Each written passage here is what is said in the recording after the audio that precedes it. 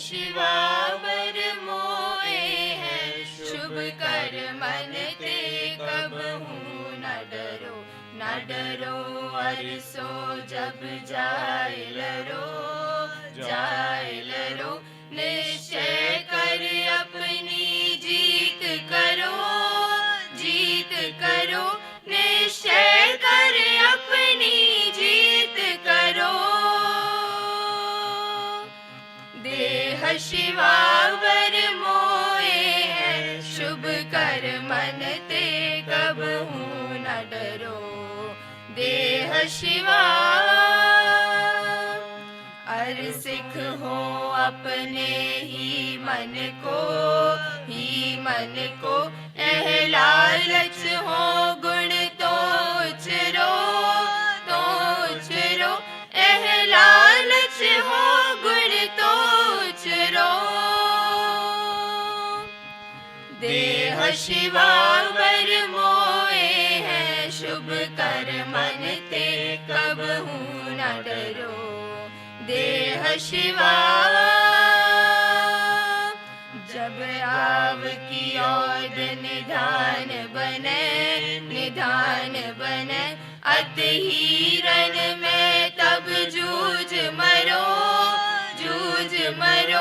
अत ही रण में तब जूझ मरो। देह शिवावर मोए हैं, शुभ कर मन ते कबहू न डरो, देह Shiva.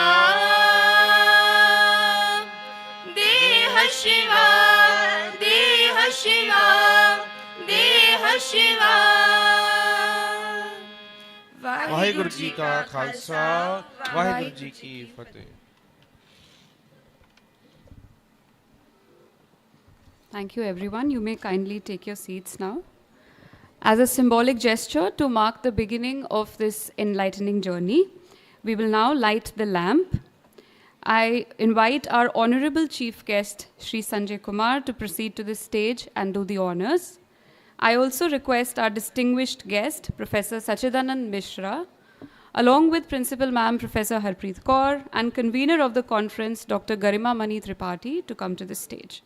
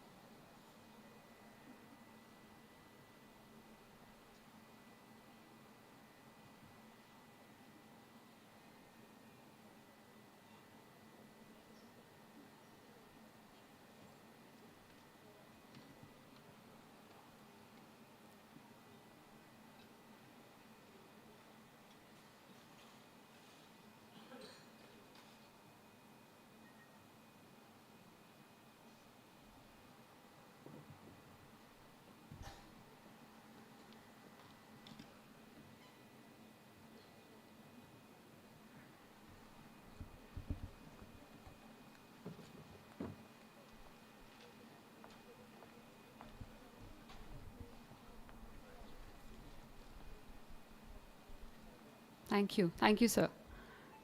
I would now like to invite Principal Ma'am Professor Harpreet Kaur and ICPR Member Secretary Professor Sachidanand Mishra to kindly felicitate our chief guest for the event. I request Professor Mishra and Professor Harpreet Kaur to please come forward.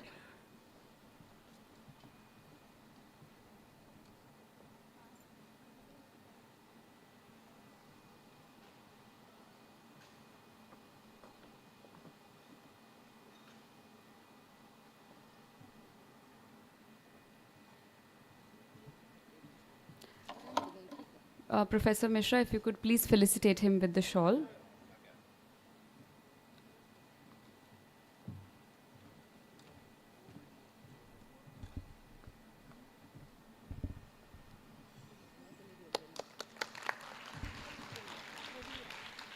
I request Professor Harpreet Kaur to present Sir with a planter and a memento. This memento is inscribed with Mata Sundri ji's Hukamnama.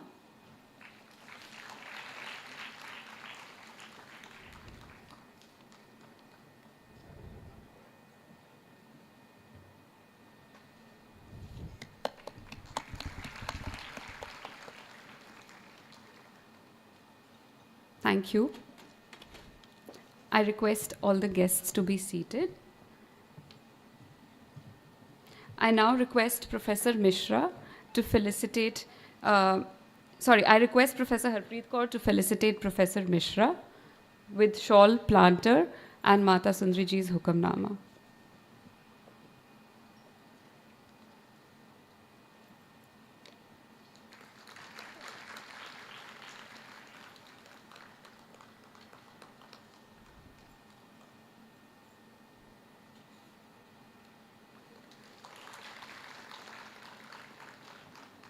And finally, I request Professor Mishra to felicitate Professor Harpreet Kaur.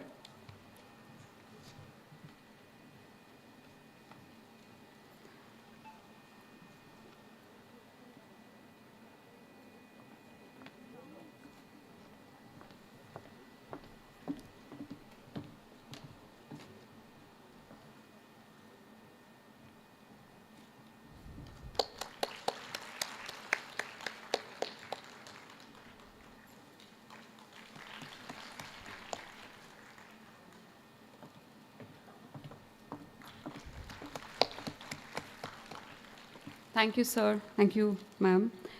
I now request all dignitaries to kindly take their seats on stage and invite convener of the conference, Dr. Garima Mani Tripathi, to introduce the theme and provide an overview of the key topics and concerns that will guide the discussions over the next 2 days. Please join me in welcoming Dr. Tripathi.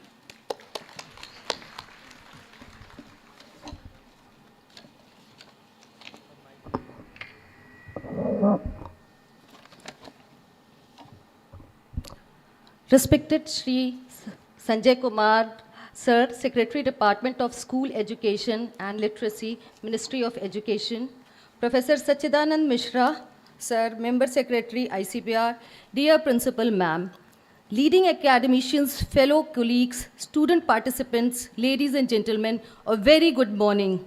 Department of Philosophy at Mata Sundri College for Women has been involved in academic teaching of the discipline for last 70 years. It is a beautiful place where we, the collectivity of faculty, try to engender, groom, and shape the future torchbearers of the discipline. Although a survey based on sound, methodological purity would reveal more precise and validated results, we often find many students for whom philosophy was not their first volitional choice. Philosophy, for many of these students, came only after they could not get admission in other popular subjects of their choice. Is philosophy a tough subject? Is philosophy a boring subject? Most of us present in the August Hall would not think so. Then why do we only a minority of students consider philosophy as their first volitional choice in graduation courses? But if this is not volitional choice, what is the problem? There are many rock-solid reasons, but one reason seems to be lack of formal exposure to the discipline in school days. That is the time when the young mind is in its formative stage, and early exposure to the discipline could have facilitated expansion at the graduation level. We have gathered here to explore ways and means to make philosophy popular. The school level could be the first platform to consolidate philosophy's foundation stones, expand the discipline, and increase the number of its adherents. When we floated the concept paper, we were not very sure if the idea would sell to those who matter in preserving, protecting, and promoting the discipline. But we are thankful to Professor Sachidanand Mishra, Member Secretary ICPR, who readily agreed to the idea. Teaching philosophy at school level, most of us would agree, is an exciting topic. There is a huge discussion space to cover. Unfortunately, we have only 2 days with us. We are fortunate to have some of the most eminent persons who have actually worked in the field for quite some time and produced excellent books and papers. We have just mix of senior academicians, young and inspired researchers who have been watching and commenting on the discipline for quite some time. Last but not the least, we have some school-level practitioners who are actually teaching philosophy to school students. What better lot can we get than one we have for today and tomorrow's sessions? We have kept the thematic prepositions flexible so as to allow space for individual explorations take their own wings. We hope that together we can reach out with some concrete recommendations to Department of School Education and Literacy for public policy consideration. Thank you very much. Good day. Thank you, Dr. Tripathi, for speaking to us about the themes of the conference. I would now like to request our respected principal, Professor Harpreet Kaur, to deliver the welcome address and formally set the tone for the seminar. An accomplished scholar and distinguished administrator, Professor Kaur has always supported any endeavors towards academic and research excellence. With a deep commitment to nurturing academic growth, she has played a pivotal role in shaping the academic landscape of Mata Sundri College. Her leadership has fostered an environment that encourages intellectual curiosity and promotes interdisciplinary collaborations, making her a guiding force in the college's continued success. Ma'am, please welcome. Shri Sanjay Kumar, Secretary, Department of School Education and Literacy, Ministry of Education, Government of India, Professor Sachinandan Mishra ji, Member Secretary, ICPR, distinguished speakers, my own colleagues, students, research scholars, because research scholars have come from very far also. I welcome you all to the portals of Mata Sundri College. Let me begin with giving a little brief introduction of Mata Sundri College, which was established in 1967, and we are committed to deliver modern education with all the traditional knowledge which is possible, and that is our main focus. Our motto is, truth is very, very, very high, but truthful living is higher still. And this, when I talk about truth, I think I can see the component of truth as a value, as an essential value in all the religions of India. So beautifully they talk about truth, and so when we deliver this motto to the students, I think we always emphasize that speaking truth is the main quality. And Mata Sundri College was all geared up for NEP 2020, and one success story which I can say is of integrated teacher training program.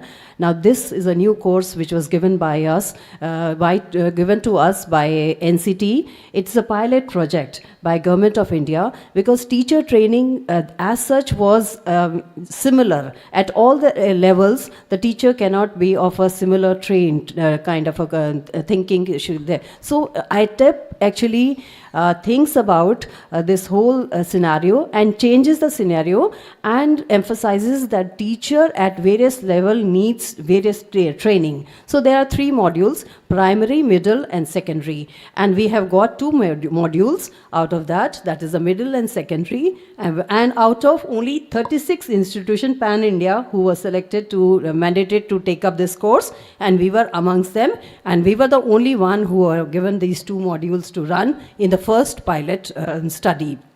Now, of course, the second pilot program has been started. So that was, I think, here we are committed to school education. And when we talk about, because ITEP, our students also go to the schools, they also have the connect with the schools. So whatever we are teaching here, then naturally they are connected at the school also. So this is our commitment to provide rich human resource to the schools. And this conference, I welcome you all to this consultative conference, and this is a kind of a dialogue and discussions where we will talk about teaching philosophy at the school level. Now this topic, as I believe, is very valuable, but it is unexplored. It is underexplored. We don't talk about it much, and even the best of the philosophers have this thing that in India we don't talk about teaching philosophy at the school level, which I believe is very, very important component. So, when students comes for admission to us, the first question they raise is, and that we have not studied philosophy, so whether we'll be able to do it or not. So I wonder, if what happens if this is their school teaching is there and philosophy also, we would have more students also. And this question, which is almost, instinctively coming from the students that we have not read philosophy, then, this question would not be there. And so philosophy would become much more popular, as Dr. Garima was saying, that philosophy is little less popular among the students, being heavy. And one reason is also this. But again, whether it is possible to teach philosophy at the school level, this is a question. How many subjects can you, and how many disciplines can you introduce, whether you want to make the school system very heavy? But the answer is, I think we are already teaching philosophy through literature, through moral science or social sciences. We are already teaching. It's only to make it more systematic and make it more visible. I think that is the difference. And this deliberations of this conference, we will try to make it in a documented form and try to pass it on to the higher authorities, so that some action is taken on this front. Now, because we see philosophy is rarely a part of school curriculum, but if a philosophy is introduced at the school level, students will have more critical thinking.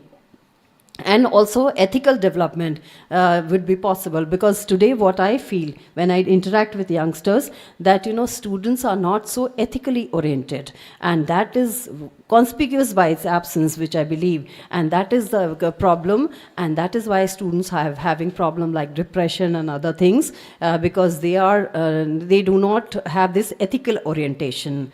Their personal growth is somewhere lopsided also. So introspection, self-awareness, all these things have to be promoted. If I talk about Indian philosophical thought, which is a part and parcel of NEP, which should be a part and parcel of each thing which we are teaching. So if I talk about India's rich tapestry of traditions, then if we talk about Vedanta, Vedanta emphasizes on self and consciousness. Buddhist philosophy will talk about mindfulness, compassion. Gandhian philosophy about non-violence, truth, and Sikh philosophy about the syncretic approach to the life situations and importance of dialogue. So dialogue and discussions, which is a very important component. And Mata Sundri College is committed to disseminate these values to the students. This eternal legacy from the Indian knowledge system, we try to inculcate to our each and every student through the various activities which we have, like Bani competition, like the Divinity Society, and also other lectures which we have from time to time. As principal, I really feel that all the disciplines prosper. But again, I have a major bias towards philosophy, because philosophy, I believe, should be there in each and every discipline. Without having this philosophical bent of mind, we really cannot proceed, and we cannot succeed in this world where a lot of confusions are there. And I will also request member Secretary ICPR, because if we can, integrate such things, that if I make it compulsory or give them a choice that math students take up philosophy and philosophy students take up maths, and then after 3 or 4 years, then we see what kind of a orientation they have. So if we can have this kind of a pilot study, and some outcome can come, and we can incentivize the students, I think that would be really experimental learning, which will really help later on. So because mathematicians have to have philosophical bent of mind, and also the philosophers have to have a scientific bent of mind, which is very important. So so each discipline is integrated, and if we can conduct a study about it, then it would be really successful, and we will have much more tangible in front of us that these are the things which we can do. So I hope we'll have a lot of deliberations, best of the minds, best of the research scholars and professors are joining us, and some tangible outcome will come out of this.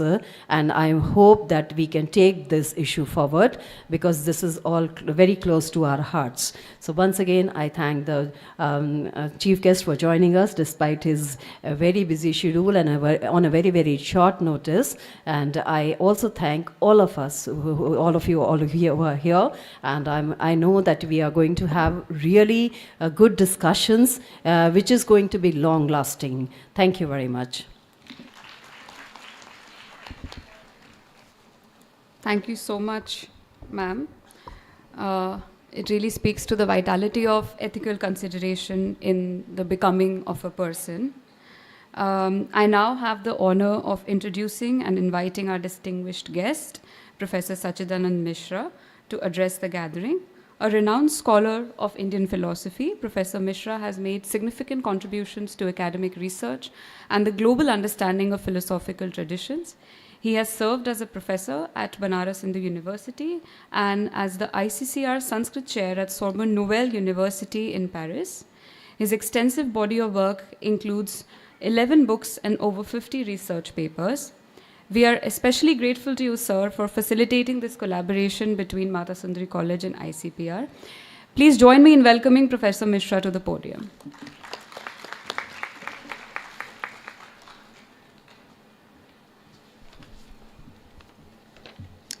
Namaste everybody.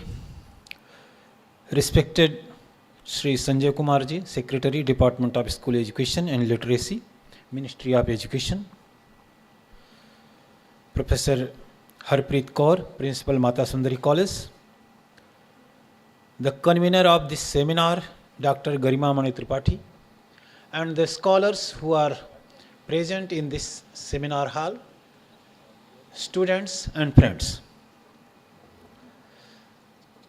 This seminar is organized to discuss a very important topic: teaching philosophy at school level, problems and prospects. At first, it appears to be a little bit problematic. Problematic in the sense that at primary level, only a few subjects should be taught, not many subjects. And we are trying to put the point that philosophy as a subject should be taught at primary level, basic level. Why is it so? And to discuss this idea, whether it is good to teach philosophy at basic level, primary level, school level. Secondly, what to teach in philosophy if we are planning to teach, and if there is any importance for teaching philosophy. In brief, I will be dealing with these questions, and the scholars will be discussing these points in this 2 days seminar. The essence of philosophy is actually curiosity, questioning. And this questioning can be found in Western philosophical tradition as well as in Indian philosophical tradition. In Kathopanishad, we find a discussion between Nachiketa and Yama. And in some other text also, Upanishads also, we find discussions, questions. And those questions are actually very basic questions. Questions regarding morality. You can remember the question when Nachiketa asked to his father. He was perplexed why my father is giving these cows which are so weak that they cannot give milk. So this was actually a moral question, ethical question. And therefore he asked his father, whom are you giving to me? And later on he went to Yama and asked questions, different questions to Yama. So the question, and you can observe that students, the children, ask very beautiful questions many times. And this is a very important thing to note. If somehow they are taught, their idea of questioning is polished, I think it can be beneficial for the study of every branch of knowledge.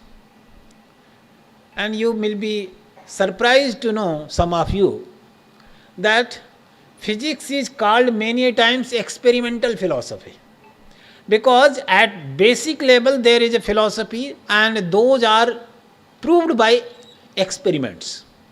So teaching philosophy can be beneficial for the well-being of students, for their development, critical thinking, how they conceive, how they perceive the religious activities, and more to say, as NEP is designed, there is a lot of scope for philosophy.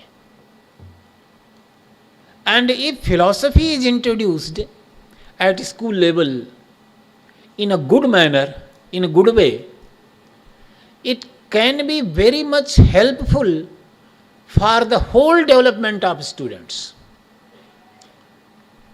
It could be against many superstitious beliefs people formulate. It could develop their bent of mind, scientific bent of mind.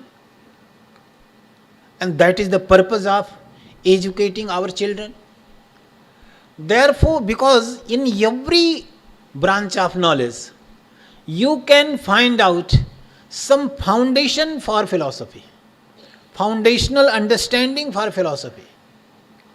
Therefore, this idea came to our minds, and we organized this seminar. And this is very interesting to note that many scholars, renowned scholars from abroad and also from different part of country, are going to discuss their ideas how philosophy can be taught. And many scholars who have been trying to teach philosophy, popularize philosophy, they are also going to join our seminar. So this seminar is going to be a very good exercise, and I am very much hopeful that the scholars will be presenting some concrete ideas what to teach and how to teach and why to teach philosophy at school level. And if we have a roadmap, I think we will be very much equipped with ideas to propose the course of action in future. So without giving much time, because the time is very valuable and our chief guest has only a little time, therefore I conclude my talk here, and later on we will be discussing. Thank you. Thank you, Professor Mishra, for laying the foundation so wonderfully for our deliberations over the next 2 days. It is now my distinctive pleasure to introduce our honorable chief guest, Shri Sanjay Kumar, and invite him to deliver the keynote address. Shri Sanjay Kumar currently serves as Secretary of the Department of School Education and Literacy, Ministry of Education, Government of India. Prior to his current position, he served as Secretary in the Department of Youth Affairs and as Principal Secretary for Education in the Government of Bihar. His background in physics, combined with his passion for educational reform, makes him a leading voice in shaping the future of school education in India. It is a privilege to have him here today, and we are deeply grateful for your presence, sir. Please welcome Shri Sanjay Kumar.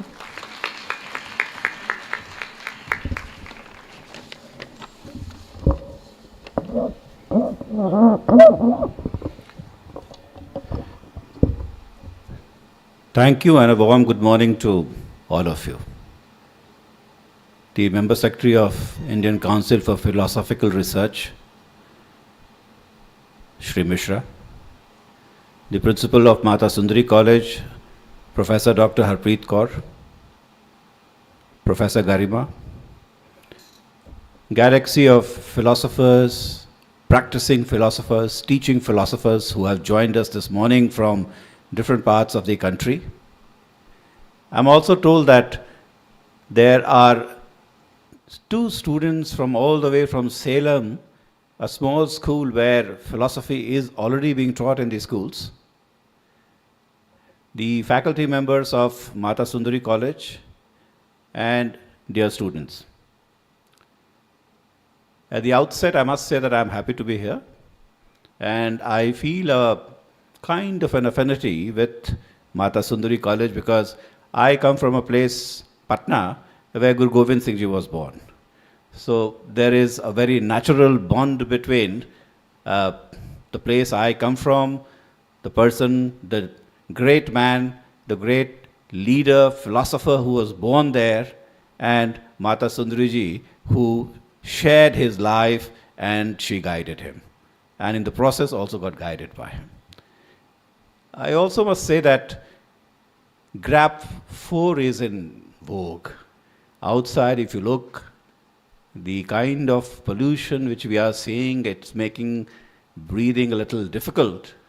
But I think also that a certain philosophical sense which we have as a country, as a nation, it always helps us to survive a little better. You know, when I was told about this 2-day consultative conference on teaching philosophy at school level, problems and prospects, I was quite intrigued and I was naturally interested and I was inclined towards the kind of deliberations which will take place here. I think there is a natural concern that philosophy as a subject has become a little too abstruse. Children are not going in for philosophy as a subject. And I think primarily it is being felt that the school sector, which is there for all students to have a common grounding in education, that to a certain extent is not teaching philosophy. So that may be the reason why children much later in life, when they reach college, are not opting out for philosophy. But I guess the reasons are more complex than that. And I think if you look at the way languages, the way knowledge has evolved over a period of time, I would say that philosophy is the mother of all language, all subjects. Initially, when there were no subjects, there was philosophy. And if you look at the history of philosophy and the kind of philosophers who have come, which I'll talk about, you will find that philosophy primarily comprised of 5 things. The first and the foremost was logic. And logic, again, it guides the kind of science which we do. So you learn to do things you learn to understand things by induction, deduction, hypothesis, and I think the entire science which has evolved, it has evolved out of logic. Then people studied aesthetics. Now aesthetics generally mean that what in the normative sense should be the ideal form. Then there is ethics. What should be our ideal behavior towards each other? Politics. What is the ideal form of social organization? And of course, the final part is metaphysics, which is the most complicated part of it. And nowadays, I think we are talking about meta everywhere, including what Facebook nowadays calls itself. So, meta-truth, meta-science. So, something about the subject itself, when you start studying, that becomes a subject of metaphysics or meta-science. So, you see, everything evolved out of philosophy, and in due course of time, as knowledge base became broader and broader, we started dividing it into several subjects. In fact, initially, there were no professors, there were no subjects. Everyone was called a natural philosopher. Until 1850, most people, irrespective of what they might have done, they were all natural philosophers. So if you look at Sir Isaac Newton, he was a natural philosopher. All those people were natural philosophers. It's only after 1850s when the knowledge volume became so large that we, because of our own limitations, we started dividing into various subjects. But philosophy is at the base of everything. But that doesn't quite explain as to why we are not studying philosophy nowadays. The second portion which I want to say is that I find that especially in recent times, liberal arts is taking a beating. And the way STEM has come up, the way STEM has got linked to the market and job prospects, that nowadays every parent aspires that their children should study science, technology, engineering, mathematics, because that's what is good and that's what is fashionable. But I think as a nation, we need equally good anthropologists, we need philosophers, we need people who are part of liberal arts. So I think in the colleges, Professor Harpreet Kaur, I think there should be a debate that may we create an environment where it is expected that if you are a good child, if you are good in academics, then you will only go into science. And I think this balance between liberal arts and STEM, it needs to be restored. When I was in college, I read a very famous book written by Will Durant, The Story of Philosophy. And last evening when I was to come here, and I was thinking that what I may say to you. So I took out that book again, and I was flipping through it. And I was a little amazed because the entire story of philosophy does not have a single Indian philosopher mentioned in it. So it talked about Plato, Socrates, Aristotle, Francis Bacon, Spinoza, Voltaire, Kant, Schopenhauer, Herbert Spencer, Nietzsche, but there was no Indian. And we in India, I think our knowledge system have always been very, very philosophical driven, and philosophy has always been a very integral part of our daily existence. I mean, I don't think so in any part of the world you see people where philosophy is so much ingrained in their daily lives. And many of us, we practice philosophy without being aware of the fact that philosophy is ingrained in all of us. So if you look at the Indian philosophical tradition, I mean, one can go back, long back, but I mean, start from Buddha. Jainism. Shankaracharya. Shankaracharya was the ultimate philosopher who covered the entire length and breadth of the country, and this concept of Shastrarth, having debate where you actually mentally sparred with each other on ideas, that has been a tradition in this country. And the entire system of Vedas we have, the Upanishads we have, they are nothing but pure philosophy. We often say that मैं कौन हूँ? I mean, the ultimate existential question. But then it is almost part of us. And I'm very glad to say that the National Education Policy of the year 2020, it recognizes these portions of what may constitute the strength of India. It talks about Indian knowledge system.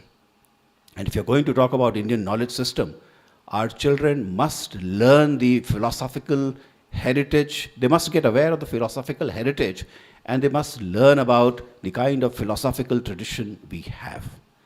But yes, I would say that philosophy to a certain extent has become a little abstruse, abstract. Many of us find it a little uncomfortable. Long back, I started reading Dr. S. Radhakrishnan's book, The Idealist View of Life, and I found it is one of the most difficult books to read. So difficult, so dense, so much to concentrate.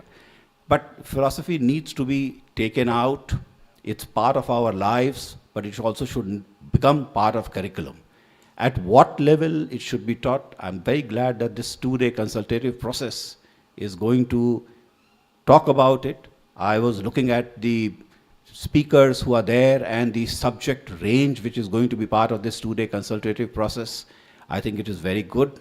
And we in the Department of School Education and Literacy, we shall be eagerly awaiting for the recommendation which may emanate from this 2-day consultation. And I can promise you that we will put NCERT on the job and will request them that go through what the recommendations of this consultation is, and let's see how we can make philosophy more attractive, make children learn about our Indian knowledge system, how philosophy has always been a part of us. We live philosophy, we are guided by philosophy, but then we also need to be aware of it as a subject, as a discipline, as a mental discipline, and also as a academic discipline. So once again, I'm very glad to be here in Mata Sundri College, a college which has always taken the lead. And as the principal madam was saying that you are one of the few colleges which have gone for ITEP, the 4-year course. And I was looking at it, that the ITEP also has a paper on philosophical and social logical perspectives of education as a foundation paper. So I'm quite sure that your children are enjoying being part of this ITEP. Last point I would want to say is that you also must keep in mind as to what is going to happen if philosophy is going to be taught in schools. We'll require teachers. And we will require teachers. How are these teachers going to come? And unlike in many other sectors, the education sector moves slow. It moves slow and it takes time to get things happen. But I'm very glad to say that ethical life also moves slow. And this slowness is part of memory. I don't know how many of you have read Milan Kundera. He writes that slowness is memory and speed is forgetfulness. May we do things slowly. May we bring in ethics in our life, and how we may do and how we may study philosophy. We will be very happy to read your report and be guided by it. Thank you, ladies and gentlemen. It's been a pleasure talking to you. Thank you, sir. For your beautiful and thought-provoking words, and for touching the length and the breadth of the subject. Before we move on to our pre-lunch sessions, I would like to again extend a heartfelt thanks to all dignitaries and guests present here for their valuable contributions today. We deeply appreciate your presence and the time you've taken to join us. A special thanks to Chief Guest Sri Sanjay Kumar ji for dignifying this event with his presence. I also thank Professor Sachidanand Mishra again. Your presence has been invaluable to us.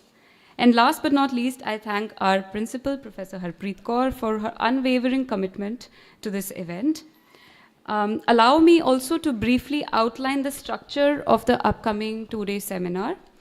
Through discussions and brainstorming sessions, this seminar will explore the role of philosophy in shaping students' ethical reasoning and critical thinking.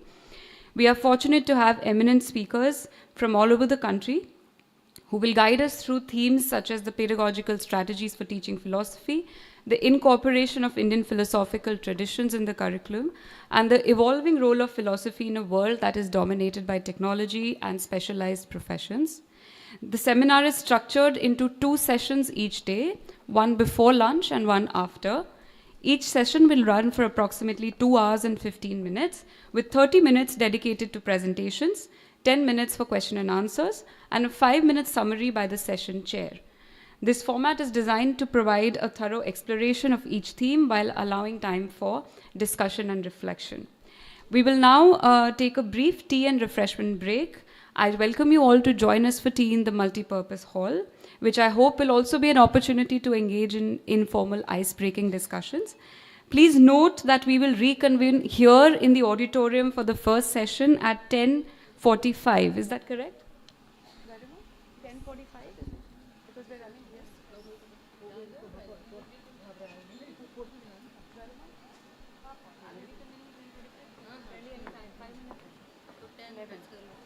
We will reconvene at 11 here for the first session.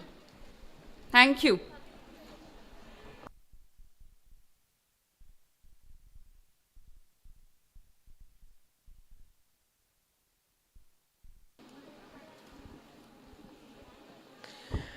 A very warm welcome to the pre-lunch session of the 2 days consultative conference on teaching philosophy at school level, problems and prospects, organized by Department of Philosophy, Mata Sundri College for Women, in collaboration with Indian Council for Philosophical Research. I would like to request all our distinguished guests and speakers and chair to please come on the stage.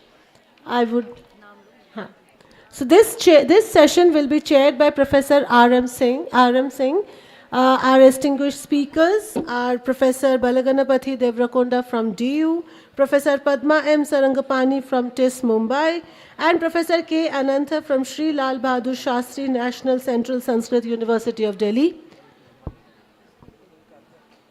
I would request all our distinguished guests to kindly grace the stage with their presence. Thank you.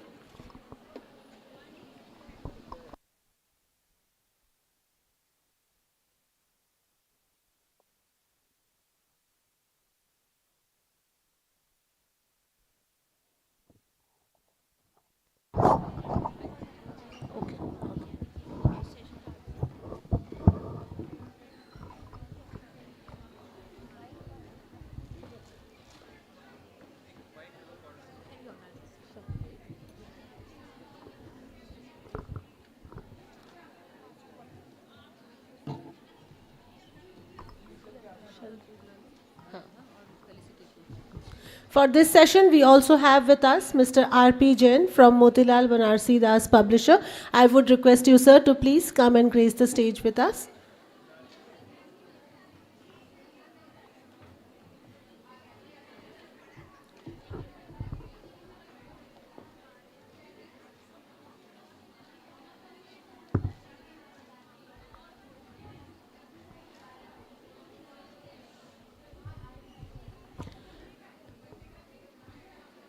Can I please request our students to be seated?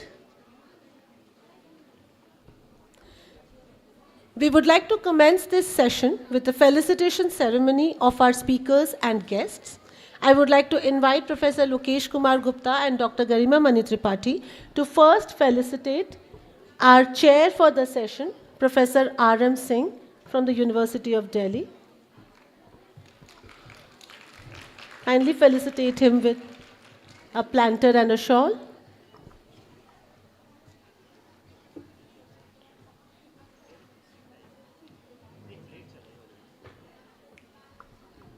We would next like to felicitate our speakers, Professor Balaganapathy Devrakonda from DU,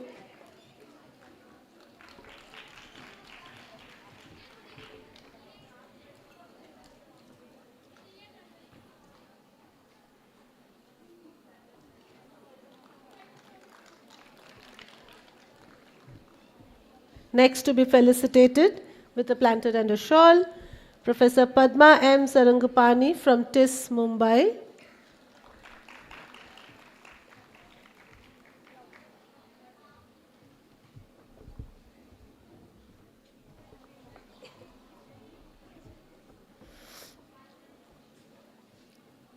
Next to be felicitated, Professor K. Anantha from Sri Lal Bahadur Shastri National Sanskrit University, Delhi.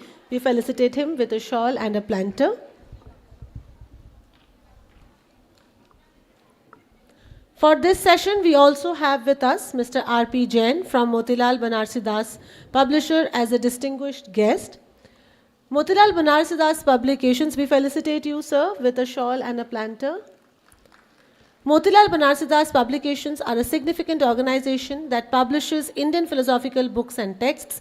Known across Asia, Motilal Banarsi Das Publications has been doing a great service to the society by popularizing Indian philosophical text amongst the reading public. Thank you, sir. I would now like to request Dr. Garima Mani Tripathi to kindly felicitate our Professor Lokesh Kumar Gupta, Director IQAC.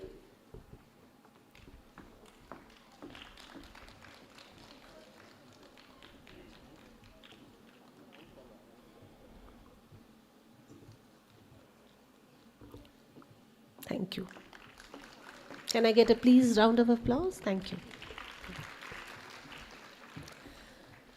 We now proceed with our first session of this enriching conference. This first session will engage with important issues like philosophy as an ethical discipline in the consumerist and materialistic world, a point of view on teaching philosophy to school-going children, and inferences from ancient Indian knowledge system.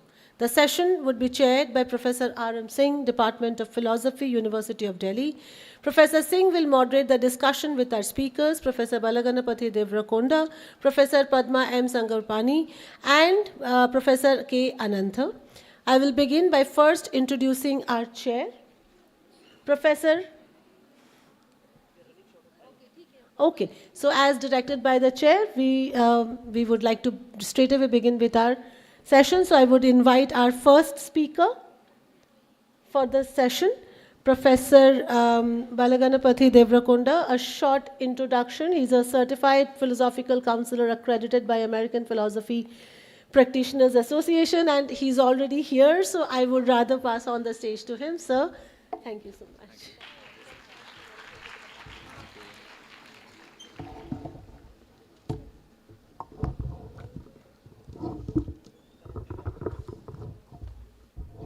Okay, drag it back so that.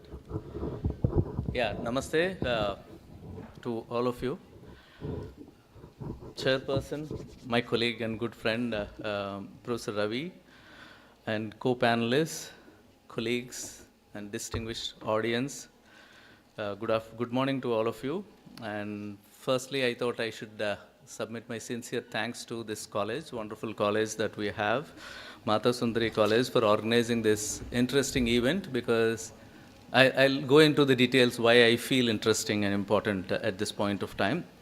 But my sincere gratitude to Dr. Garima Tripathi and Krishnamani ji and other colleagues in the college for inviting me here, and thanks to ICPR as well for supporting this event. I remember, I was just trying to recollect when I'm coming here, some 5 years back there was a conference on applied ethics that was organized here. And this applied ethics conference was such a good thing in the sense that there were new professions that are coming up, and we were trying to address the ethical issues that are involved of these new professions that were coming up. So it was very interesting kind of one that the college has taken up seriously to discuss and debate. And I remember it has come out as a book as well, right? So that was the recent one that I remember, 5 years back. Now that this particular conference that is being organized is targeting consultative or policy decisions. So I believe this is a big leap from looking at the society and looking at the social concerns and then organizing a conference on it and moving forward to policy making and addressing it. I really appreciate the kind of enthusiasm that my colleagues in the college have taken up to foresee things and then organize seminars on such issues. So thanks to and big applaud to the department colleagues for this wonderful thing. Now, coming to my topic, I don't know how much time I have, Dr. Garima. 30 minutes, yeah. I'll try my best to limit myself because I'm very bad in managing time. I know. I know you will do that definitely, yeah. Theme that is given to me, I'm saying given to me, okay, is ethical discipline. No. Does philosophy matter? I don't know, all of us, most of us are philosophers sitting here, and somebody asked me to talk about does philosophy matter? And the context is given to me. The context is ethical discipline in the world of consumerism and materialism, okay? So let me briefly talk about the theme title itself so that I can go deep into it. Yeah, student friends, you may find it interesting because it's like the theme tries to signify that there is something wrong with consumerism and materialism. Because when you see, does philosophy matter? Ethical discipline in the world of consumerism and materialism, it appears as though consumerism and materialism is something wrong. But actually, is it really wrong?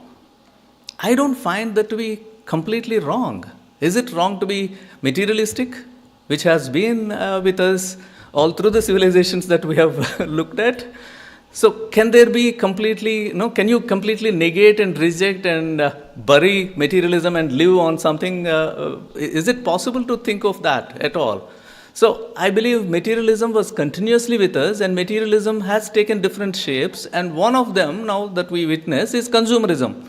So are we, when we are talking about philosophers coming together and deliberating, looking at whether philosophy matters, are we trying to put the blame on the material conditions that were existent around us instead of actually interrogating our own discipline, practices of our discipline, right? So for me, it's not the objective way of looking at consumerism and materialism and trying to put them down. Rather, what is required is looking at our own discipline and then try to internally interrogate what we have been doing. This is what I believe very important for us. And the second part of it says ethical discipline in the world of consumerism and materialism. Okay, so I consider that philosophy is not just an ethical discipline, because the way philosophy is taught is a problematic thing in terms of making the distinctions like metaphysics, epistemology, ethics, logic, aesthetics, etc. But otherwise, if you go into any of these Upanishads, both metaphysics, epistemology, and logic and ethics are just one thing. I'll give you a simple example. Like the concept of Sat is real as well as, it is metaphysical as well as epistemological at the same time. Okay? And in that particular sense, it becomes ethical and logical as well, right?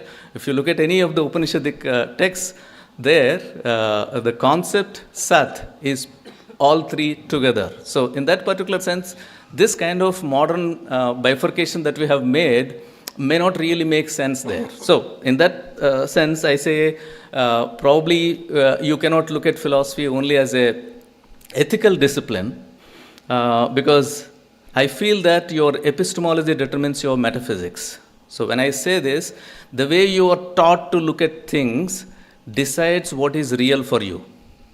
From your childhood onwards, people might have taught you that you should look at something as something, like cow as something, pig as something, or fish as something, right? So that's what determines your reality to be. So you will not be looking at these things that I spoke, that I mentioned, in the same way that I look at or somebody else looks at. So that is how your epistemology is the one which determines your metaphysics, and in that particular sense, what you are supposed to look at is how is it that you are looking at, or how is it that you have conceptualized your reality of consumerism, your reality of the world around you. That is what is very important. Unless I give you enough apparatus to understand the way you have constructed your reality, if I say it is wrong, it doesn't make sense to you. Because I have to explain it to you, saying that, oh, this is how you have conceptualized, these are the presuppositions with which you looked at the world and conceptualized it in your mind, and that is where the problem lies. If I explain it that way, then that kind of ethics, which actually deals with your epistemology, the way of looking at things and conceptualizing them in the mind, that's what would make better sense. I mean, I'm talking about ethics of epistemology or ethics of metaphysics, rather than just looking at ethics as an independent kind of a discipline. So that's my conceptualization of looking at philosophy as an ethical discipline. So having said this, preludes, the point is, when we talk about, when we have to address this issue, does philosophy matter? Do you think philosophy really matters? We think, at least we faculty members think that we are getting salary, so it matters to us because it matters to us, truly and literally.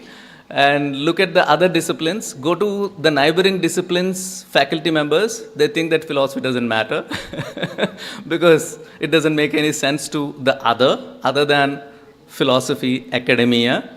So in that particular sense, it's a very, very problematic kind of one. That's where I believe in order to address this kind of an issue, what is required is, as Professor Raghuram Raju says, a kind of stock taking. No? You should stop and then look at your own discipline and see what is happening there. For me to ask this question, I should look back and see what are the disciplinary practices that have gone into the history, which have made me look at now, situate myself now, and ask this question like whether philosophy matters, right? So this is the important exercise that I'm planning to do briefly now. So let me see how far I would be successful. So this kind of stock taking is important for me. Now, to begin with, I would say, no, philosophy doesn't matter. Okay, that's my answer, simple answer to the straightforward answer to the question that I'm addressing. Whether philosophy matters, I would say no, philosophy doesn't matter. Why? Why is it that philosophy doesn't matter? Probably we haven't done this stock taking of the way philosophy has been practiced now. How do you know? I would say if you want to know, if you want to understand the problem, you look around, ask anybody about philosophy. People think at least three things. One is philosophy is religion, and people think that philosophy is otherworldly. The third misconception that we have is philosophy at least has nothing to do with my life. It may exist, you may study in the universities and colleges, but it has no impact on my life. These are the three wonderful, very dearly misconceptions that people carry with them with regard to philosophy. So why is it that such kind of misconceptualizations have gone deep into the epistemologies of public? Because public epistemologies have ignored philosophy drastically. So why? Why is it so? Yeah, I'm saying I'm not just talking about public in the sense of people on the road. I'm talking about the universities and colleges. You go to your own neighboring departments, they also have similar kind of understanding of philosophy, which asks us to look at the reasons for that. What would be the reasons? Because I wrote a piece on Barefoot Philosophers website where I asked this question, is there a philosophical community in India? Is there a philosophical community in India? We all may say, yes, we are there, we are alive.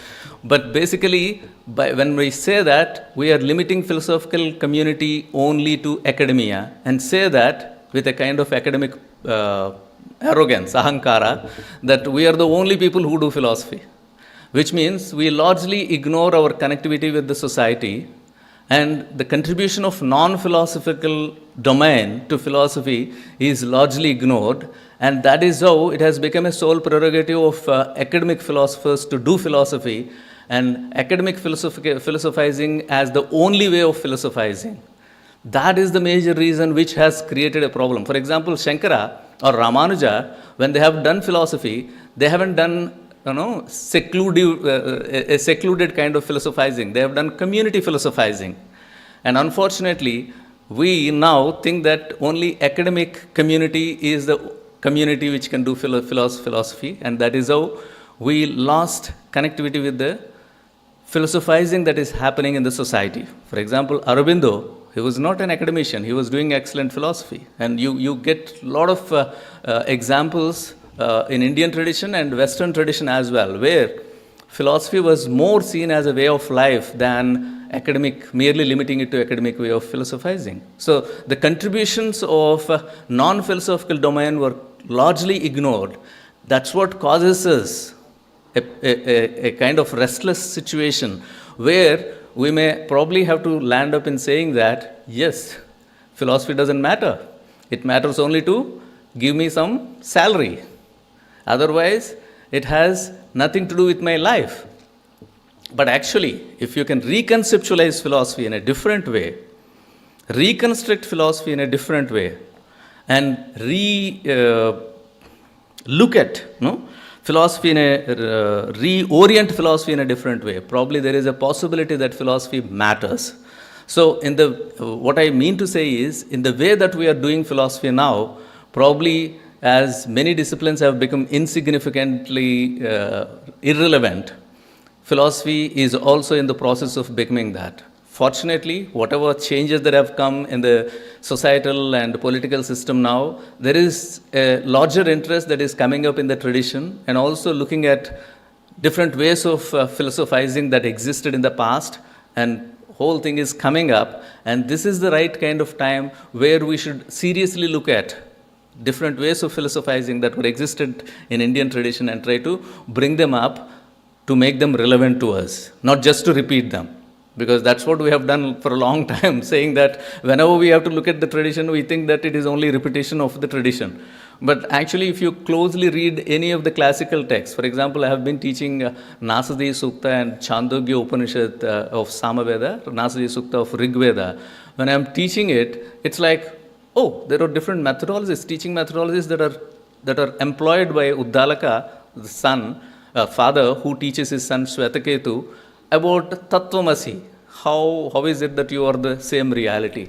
And he employs at least 10 different methodologies in the process of teaching, right? So there is a lot that is to be brought in a different way than it was brought in from the tradition, which is required for us. So in that particular sense, I say philosophy doesn't matter as the way we are doing it now, and it is required that we should have a re-look at our own discipline, a kind of stock taking that should encourage us to reorient ourselves. When I say we should reorient ourselves, what I mean is towards the immediate human conditions.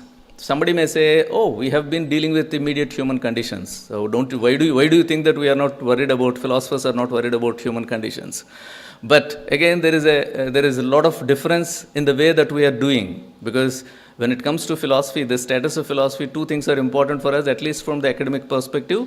One is teaching and the other one is research. Look at the way we are teaching philosophy. That is a very problematic one. That's so, in fact, December 2nd onwards, I am organizing a faculty development program on teaching methodologies of philosophy, because often we think that, yeah, routine mein chalega. We just go to the classroom and start teaching, right? But instead, picking up a theme and then looking at what kind of methodology, alternative methodologies that I can teach than the last semester or last year, probably it would give us a better understanding, better way of dealing with or communicating to the students. But in order to do that, we need to have a knowledge of what kind of methodologies that are already existent, which I can employ, right? So this is where teaching is one of the reasons. Within academia, philosophy is losing its own relevance, because often we teach it as an abstract. We just go to the class and start with metaphysics, epistemology. What the hell are you talking about? I don't understand, right? What is it? How do I conceptualize it? That's how you should listen to the afternoon lecture by Professor Sundar Sarukai, a wonderful teacher who, it's like, he keeps a bottle on the table and then starts teaching epistemology and metaphysics on the basis of that. So he's that innovative, you know. In fact, we all should take orientation from him so that we can be a better teacher and also students a better students. So anyway, so my concern here is when I say reorient towards human conditions and society-related everyday concerns, because often we ignore the importance of everyday concerns. In fact, if you look at Buddha, he was basically dealing with everyday concerns. No, anyone, Jainism basically dealt with the everyday concerns. But now the academic way of doing philosophy, though it is dealing with everyday concerns, it only deals with them in a very objective and academic, intellectual way than trying to reach out to the people. So that's where is my concern with that. Similarly, we need to reconceptualize not just as an objective, abstract discipline, in terms of we have given enough importance to metaphysics, epistemology, logic and ethics as separate ones, independent ones. But actually, I felt after coming to Delhi University, in some workshops, I have tried this innovative method of using aesthetics to teach philosophy. That really worked well, because aesthetics is one domain which can be, which can immediately attract the students students' attention in going deep into what we are trying to do. So that is how I felt that reconceptualizing the discipline in terms of aesthetic orientation is one of the interesting things that I have found. And similarly, philosophy should not be taken or seen only as for the sake of knowledge enrichment. It is also at the same time has to be rooted in the subjective enhancement. So that's where I was saying, if you introduce philosophy only as a discipline that was existent in the books as in the form of the knowledge, and if you don't apply it, help students to apply it on the life and then see how you are progressing in terms of your conceptualization of reality, your process of conceptualization of reality, which is epistemology, and the way you are conceptualizing, logically constructing your universe, reality within your mind, and what kind of ethics is a part of it. So it's all like process that happens within us. Let me give you a small, very rudimentary example. Like you use, all of us use mobiles, smartphones, right? And when you open your smartphone, what is it that you see? You see different applications working there. So is it that smartphone means applications? It's more than that, right? So what is it that is crucial in making these applications run and work? There is something called operating system. For conceptualization of reality, philosophy teaching has to be like kindling the inner philosopher in you so that you would explore the inner philosopher in you so that you would explore your own philosopher and try to.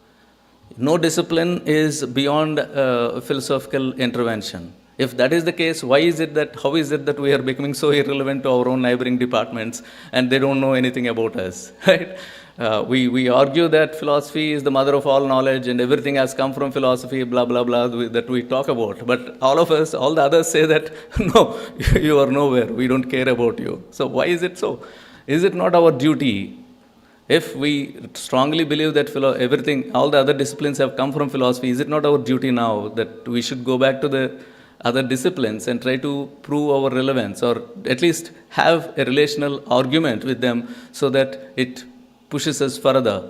And this is somehow not happening in most of the philosophy department. It's like solitary islands. Each one of us is a solitary island which doesn't go with anybody else. This is another concern that we come up with. So if we can, as Professor Mishra in the morning was talking about when, where, how, what is to be introduced at the school level. So this is where, in order to reconceptualize, reorganize and reconstruct philosophy, what is the main thing that we should focus is to introduce philosophy at the school level. How it is to be done, why it is to be done, and in what way. Actually, it is not that we are talking about it for the first time in the history. Okay, many people spoke about it before, and some people only spoke and then stopped. Some people went forward and tried to write primers for school children in trying to introduce philosophy, and that also went on well for some time, and then it stopped there. And some people went further and tried to influence the policymakers, and then that is how you will find some places in India philosophy being introduced at the school level. That's what morning somebody was referring to a school in Kerala, and yesterday I was talking to another group which was talking about a school in Pune and many other places. Philosophy is a part of the curriculum. So what I mean to say is these attempts that were made were only sporadic attempts, and there is no consolidated attempt that has happened.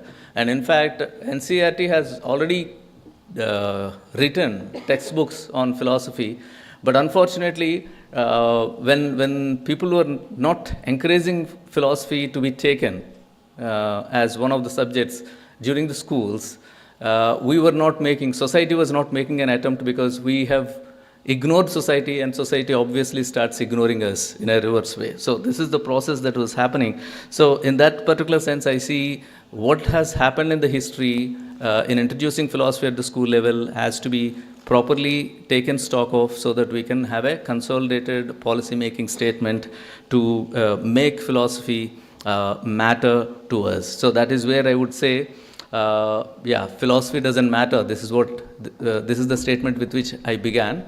But I would end by saying that philosophy definitely matters. But for that, the contributions, I don't know of the seniors, like people who are in the, who are already placed, forget about them. But the contributions of the students would be very crucial in this regard. So please take it seriously that make philosophy relevant to your life and see what is your subjective enhancement. Like, how do I grow?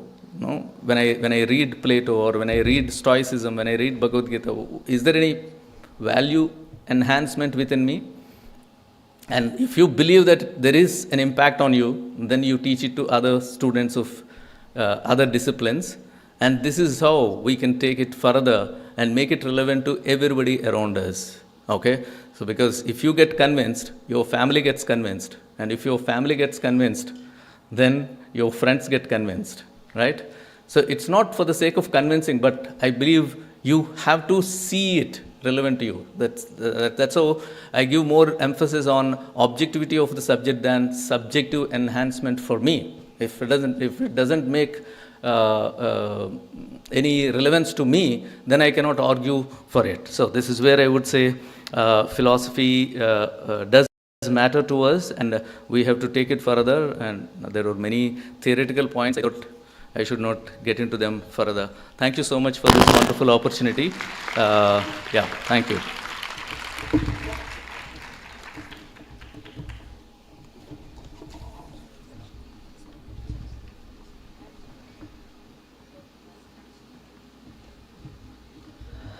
Thank you, sir.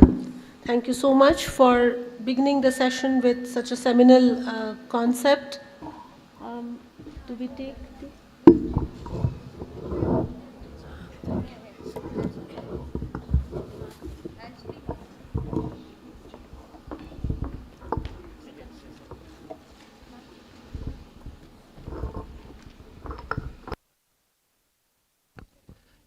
I would request that we have questions immediately after the talk. Otherwise, we tend to forget, and the interest and the tempo gets lost. So we can have, I think, questions because Professor Bala has finished well within time. So I think we can have about 10 minutes of discussion. So audience is invited to raise queries, questions, whatever comes to their mind.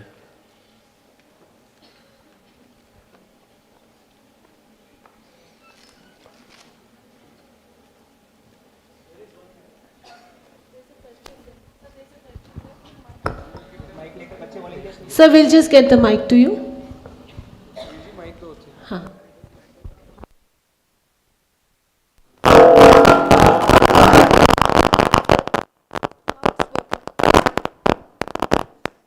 Professor, you said that the sub...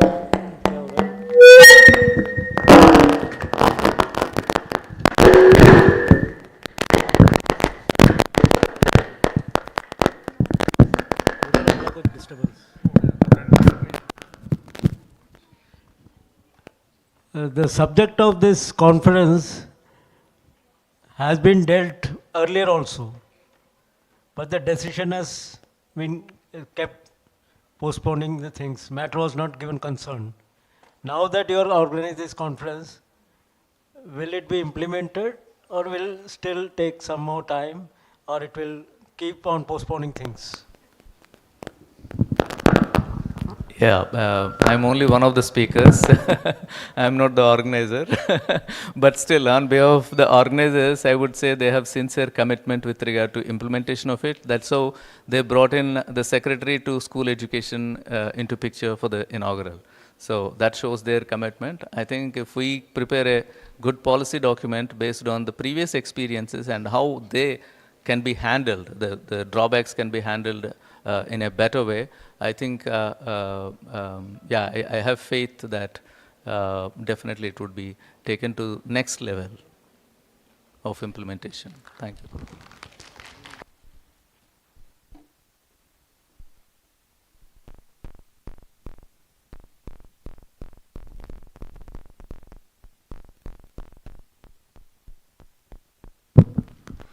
Sir, could you give some examples as to how we can incorporate some methods to better our philosophical understanding and teaching at school levels and even in institutions?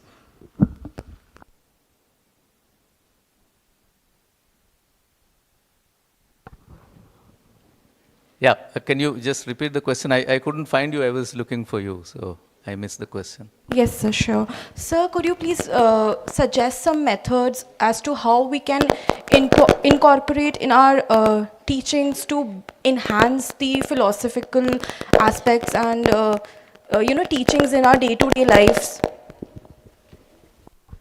Yeah, this is where I was talking about reconstruction of philosophy in terms of looking at various philosophical tools that were existent in various different philosophical systems of India and the world, which can directly have a huge impact on life. I'll just give you an example. We talk about Buddhism. We know that the Buddhism talks about Four Noble Truths, etc., etc. We only get it as an information that we carry into the mind so that we can put it in the examination. But Buddha, interestingly says, he talks about something called second arrow. Do you know about this second arrow, story of second arrow? This is a very interesting story. I'll just quickly finish it, okay? He says, imagine that, I'm narrating it in a different way. He did not say this. Imagine that you are walking in a forest and suddenly an arrow comes and hits you. What will you do? You will remove the arrow, right? And then try to deal with it. Imagine that you are not in the situation, I was there in the situation. I take out the arrow and start hurting myself again and again. What do you say? How do you call that? How do you conceptualize that? It's nonsense, right? Stupidity? It's self-hurting? Ridiculous? What else? Okay. Now he says, remove this arrow and think of an incident that happened in your life. Replace this arrow with an incident that happened in your life. You may be hurting yourself again and again. Anything that happens in the world can hurt you only once. And you have the capacity of hurting yourself infinite times throughout your life, continuously. So he says this second one is very dangerous. And most of the human suffering is because of the second one, not because of the first one. Because first one can hurt you only once. After that, it is dead. It is a dead fact. Okay? So, what I mean to say is such kind of tools that every philosophical system has tried to give people. Otherwise, why do you think Buddhism has survived for such a long time? Because he was concretely addressing people saying that if you have a problem, come, I'll tell you how to handle it. And similar is the case with Ramanuja, Shankara, All these people have tried to deal with real concrete situations by giving wonderful philosophical tools which would be applicable to any period of time, anywhere in the world, without any space and time distinction. So this is what I mean. Like instead of looking at them, if you only read it as Four Noble Truths and then theory of causation and then close it, then it's not going to really impact your life. So your subjective enhancement, looking at these tools is what is required. If you find that to be relevant to you, then you will be repeating it to others. You will be convincing. You don't need to convince. You will explain it to others and they automatically get convinced. So this is where philosophy's strength is still there with them, but we have killed it in the transmission. No? That's my concern. Thank you.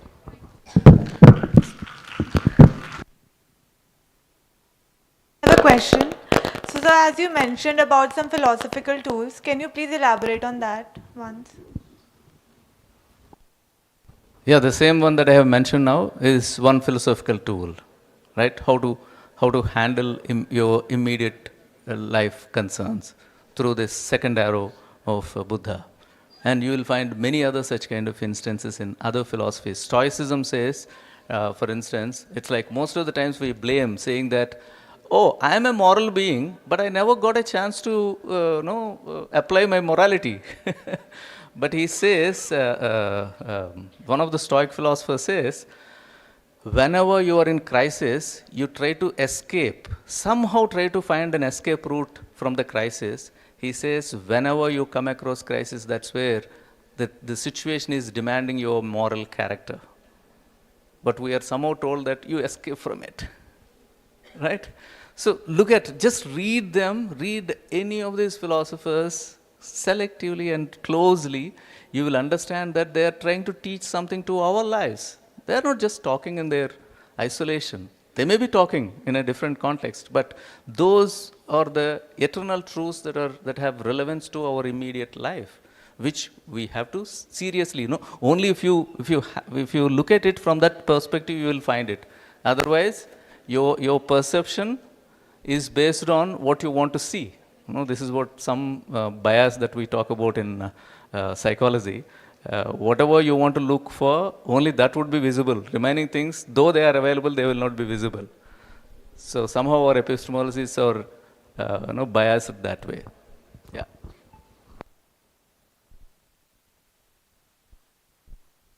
If there are no questions, can we, then I would like to invite Professor Padma. Is there? There is one. Yeah, please. Yes, our next speaker. We have a question. Okay.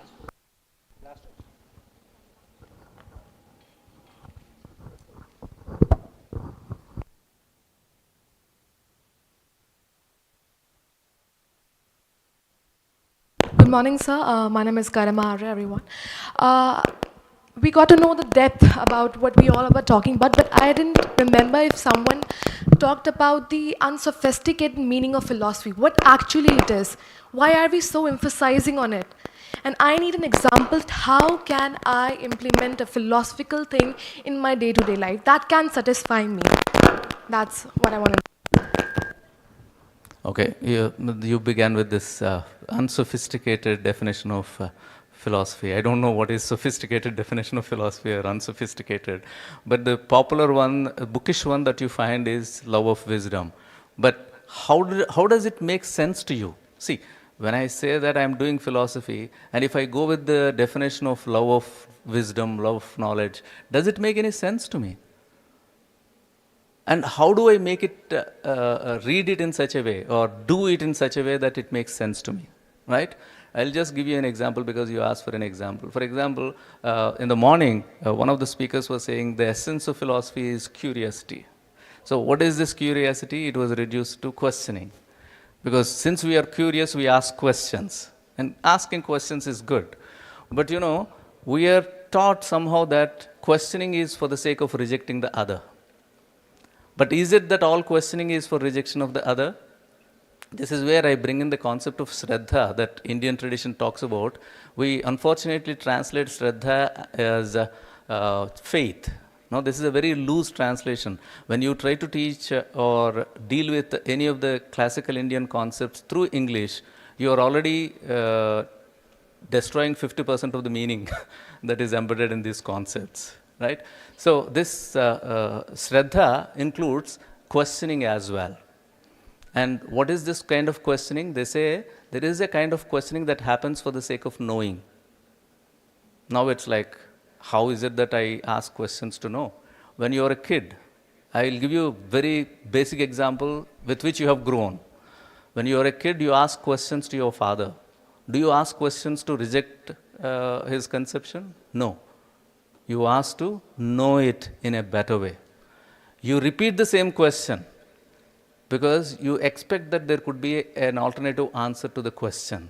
This is what is philosophizing, okay? Because philosophy strongly believes that there are alternative answers to the same question. But other disciplines would argue that if there is a question, there is only one answer, right? One question, one answer, sealed, closed. But philosophy, one question, many answers, as many answers as all of you sitting here, possible. So in that particular sense, you repeatedly ask the question so that you can have a better understanding of it, and there is a possibility of alternative answers. And this basic curiosity that we are referring to, we kill it, saying that, shut up, don't ask me. I already told you, okay? Don't ask me again. It's over for me. So this is the one. No? If you look at philosophy through the prism of, if you want to see it through the prism of curiosity, then explore into it. Question. What kind of questions? What is the essence of it? So this is how I believe all of you should try to explore into philosophy so that you will find many alternative definitions of philosophy. It's not that love of wisdom is the only kind of definition that somebody has given etymologically and we carry it with us. Thank you.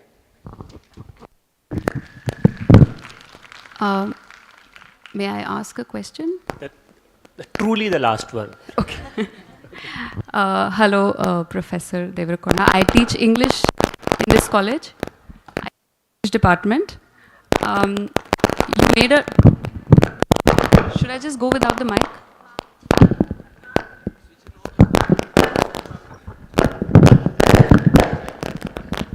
Hello. This is better. Yeah, I teach English in this college. You made a reference to using aesthetics to teach philosophy. It really piqued my interest because I have a PhD in art history and I teach literary criticism and aesthetic theory. So obviously there are deep intersections between philosophy and art history, and one has to obviously go back to the roots of Plato and Aristotle even when we teach aesthetics.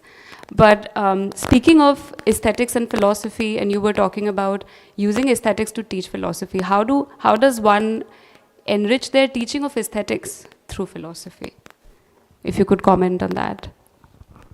Yeah, thank you for that. Unfortunately, aesthetics is considered to be a part of philosophy, but we don't teach, not many departments of philosophy teach aesthetics now in India, especially. That's quite unfortunate. So that's how it is, in fact, marginalized completely in philosophy departments. Good that at least English departments have taken it seriously and doing something there. Definitely, I organized a talk by a art curator at some point of time in Ramanujan College. And this art curator came with some of the art pieces and started presenting what is metaphysics and epistemology. Okay.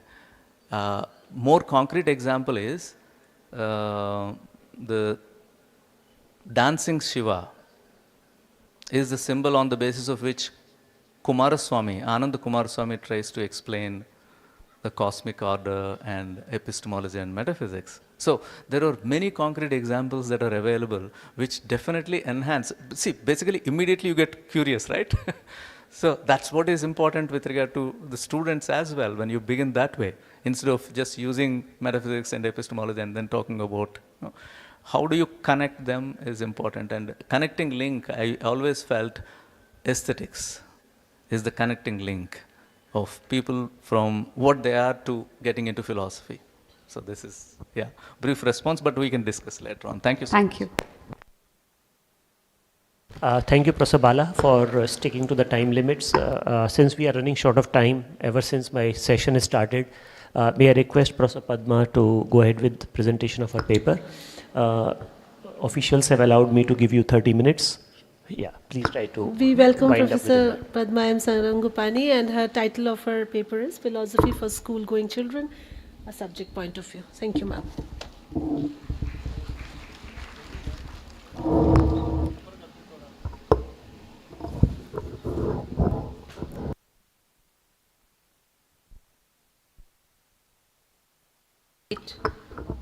Is it on?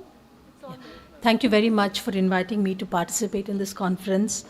And I used the opportunity as I was putting this talk together to think through philosophy's position and claims to being a school subject.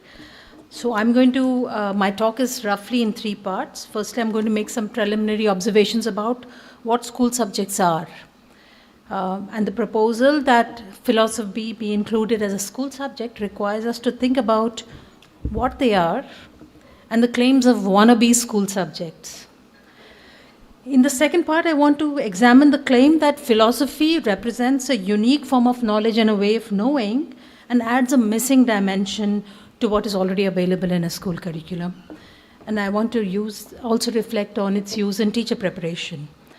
Thirdly, I want to examine learning philosophy from a subjective point of view of the learner, both the developmental view as well as a question of social readiness for philosophy. And in conclusion, I'll make a few observations about opportunities that present themselves in this particular historical juncture in which this project is being proposed.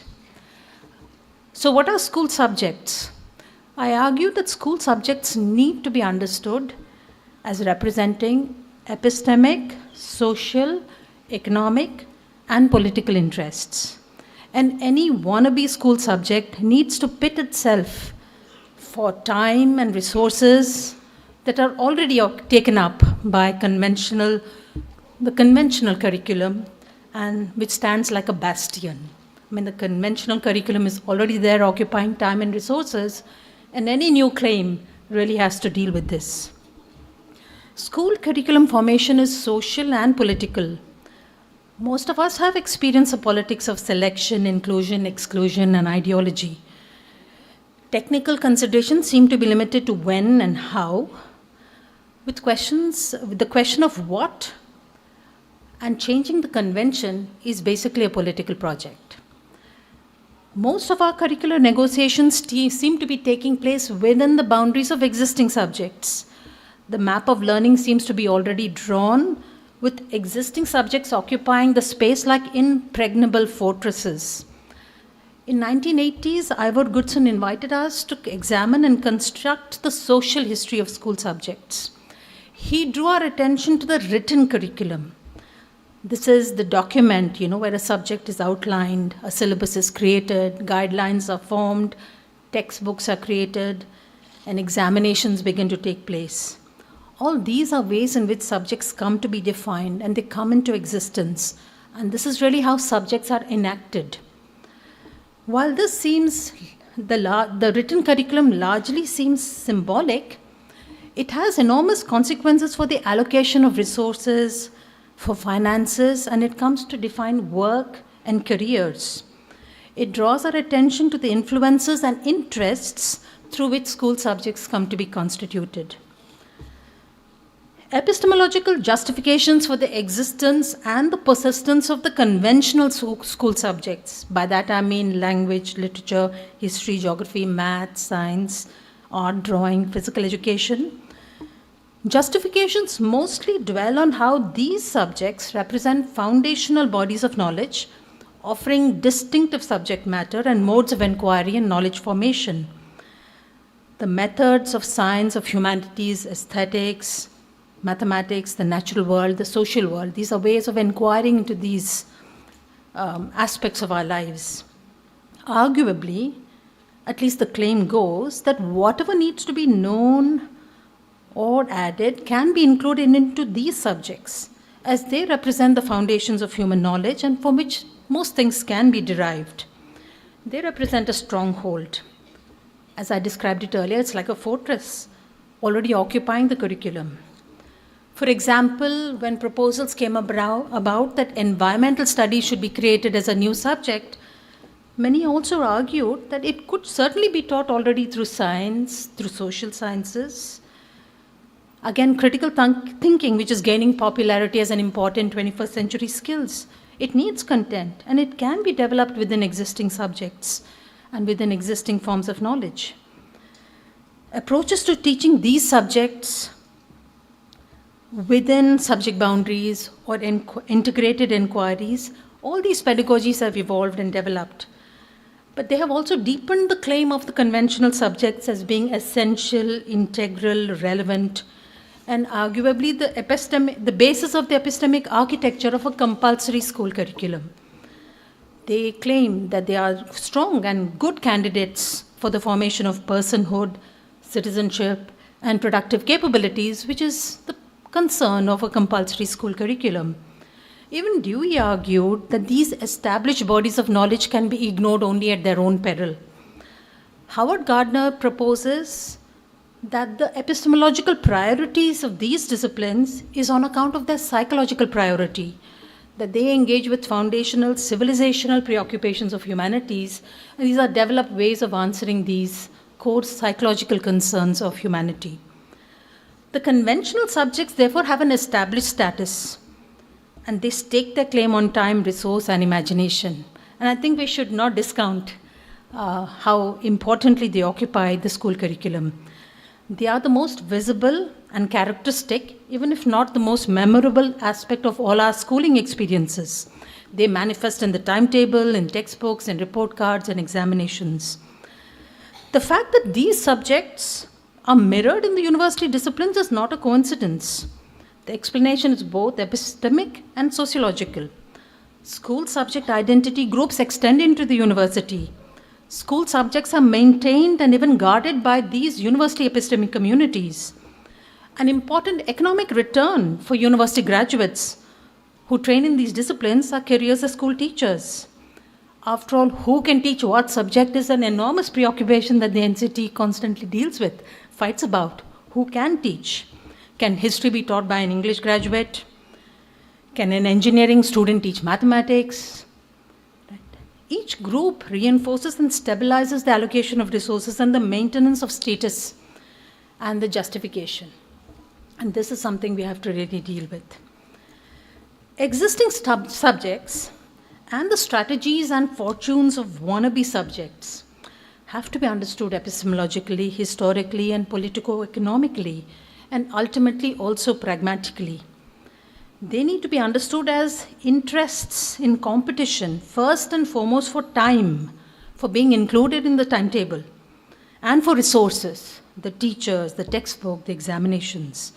The burden of the school bag in India has grown from a society endlessly obsessed with catching up, believing that only if it is taught it will be learnt. And hence the ever-growing list of wannabe subjects and topics within subjects with their own textbooks and demands in the timetable. The list, past and present, includes subjects that we have now forgotten. I mean, it includes new claims like population studies, sexuality, life skills, disaster preparedness after the tsunami, socially useful productive work, computational thinking, coding. NCF 2005 and the Right to Education enabled art and physical education to shift from being co-curricular into curricular subjects. But even now their status is not fully established, that teachers are weakly defined. They're described as part-time in the curriculum. And at this point of time, I'm really leaving out the ever-growing list of optional subjects of the senior secondary stage. I feel the whole discussion about school subjects is really about claims in the compulsory school curriculum. So in conclusion, subjects need to be understood as representing epistemic, social, economic, and political interests. And any wannabe subject needs to pit itself for its claims on times and resources in relation to the conventional subjects. So I want to now look at what kind of discipline is philosophy. Disciplines epistemologically are identified and acquire their distinctiveness based on often unique theories they offer, unique methods of generating knowledge or verifying truth. Philosophy is frequently identified as handmaiden or as a meta-discipline, probably referring to the fact that it doesn't seem to have a unique subject matter, and it engages with a diverse range of subject matters, artifacts, activities, beings and doings, mental, linguistic, physical. The range is quite mind-boggling, the concerns of philosophy. I don't have the knowledge and competence to really try to define what is unique about the discipline of philosophy. A lot of this conference is going to do it for us. However, it can be said that its subject matter overlaps with many other disciplines. I think this was alluded to even in the earlier talks.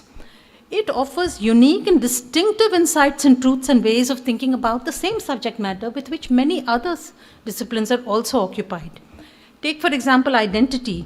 It's theorized and investigated in psychology as well as in sociology, political science, and in philosophy.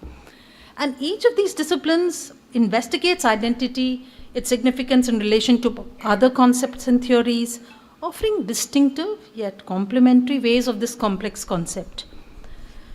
So conceptual inquiry and clarification, which is pursued within all disciplines, is basically a philosophical mode in which disciplines clarify their subject matter for themselves. Matters is immensely foundational and valuable. It is uniquely provided by philosophy, in my view, and perhaps also by anthropology. Engage with the nature of knowledge. What does it mean to know? How is knowing different from understanding? What is the relationship of knowledge to culture? What are the different forms of inquiry that different disciplines entail? All these are important considerations while they form their own approach to teaching. It enables teachers, even those who have studied in these disciplines, to acquire a perspective on the discipline itself. And more importantly, what in the discipline would be relevant to human formation when it is put into a compulsory school curriculum. it broadens the socialized identity of teachers beyond their disciplinary identities into the professional identities of being educators in a public education system. Additionally, over the years, two other areas of philosophical thinking have emerged as very important in the preparation of educators. These are political philosophy and personal philosophy. Grounding as citizens and a philosophically informed reading of the Indian Constitution and the right to education is invaluable in understanding the philosophical assumptions and engaging them within the wide landscape of competing ideologies and philosophies within which we find our own beliefs and practices embedded. It leads to and enables educators to engage with the institution of school, with its social history, and how it has come to be purposed into a site of education. It opens up and enables the formation of a range of normative ideals that educators need, and also prepares them to work on these ideals as a part of the professional practice. As concepts evolve and deepen, indeed, even formed, concepts evolve, deepen, and they even form as concepts only when they are used. I have in mind concepts like inclusion, citizen rights, freedoms of children, affirmative action. All of these really, their meaning emerges as we work with trying to incorporate them into our practice. And this is something that the training of teachers really requires. Courses based in philosophy of education give future educators the opportunity to bring together as formed. I started off thinking that this is maybe a unique contribution of philosophy. But as I concluded writing this section, I felt that in fact many other subjects in teacher preparation also do this. In fact, when we do pedagogy of mathematics, when we do pedagogy of social sciences, we're inevitably engaging with many of these questions. Similarly, literacy is an essential part of any discipline pursued by scholars from colonized contexts who are embedded in epistemic and social pluralism. And the essentially comparative viewpoint from which we work requires us to cultivate philosophical modes of thinking, and it benefits from the scholarship that discipline offers. I don't mean just training in mind and reasoning. Often philosophy in school is reduced to develop critical thinking, develop argumentation. But I also mean with engaging with what has already been learnt and found. Not just as a set of abilities, but really socialization into that body of knowledge. And this is the distinction that Bruner offers us when he distinguishes between construction of knowledge as a first-person experience and construction of knowledge within a community. And I think that kind of conversation within the philosophy community is very essential to the practice and the development of philosophy.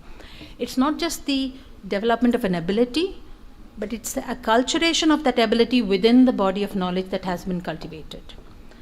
To this extent, I think that philosophy and learning philosophy is definitely more than training skills of mind for critical thinking and rhetoric. It also involves learning to think with what has already been taught.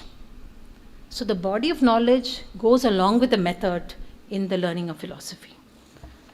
So now let me move to this third part of my talk, which is the learner or the subjective point of view. How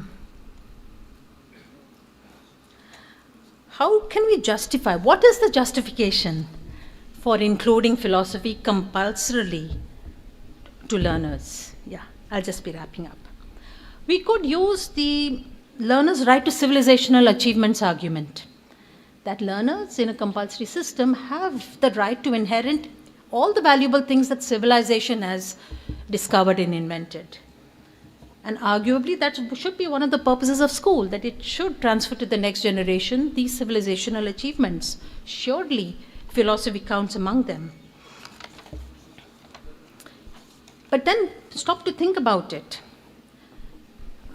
Civilizational achievements are very wide and large. The selection could include philosophy, learning musical instruments, classical dancing, weaving, coding, anthropology, as well as things that have already made it into the curriculum like science, literature, or history. This justification would require us to redraw the map of what will be included in the school curriculum. Personally, if I had to add a subject to what is already there, assuming that those who've gotten are not going to exit, I would probably choose not philosophy, but probably music or carpentry, because I think the school curriculum sorely needs to be balanced with some non-literate ways of knowing, learning how to do things rather only learning how to know things through literacy practices. John White, in an early attempt to reshape the landscape of school subjects, argued that we should start from aims and then decide what we need to put into the school curriculum. It's very unlikely that we're going to have that kind of choice to be made. We could use the relevance and readiness argument. Are learners ready, developmentally speaking, for modes of thinking and questions that have occupied philosophers? There's ample growing evidence that this is possible.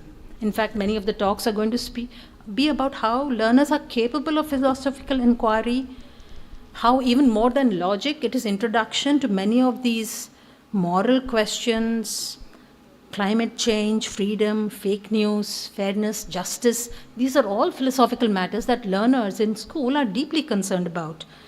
And so there seems to be ample and growing evidence that they can philosophize and engage with the subject.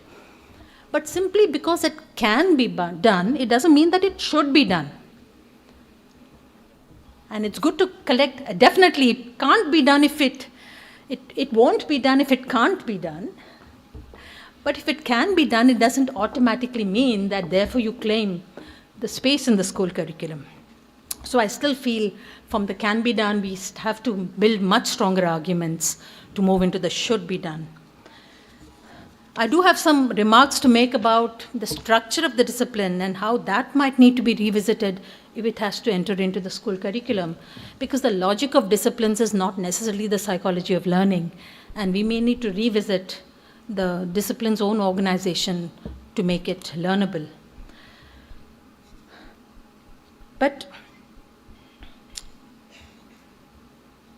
And also there is this argument that it is possible that everything that philosophy can do and seeks to do could be done by other school subjects if they were broadened to include these aspects of inquiry.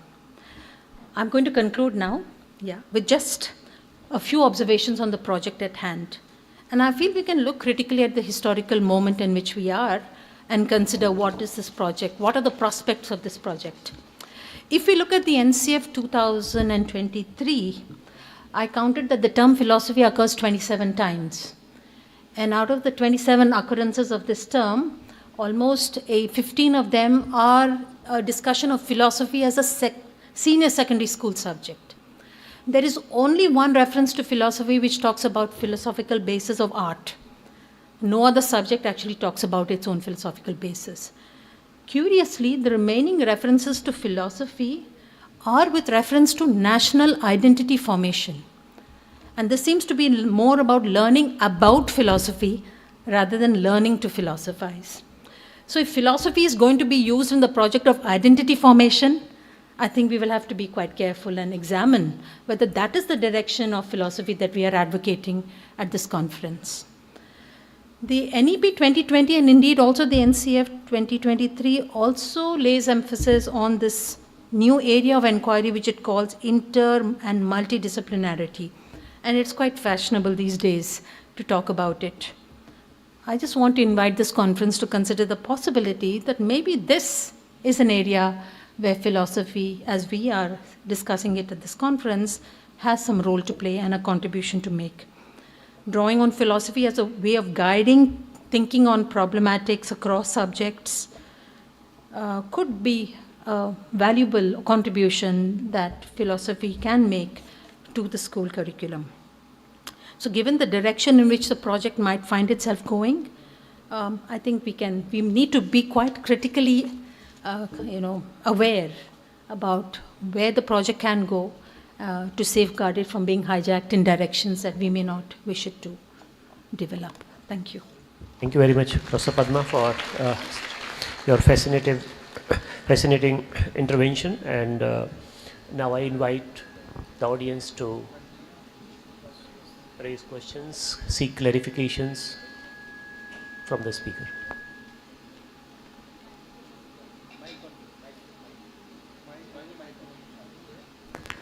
Thank you, Professor Padma, for such an enlightening lecture.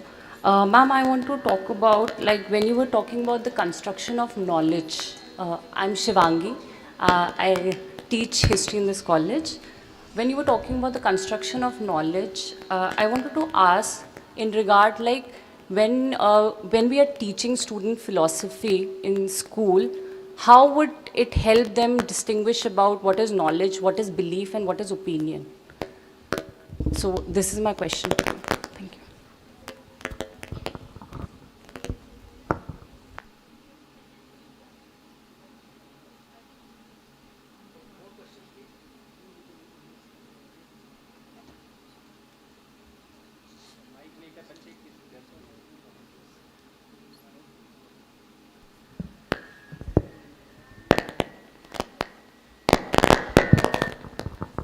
Hey, na. Good afternoon, ma'am. Ma'am, I have a doubt.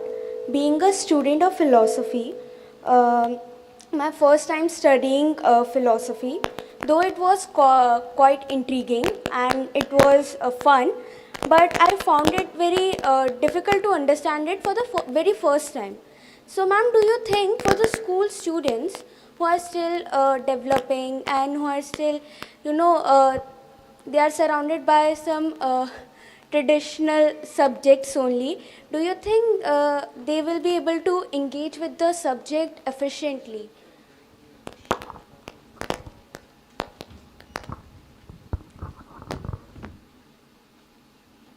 Maybe I can just start with these two questions. I think this distinction between knowledge, belief, opinion is very foundational, concern of philosophy, and not just philosophy, within all disciplines as well, isn't it? How do we ground truths? When can an assertion claim truth? How is it that truths get revised? Truths may also change and develop, and we know that a lot of these, the truth value of statement rests in theory, is linked to evidence. Especially in a discipline like history, it's very complex when you may make claims about the past, right? But every discipline has evolved its way of distinguishing between, truth claims and what will count as a belief. And I think cultivating the practice of that is the essential meaning of a discipline. That's how the discipline becomes a subjective experience for the learner. So I think we really must be focusing much more on not just learning the outcomes of these inquiries of disciplines, but also the method of disciplinary inquiry itself, and recover that in the teaching of our disciplines. I do believe that developing the rigor that philosophy requires is cultivated, and you begin to appreciate why it's valuable as you delve more into it, and you allow yourself to pursue the line of skepticism, objection. It's inherently a dialogic process. And I think maybe our students don't enjoy it because we rarely encourage any kind of dialogue in the school. So I think the Socratic method, the Upanishadic method is at the heart of philosophical thinking. And it is being able to either have this dialogue with externals in the community or an internal dialogue. And I think students will enjoy it once they have discovered that they have a voice and they have what they speak will be heard.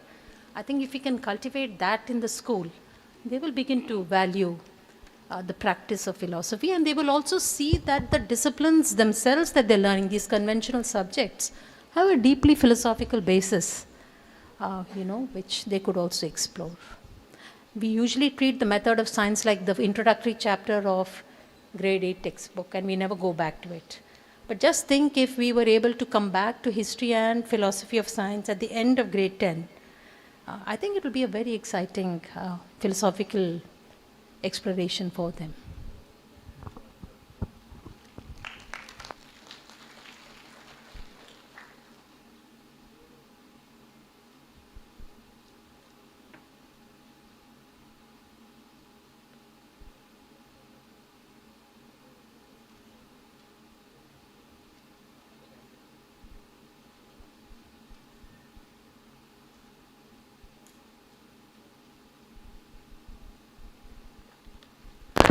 Hello. Greetings to everyone present over here. Being myself a philosophy student, my question to you, ma'am, would be that you just mentioned it in your speech that the two of the domains of philosophy which have recently came out to the spotlight are social philosophy and personal philosophy. So, being on the student level, what are those foundation stones? What are those foundation stones that we can incorporate in our shaping a better personal philosophy if, as I am even planning to pursue further?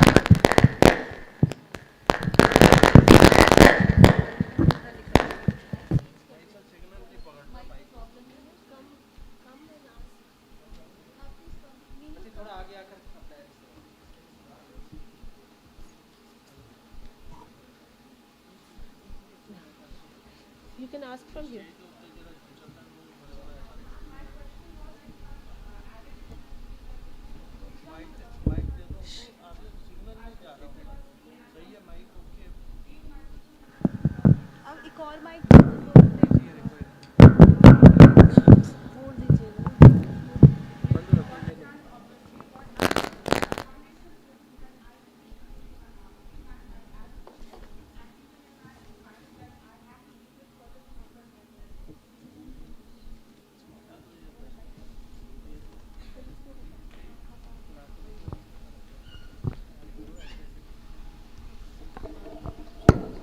The context in which I spoke about political philosophy and personal philosophy was in the context of teacher formation. And I think as professionals, as we enter into work life, especially when we are placed as teachers, we need to be guided by foundational assumptions that we make about people's rights, learners. Our relationship to learners has to be guided by philosophical principles and commitments that we have to work into our lives.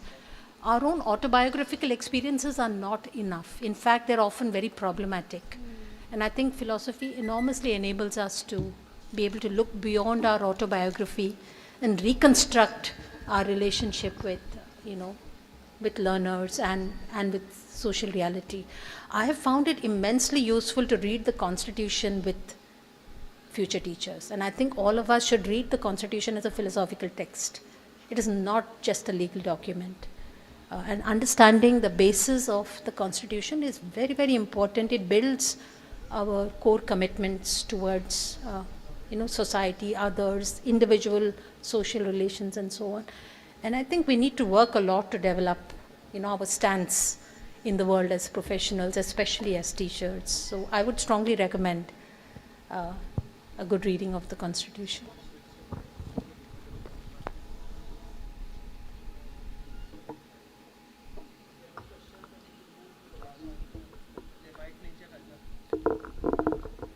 Do we have more questions, or as sir said, we can move to the next speaker? Thank you very much, Professor Padma. And I'm sure this discussion is not limited to this intervention you have made, and I think over the next 2 days we'll be continuing to have dialogues, and I think she has really highlighted the challenges that lie before any effort to make any space for philosophy within the existing system. I think it's not a small challenge, it's a big challenge, and I think we have to be be aware of the challenges that lie ahead in case we are going to move forward on this road. May I now request Professor Anantha to make his presentation? Thank you. We would welcome Professor Anantha from Sri Lal Bahadur Shastri National Central Sanskrit University of Delhi to the dais now, and his paper is titled as Learning Through Classic Texts and Scriptures, Inferences from Ancient Indian Knowledge System. Sir, we welcome you.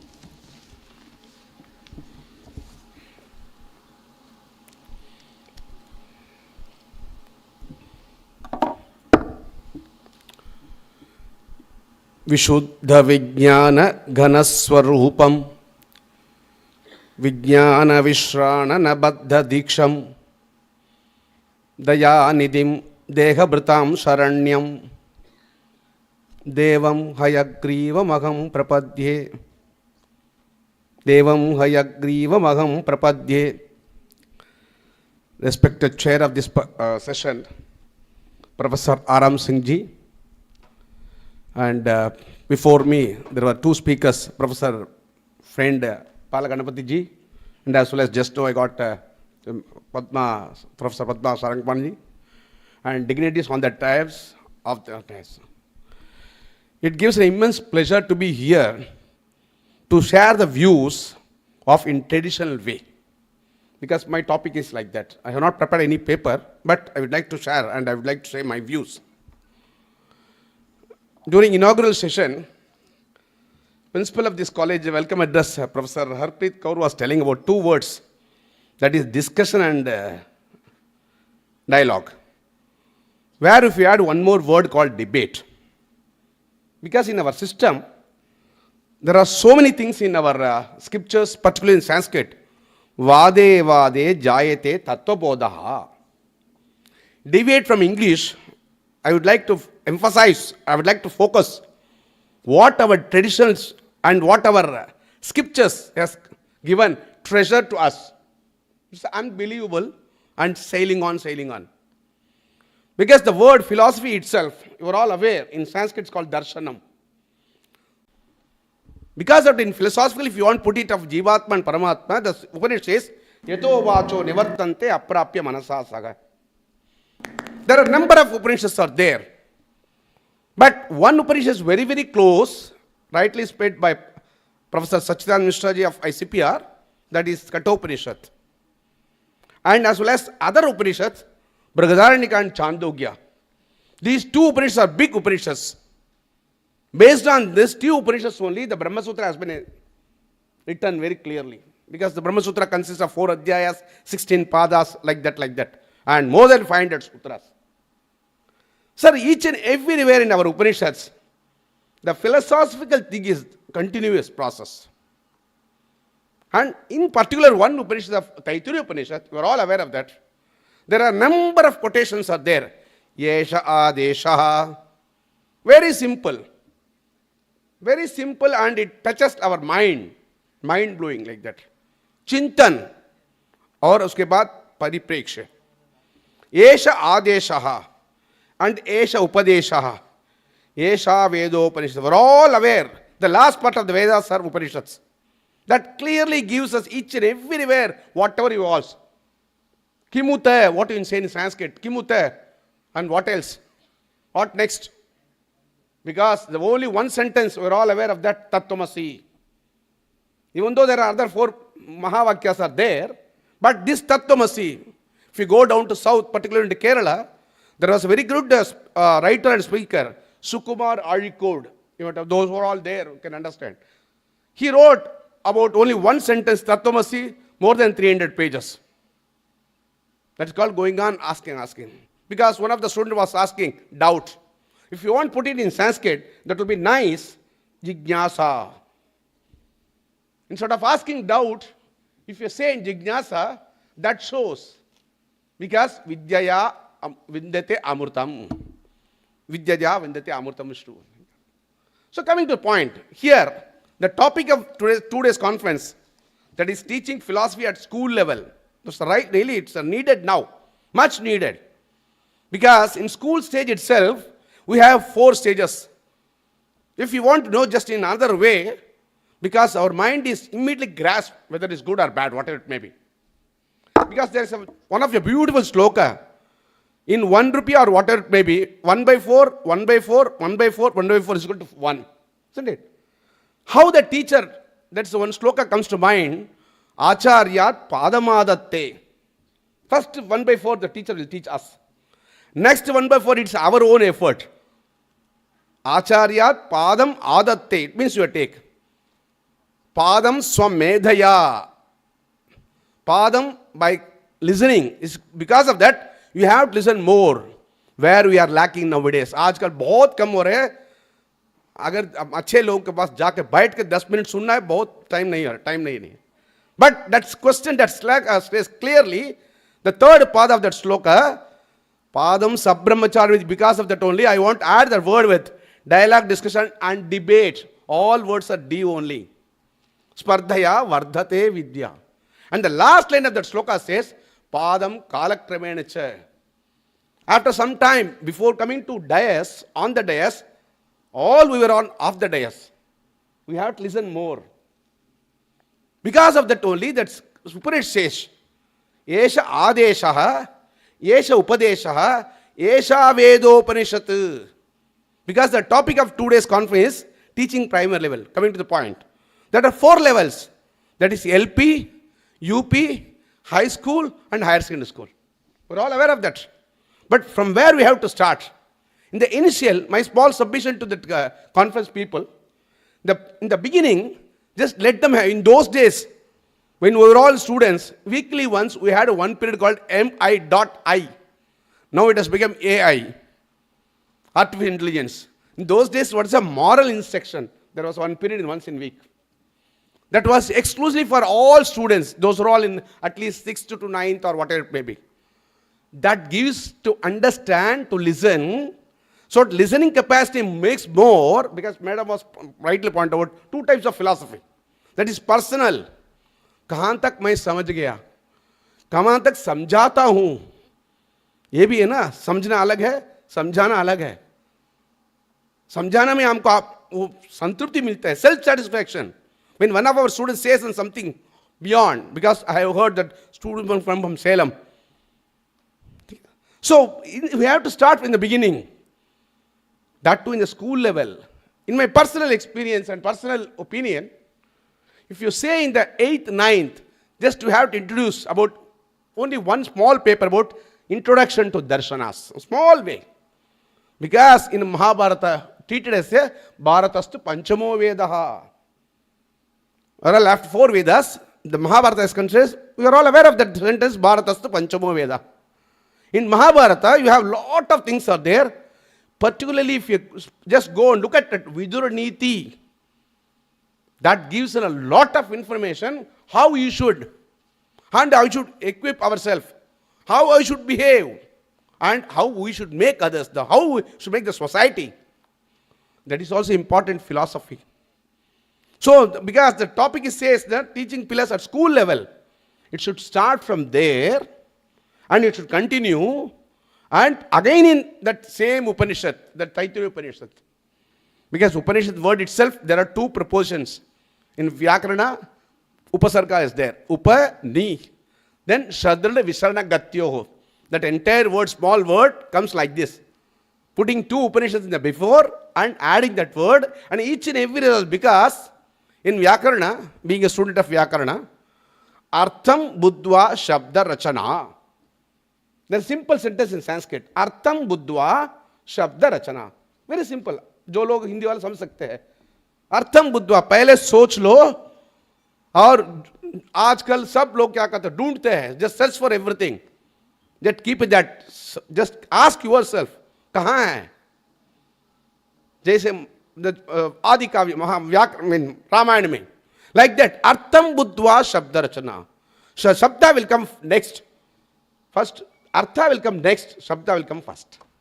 Because that is the route. Because going to BA, because students were asking, suddenly if you go to a lot of books, may help, no doubt at all. Textual knowledge help, but we have to listen more. You have to concentrate listening to such texts and sentences, books and teachers, Upanishads.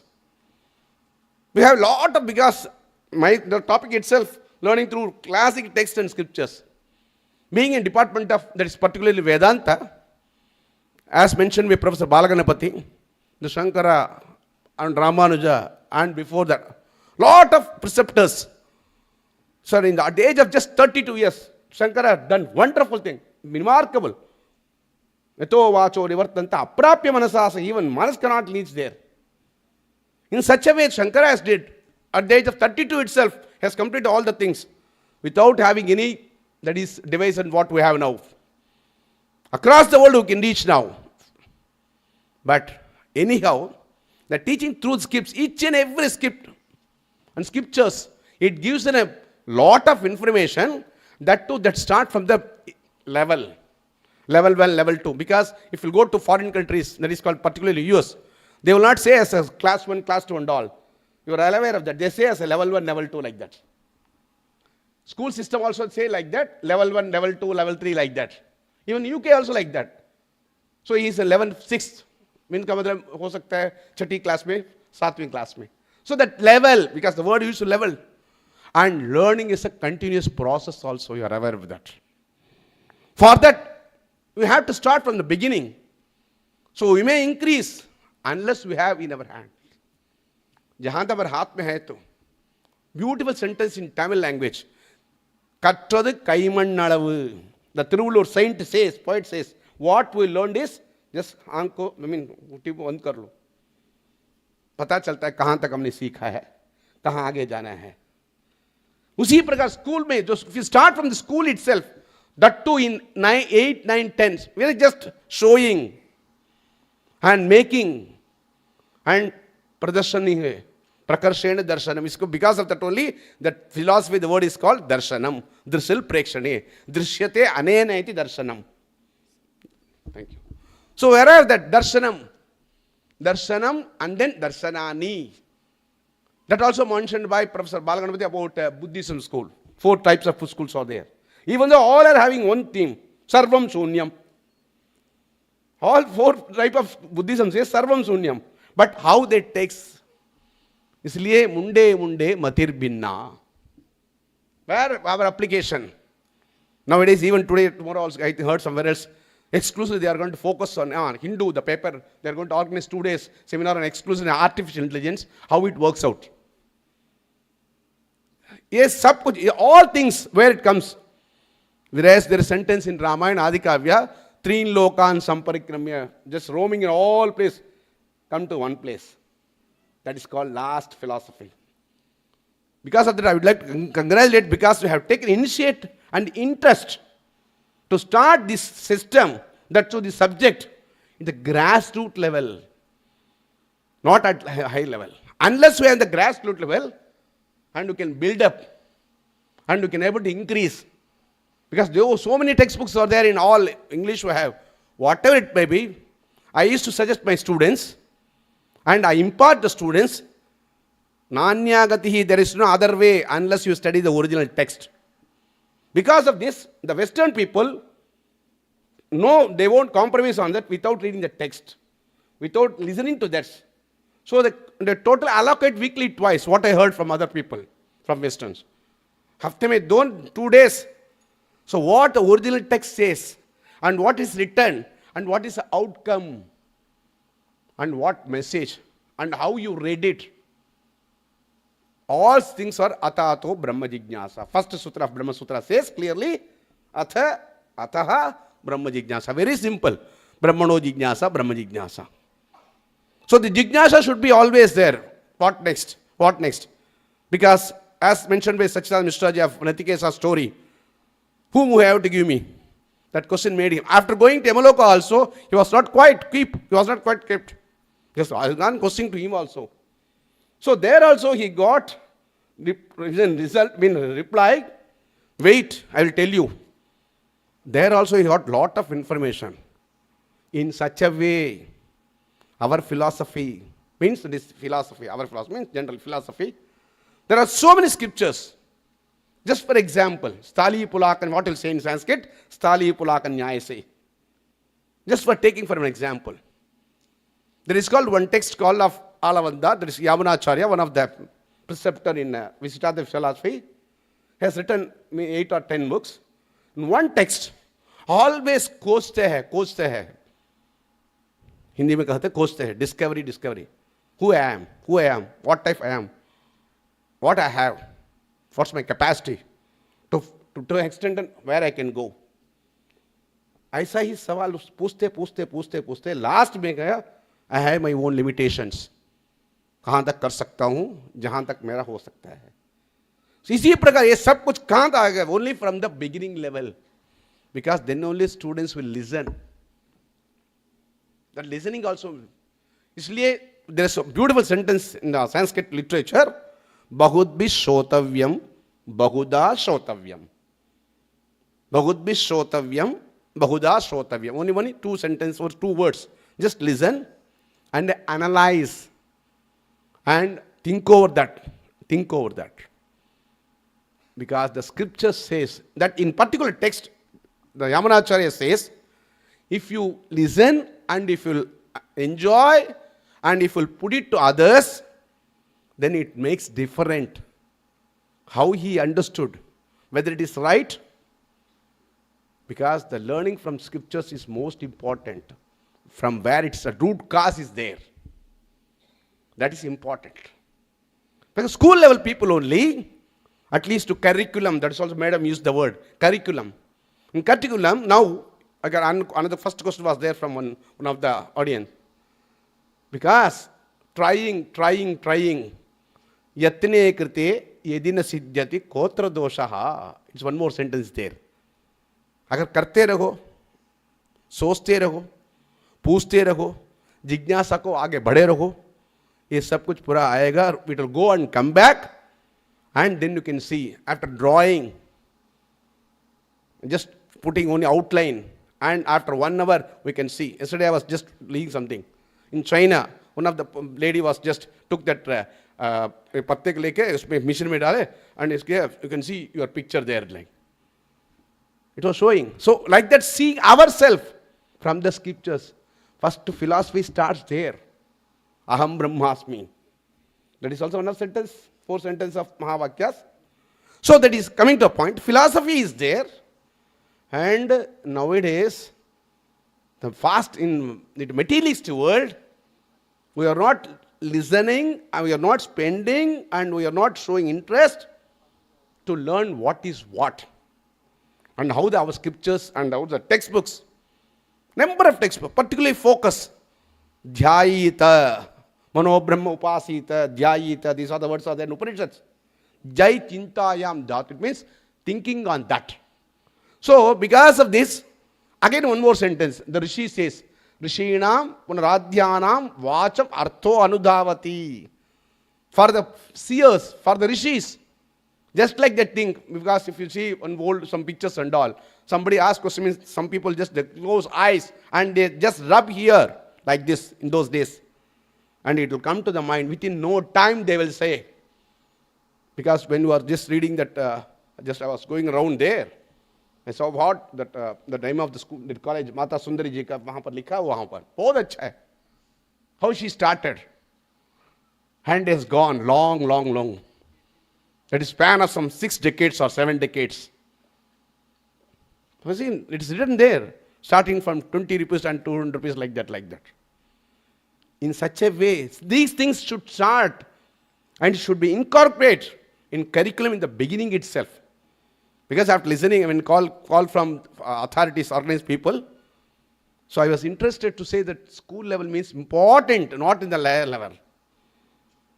So, again, one more Upanishads, that is called Svetasvara Upanishad. One of the Upanishads, those who are in field of the Svetasvara. 2 minutes. Yes, You can finish it. Yeah. I will take for that 1 minute. That's Svetasvara Upanishad. There, that Upanishads consists of 16 mantras in first chapter. There says, very simple thing, always be obedient. रोज कम से कम 10 minute बैठकर सोच लो what our scriptures has given treasure to us. उससे हमको क्या पा सकते हैं और उसको पाने के बाद कैसे उनको दूसरों को उसको पहुंचा सकते हैं.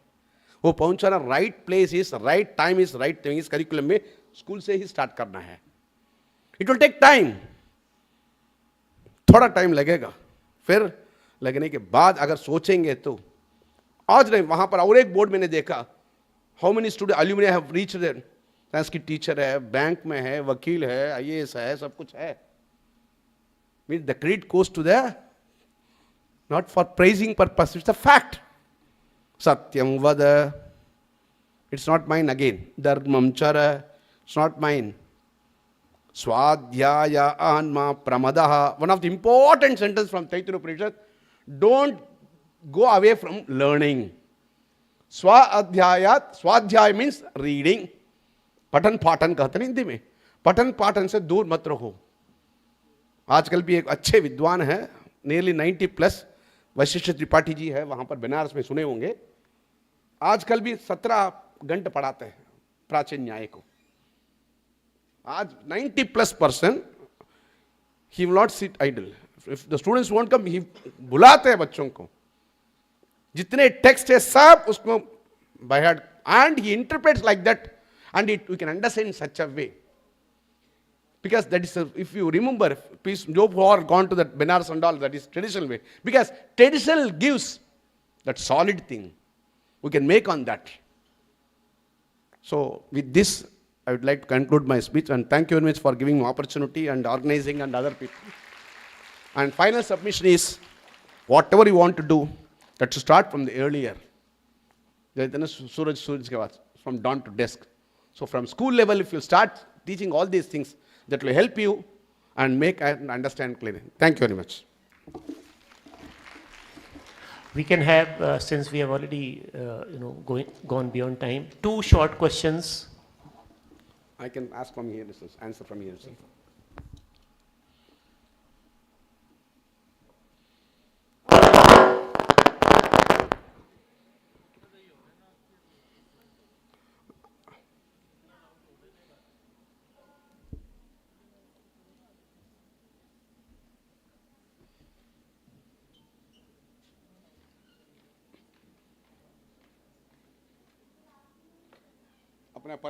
अपना परिचय देके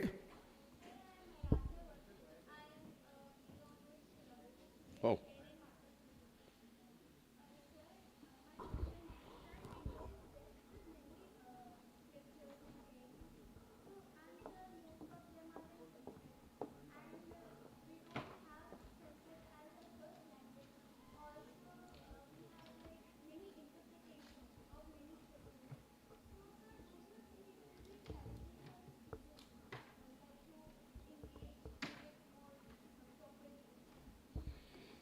Good question, first of all. The question is, all things, and that is a Sanskrit language, because we are not accustomed with that.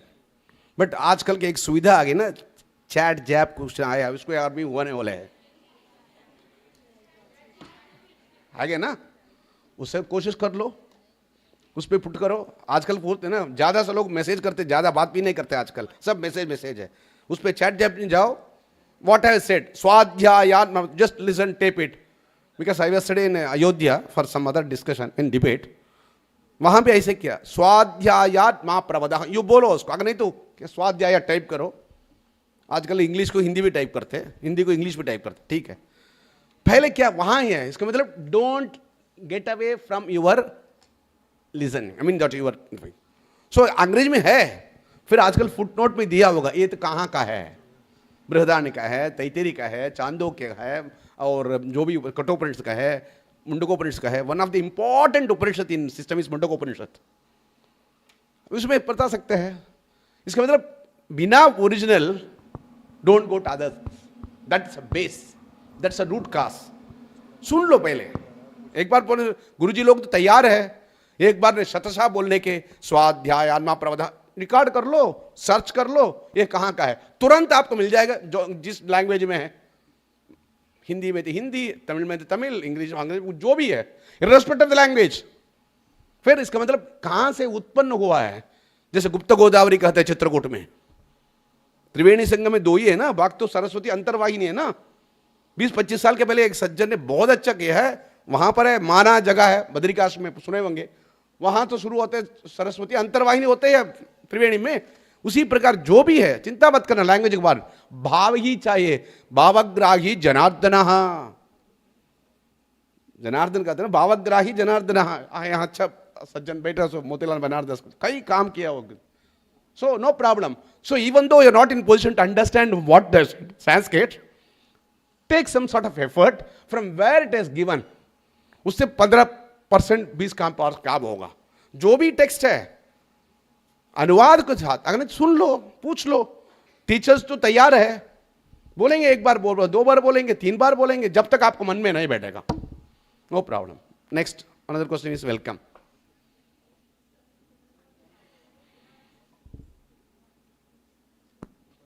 Sir, मेरा नाम आराध्या है. मेरा आपसे ये सवाल है कि एज स्टूडेंट्स हमें ऐसे कौन से वेज हैं जिससे हम अपने पुराने खाली और फालतू के ख्यालों को अपने दिमाग से निकालें और नए की जगह बनाएं और उससे सीखने के लिए और सीखने के लिए, जैसे बोलते हैं कि एक भरे मटके में हम और पानी नहीं डाल सकते. Latest question. No problem. So नाम भी अच्छा रखा है, आराध्य है ना नाम? हाँ जी सर. बढ़िया. आ समन्तात, दैट्स अ प्रीपोज्ड वर्ड. आ समन्तात पूरा निकालने में ही है. Because the God has created the mind is for अनपढ़ लोग को भी और पढ़ दोनों को साइज एक ही है, उसमें कोई फर्क नहीं है. साइंस ऑल्सो एक्सेप्ट नो फर्क है. No discrimination is done. No discrimination done by the creator. ठीक है. सो कहाँ आ सकते हैं? How you apply. आप कैसे है उसको कैसे लेते हैं और कैसे उसमें रखते हैं. जो जरूरत है ले लो, अगर नहीं तो छोड़ दो. आपको उसको मैसेज आएगा तो अगर when you are waiting for some message immediately you reply. You don't want reply, you simply ignore. देखते नहीं है उसको, तुरंत काटते हैं. आजकल सुना है, जितना मेरा ध्यान नहीं है, तुरंत टाइप करते हैं this message deleted immediately within no time, because time is limited 7 minutes और समथिंग. समझिए नाराज जी. सो क्या करना है पहले, what is the context. Because I brought today's Hindu, there is a text on context. Text को कॉन्टेक्स्ट में लाना है. पेपर में है ना, एक पेज है हिंदू में, टेक्स्ट और कॉन्टेक्स्ट. कॉन्टेक्स्ट भी है, कॉन्टेक्स्ट भी है. अंग्रेजी में कॉन्टेक्स्ट है और कॉन्टेक्स्ट भी है. ठीक है ना. सो जो जरूरत है ले लो, because we are all grown. हमको पता है किसको लेना है किसको नहीं लेना. जो लेना है तो हम रखेंगे, वो थोड़ा शाश्वत रहेंगे, उससे हमको फायदा भी है, उससे आप एंजॉय कर सकते हैं और दूसरों को भी दे सकते हैं. बिकॉज रामायण से एक स्वाद न बुंजीत, वो अच्छे तरह तो उसको आगे बढ़ाओ. ठीक है ना. Depend upon our things, how you apply. Yes, next. So myself Shruti and I'm a student of philosophy. Shruti? Yes sir. So I'm a philosophy student of philosophy. So what major problem we face, although we are talking about school level, in our higher studies, if we talk about content matter, so still Indian philosophy and Upanishads and always Western philosophy and other philosophies of world are dominant. So what we can do to find references and read about, because for us it is very important to know our culture, and as you mentioned throughout your speech, it is how it is important and how the intrinsic value of our scriptures. But as a student and newcomers, we are initially हम उस चीज़ से बहुत अलग है, हमको उस चीज़ का reference और इंट्रोडक्शन ही नहीं मिलता कभी. बहुत अच्छा है, सवाल तो अच्छा है. उसको ऐसा लेना पड़ता है. आई फाउंड इन इंग्लिश और इफ इन हिंदी, किसमें आप रिप्लाई कर दीजिए. ठीक, no problem. So question is that Indian philosophy and western philosophy. ठीक है. So in Indian philosophy is given solidly, थोड़ा बहुत टाइम लगेगा उसमें, और western philosophy they put. But now अब हम लोग यहीं पर है, हम किसी को मना नहीं करते, किसी को ऐसा. इसलिए कुछ ग्रंथों में, वैदिक ग्रंथों में डीपली स्टडी करेंगे ना, वहां पर एक शब्द भी नहीं आएगा किसी को आए कुछ नहीं, ऐसे नहीं है. We give importance to Western also, no doubt at all. But, समझे ना श्रुति, सुन लीजिए. सो बट कहाँ संदर्भ क्या है, किस में हमको थोड़ा बहुत आसान होगा, विच वे इज वेरी इजी. इधर इंडियन टेक्स्ट में है, इंडियन बुक्स में है, अगर पंथा में है, मार्ग में है, अगर वेस्टर्न में है. Because Balgandhar was telling lot of books है, हम ही has quoted more than 100 books like that. फिर भी उसका जिस टेक्स्ट आप पढ़ रहे हैं, जिस ग्रंथ में संदर्भ आ रहे हैं, वहां का आगे पीछे देख लो. Because your name is itself Shruti, it is another word for Veda. श्रूयते अनेन इति श्रुति. And rightly beautifully written by Kalidas, श्रुतेरिवार्तम स्मृतिरन्वगच्छत्. दूसरा सर्ग का दूसरा श्लोक अंतिम पाद में, श्रुतेरिवार्तम स्मृति अन्वगच्छत्. It means follows. I am not saying. One of the great that is kavi of Sanskrit literature, अनामिका सार्थकरी बबूव. When you start learning, okay, coming to point. So उसका संदर्भ देख लो. अगर जहां तक अंग्रेजी में समझ सकते हैं, उसको अनुवाद तो मिलेगा. जहां तक थोड़ा खट होगा, इसका मतलब थोड़ा डिफिकल्ट होगा, उसको सुन लो कहाँ कह रहे हैं, इसके समानांतर इक्वालिटी और दूसरे टेक्स्ट मिल रहे हैं क्या, whether if it is in English or Hindi or any language. But some text, one thing is I heard from Kerala point of view, they said, जोब जी भी है, मूल को पहले खोज लो. अगर आप आज समझ नहीं पा रहे उसको तो थोड़ा सुन के किसी से पूछ लो. इसलिए डिस्कशन डिबेट, और डिबेट में इन्हें कहा वादे वादे जायते तत्वबोध. तत्वबोध ही फिलॉसफी है, तत्व है, तत्व ही है ना, तत्व और सत्य है, सत्य और तत्व है, ठीक है ना. तो इसका मतलब नेक्स्ट जहां आपको डाउट हो रहा है किस संदर्भ में हो रहा है उसको समानांतर कोई है क्या. Even though we are not fully equipped ourselves with Sanskrit language, no problem at all. But see how it has been put it and how it has been taken. जो काम है वो जो हो जाएगा हमारा. Okay. Very much, Prasanand.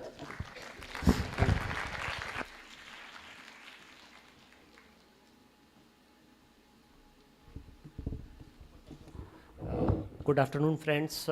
We have already exceeded the time limit. I think Garima has been very smart in the sense that people who speak too much have been put in the position of the chair to keep a good control on them. I'm one of them. Okay, now here is my 2 cents of advice to people who are going to be debating on the topic. First is that if we go by experience of other countries who have implemented philosophy at the school level, okay, the first lesson that we can take home is that the language of articulation of the subject has to undergo a sea change. We cannot approach children with the mindset of an adult. We cannot forget that we were 10-year-olds, we were 15-year-olds, and it is not going to be easy. It is, I feel, in my opinion, it is much more easier. I'm not underplaying or devaluing anybody's research research work, but I'm saying that it is not easy to present philosophy in a manner that it becomes cognitively accessible to a school child. It's a big challenge. It's a big challenge. And why I'm mentioning this is that it is not the case that this effort has not been made before. Few decades back, philosophy was introduced at +2 level in CBSE schools. Many schools adopted it, very soon they dropped it. There were no takers. There were no takers because students could not relate with what was presented before them. I feel it is necessary that we don't repeat the mistakes of the past, and whatever opportunity we are getting, we make a good use of it. So this is my another small suggestion that I would like to offer. As regards the examples, philosophy became part of school teaching in France almost 150 years back. It is part of IB curriculum, which has been implemented in more than 100 odd countries. So it is not that there are no precedents. Of course, our context is different, our sensibilities are different. The raw material that we will use, as many of the speakers have pointed out, it will be, we cannot imitate, we cannot copy blindly what has been done by other cultures, other countries, other civilizational people with different civilizational background. So we have to keep that in mind. At the same time, I'm saying there are steps being taken.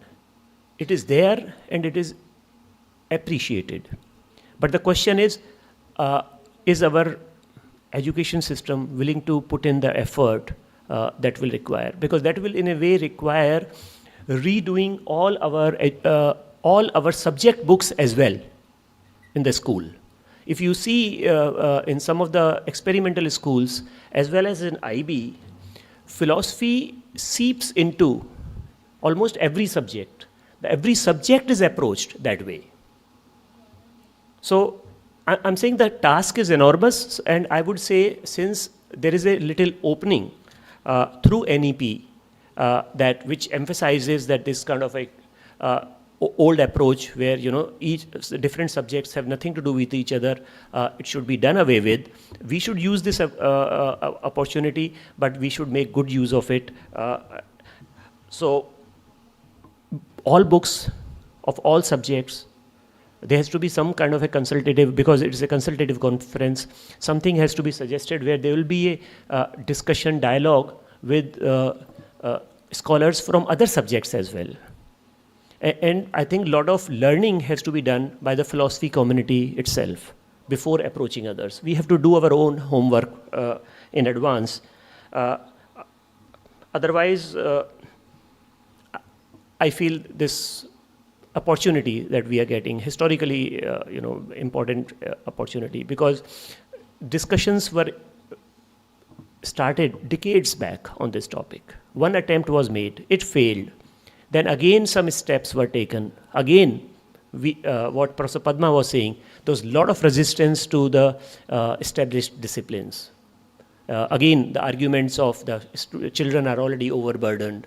How much more can you impose on them, and so on and so forth. So I feel there has to be a lot of deep thinking done about it, and more inputs have to be taken from people from other disciplines, other educationists in the country, and also try to learn from the experience of other cultures, other countries who have implemented it. For instance, especially in France, the philosophy high school questions raise national debates in which almost all leading philosophers participate. And all those responses of the philosophers are sort of given a space in the media where they write their responses. They write, okay, if I was to be given this question, how would I respond to it? So these are very creative ways of approaching the discipline. So I congratulate the college for taking this great initiative and willing to take up this responsibility. And I hope we will be able to deliver. Thank you very much. And thank you for your... Now I think I'll request the organizers to carry the conference forward. Thank you, sir. As we conclude this session, I would just like to offer a very short vote of thanks first to our chair, Professor R.M. Singh, for skillfully navigating us through very interesting discussions and insights presented to us by our speakers. So thank you, sir, for your presence. Next to be thanked are the speakers, and from moving beyond academic philosophy to reading the Constitution as a philosophical text to understanding philosophical traditions as continuous process, we have journeyed through a stimulating discussion of wisdom and knowledge. And for this, I would like to thank all our three speakers, Professor Devrakonda, Professor Sangapani, and Professor Anantha. I would like to then thank our guest here, Mr. R.P. Jain, for being a part of this discussion and enriching us. And then I would like to thank the organizers for putting up this effort. I would like to thank our principal, most importantly, who has always encouraged us for all these endeavors, Professor Dr. Harpreet Kaur. I would like to thank Professor Lokesh Gupta, Director IQAC, for encouraging us. And a few more announcements before we break for lunch. First, students who have not received their refreshment coupons, you will get them outside the door, exit doors. And now we would like to break for lunch, and I would request all our dignitaries and audience to join us back at around 1:40 so that we stick to our schedule and start our post-lunch session on time. Thank you so much. See you all in a short while.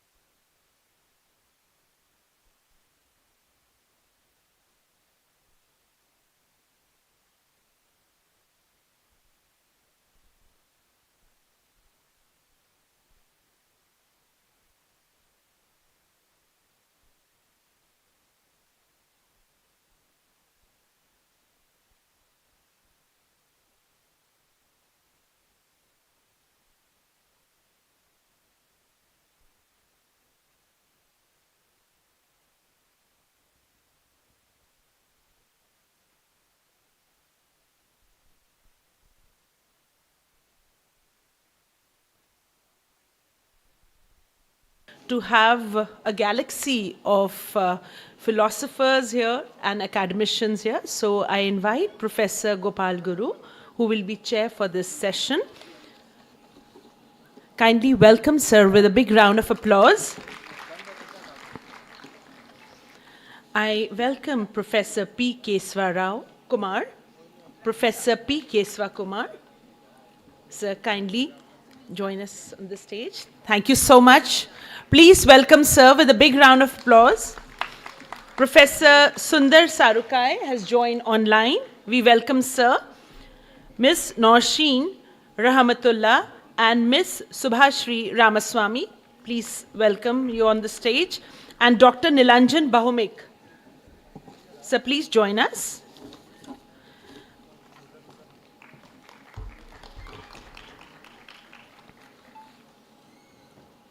I also invite Professor Garima Mani Tripathi, who is convener of the conference. Professor Garima Mani Tripathi. Principal ma'am and Professor Lokesh Gupta will be joining us shortly.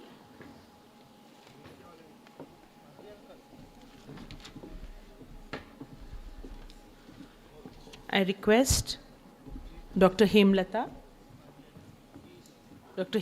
Krishnani to please join us on the dais. Thank you so much.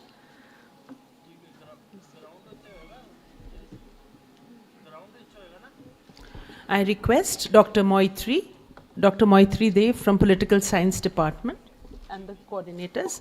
So I request Dr. Garima Mani Tripathi to welcome Professor Gopal Guru.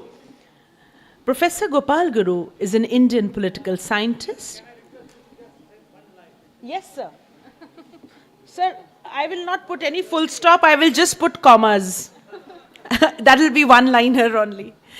Sir doesn't need any introduction. He's an Indian political scientist, editor of journal, has been associated with Jawaharlal Nehru University, Oxford University, Columbia University, University of Pennsylvania, and he has written so many books, numerous papers. Sir is saying make it short. So that was the one-liner. I tried to make it very compressed. Thank you so much. We request Professor Garima Mani Tripathi to welcome Professor P. Keswa Kumar from Delhi University. Sir also has been a professor with Delhi University and has worked with numerous other universities. His areas of interest are contemporary Indian philosophy, ethics, social and political philosophy, philosophy of religion, central studies, and Dalit studies, and many more. Please welcome, sir, with a big round of applause. Thank you so much, sir, for joining us. We welcome Ms. Norshin Rahmatullah, who is a teacher and has come all the way from Tamil Nadu. She teaches mathematics at Appu Arivellam, which is a CBSC senior secondary school in Tamil Nadu. Welcome, madam. We would love to hear from you. And Ms. Subhashri Ramaswamy, she also teaches mathematics at Tamil Nadu and has come all the way to Delhi to share her first-hand experiences. A very warm welcome, ma'am. Now I request our team of volunteers to, Dr. Garima Mani Tripathi and Dr. Hemlata, kindly welcome Dr. Nilanjan Bahumik, who is from Delhi University. He's a faculty at the department. Thank you, sir. Thank you for sparing time. I request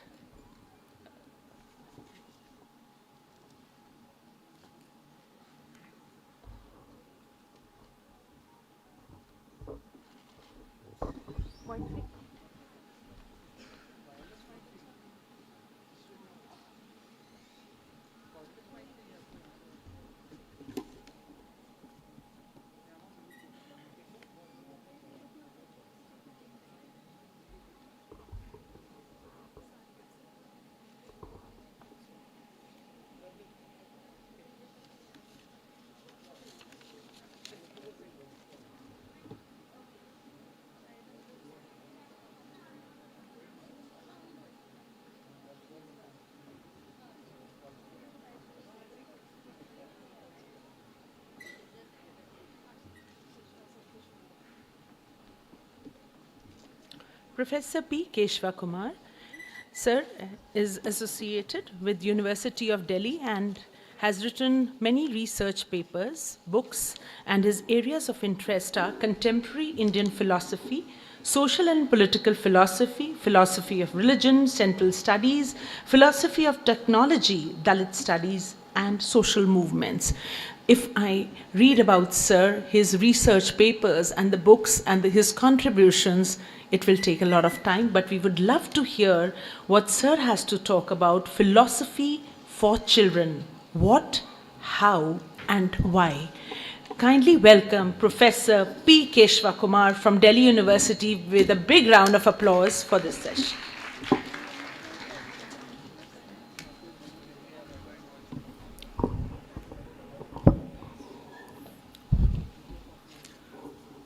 First of all, I am thankful to Garima Mani Tripathi and Hemlata Madam for inviting me for this seminar, Teaching Philosophy at the School Level.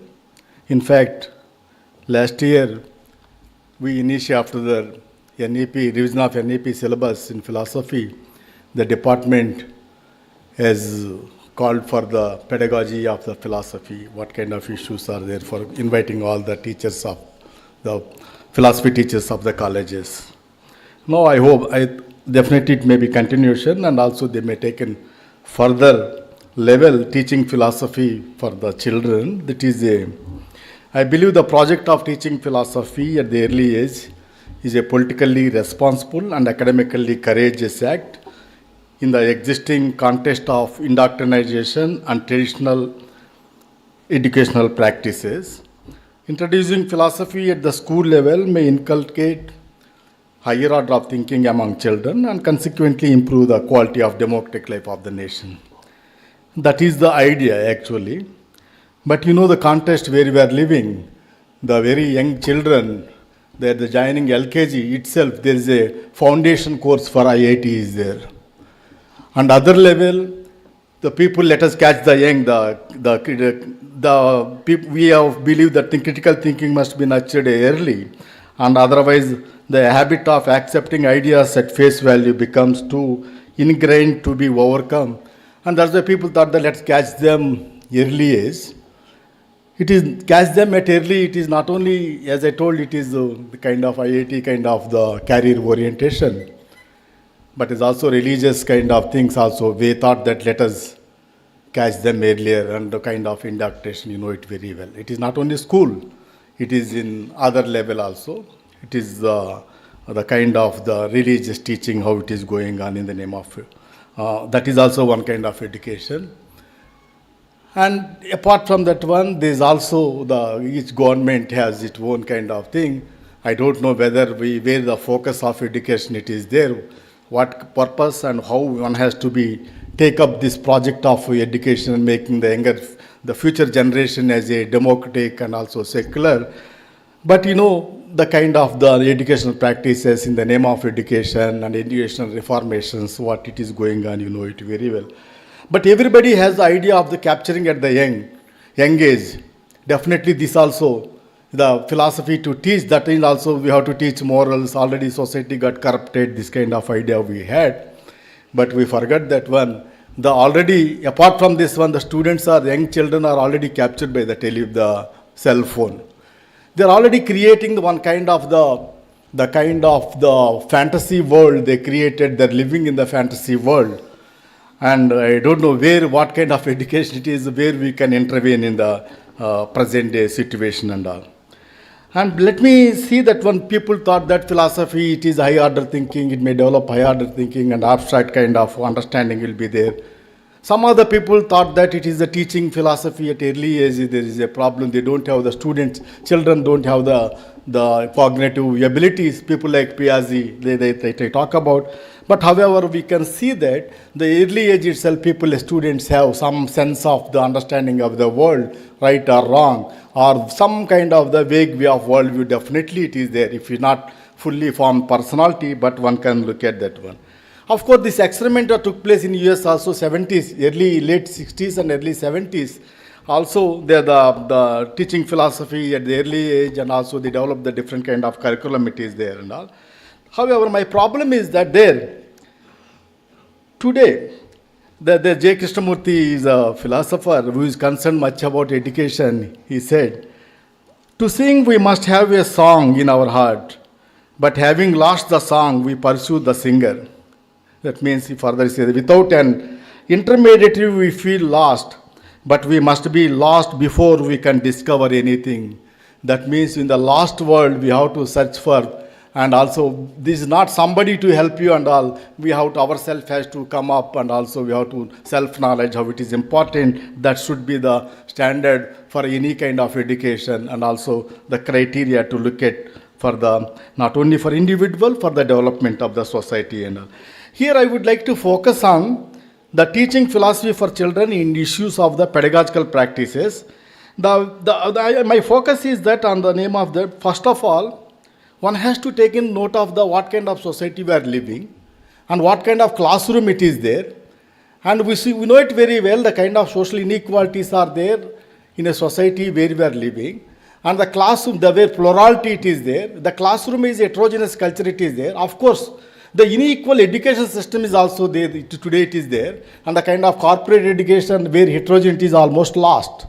And the other level, the public education system, you fate of public education, you know it very well. But this is very difficult to have some kind of the uniform education system. But however, the focus of education still remains because of it has the stakes of our nation is also involved. And the stakes of the good society, democratic society is also very much is involved.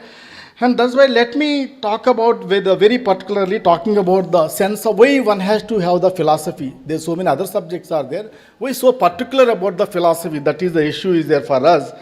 And we believe that philosophy may provide some kind of comprehensive understanding of the world and also critical approach and also one kind of the skeptic kind of understanding of the world will be there and all. It is a learning process. It is a process, not the results or ultimate point you are teaching them, giving them and all. It is a process which is there. And everybody has to undergo that process. Even though everybody knows, the people knows what kind of thing 2 + 2 it is 4. They should know about them. 2 means what, and also 2 means some kind, not only abstract kind of thinking, there be some objects might be there, and how it is sum up that something, it will lead to something and all. Then let me talk about the context of the education. Before talking about the philosophy, one has to see the purpose and function of the education it is there and all. There is a purpose of function of education. Definitely, it is not the keep the society as it is and all. We want to transform the society for the better society or better citizens. That is the purpose of any kind of education. And as I told, but it is the society where we are living, the people like even the J. Krishnamurti claims as a political, but people like also, they try to say that his right kind of education obviously is a danger to sovereign government, and so it prevented by crude or subtle means. Education and food in the hands of the few have become the means of controlling man and governments, whether of left or of right, are unconcerned as long as we are efficient machines for turning our merchandise and bullets. And he further tried to talk about the upbringing and education have made us to afraid to be different from our neighbor, afraid to think contrary to the established patterns of society, falsely respectful authority and tradition. And then they try to talk about what is the purpose and function of education. Only by encouraging the child to question the book, whatever it may be, to inquire into the validity of the existing social values, traditions, forms of government, religious beliefs, and so on, can the educator and parents hope to awaken and sustain his critical alertness and keen insight. This means you can understand the way he tried to locate the where we are located, the one way education, the state, and also religious organizations and parents, and what kind of education it is there, what kind of children we can expect from this kind of contest and all. But not only J. Krishnamurti, and of course he tried to experiment in a different kind of schools. Now my point is there the people who try to talk about, very often talking about the people like John Dewey, he tried to talk about the people should be flourished, the purpose of education should be the reconstruction of the society. There should be human personality has to be flourished. And that level, he tried to give the new meaning to that education, and also for him, He argues the significance of education for free and democratic society in which human beings flourish. For him, philosophy is a love of education, then love of wisdom.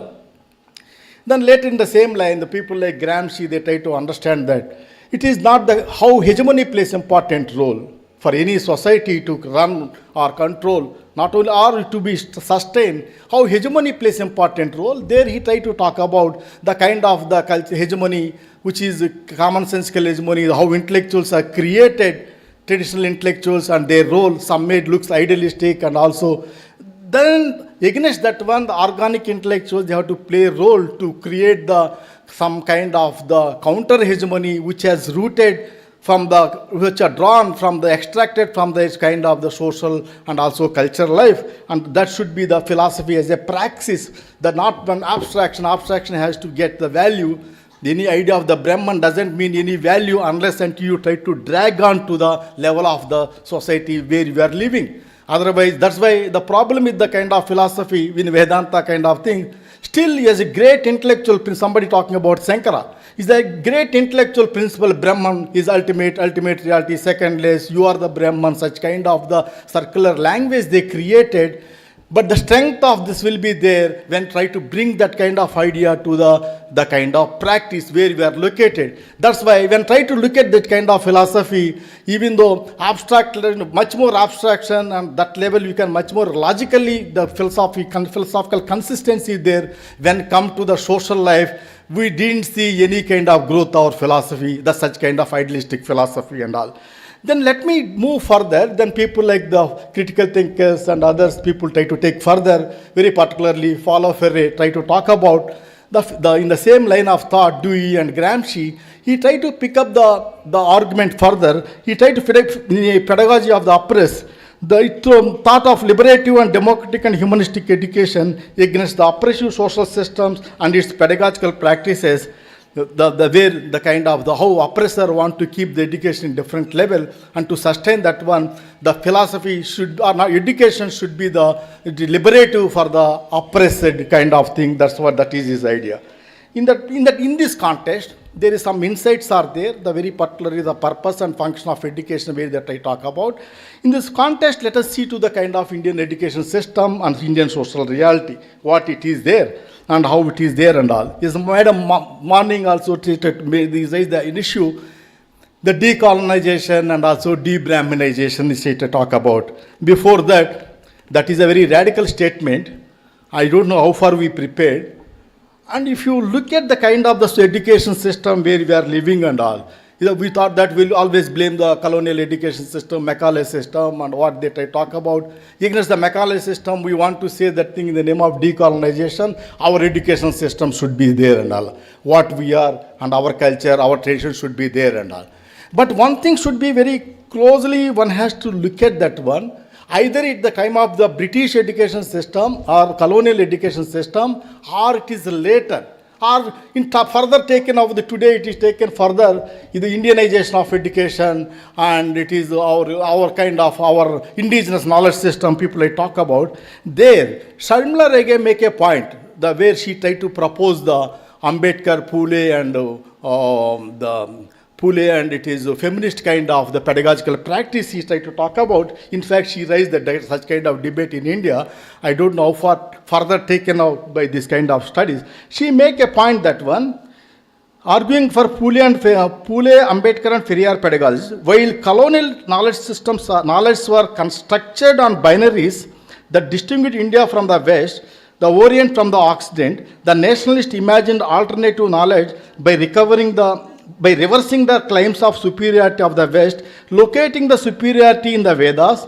Thus, though the colonialists and nationalists contest the function of knowledge in colonial India, for both, the nature of knowledge of India was essentially Hindu and Brahminical. This is the argument. That's why when talking about philosophy, what kind of philosophy one has to teach. Before that, my point is that we should be clear about it. There's not one philosophy it is there. Philosophy is not a unitary kind of the issue. It is the different philosophies are there, as the different social groups are there, different conceptions of philosophies are, different philosophies are there and all. The people who claims as a philosophy is a very privileged word, and they don't want to allow other fellow to use it. That's why we can't even imagine that one, the claiming as Ambedkar as a philosopher, Phule as a philosopher. We are happy to say these people are social reformers or some great, the architects of the Indian Constitution. That's not a problem. That means philosophy become a privileged term. Not only philosophy, there's the kind of the knowledge itself also for a long time in a country like us, it is monopolized. Access of the knowledge is denied for a long time.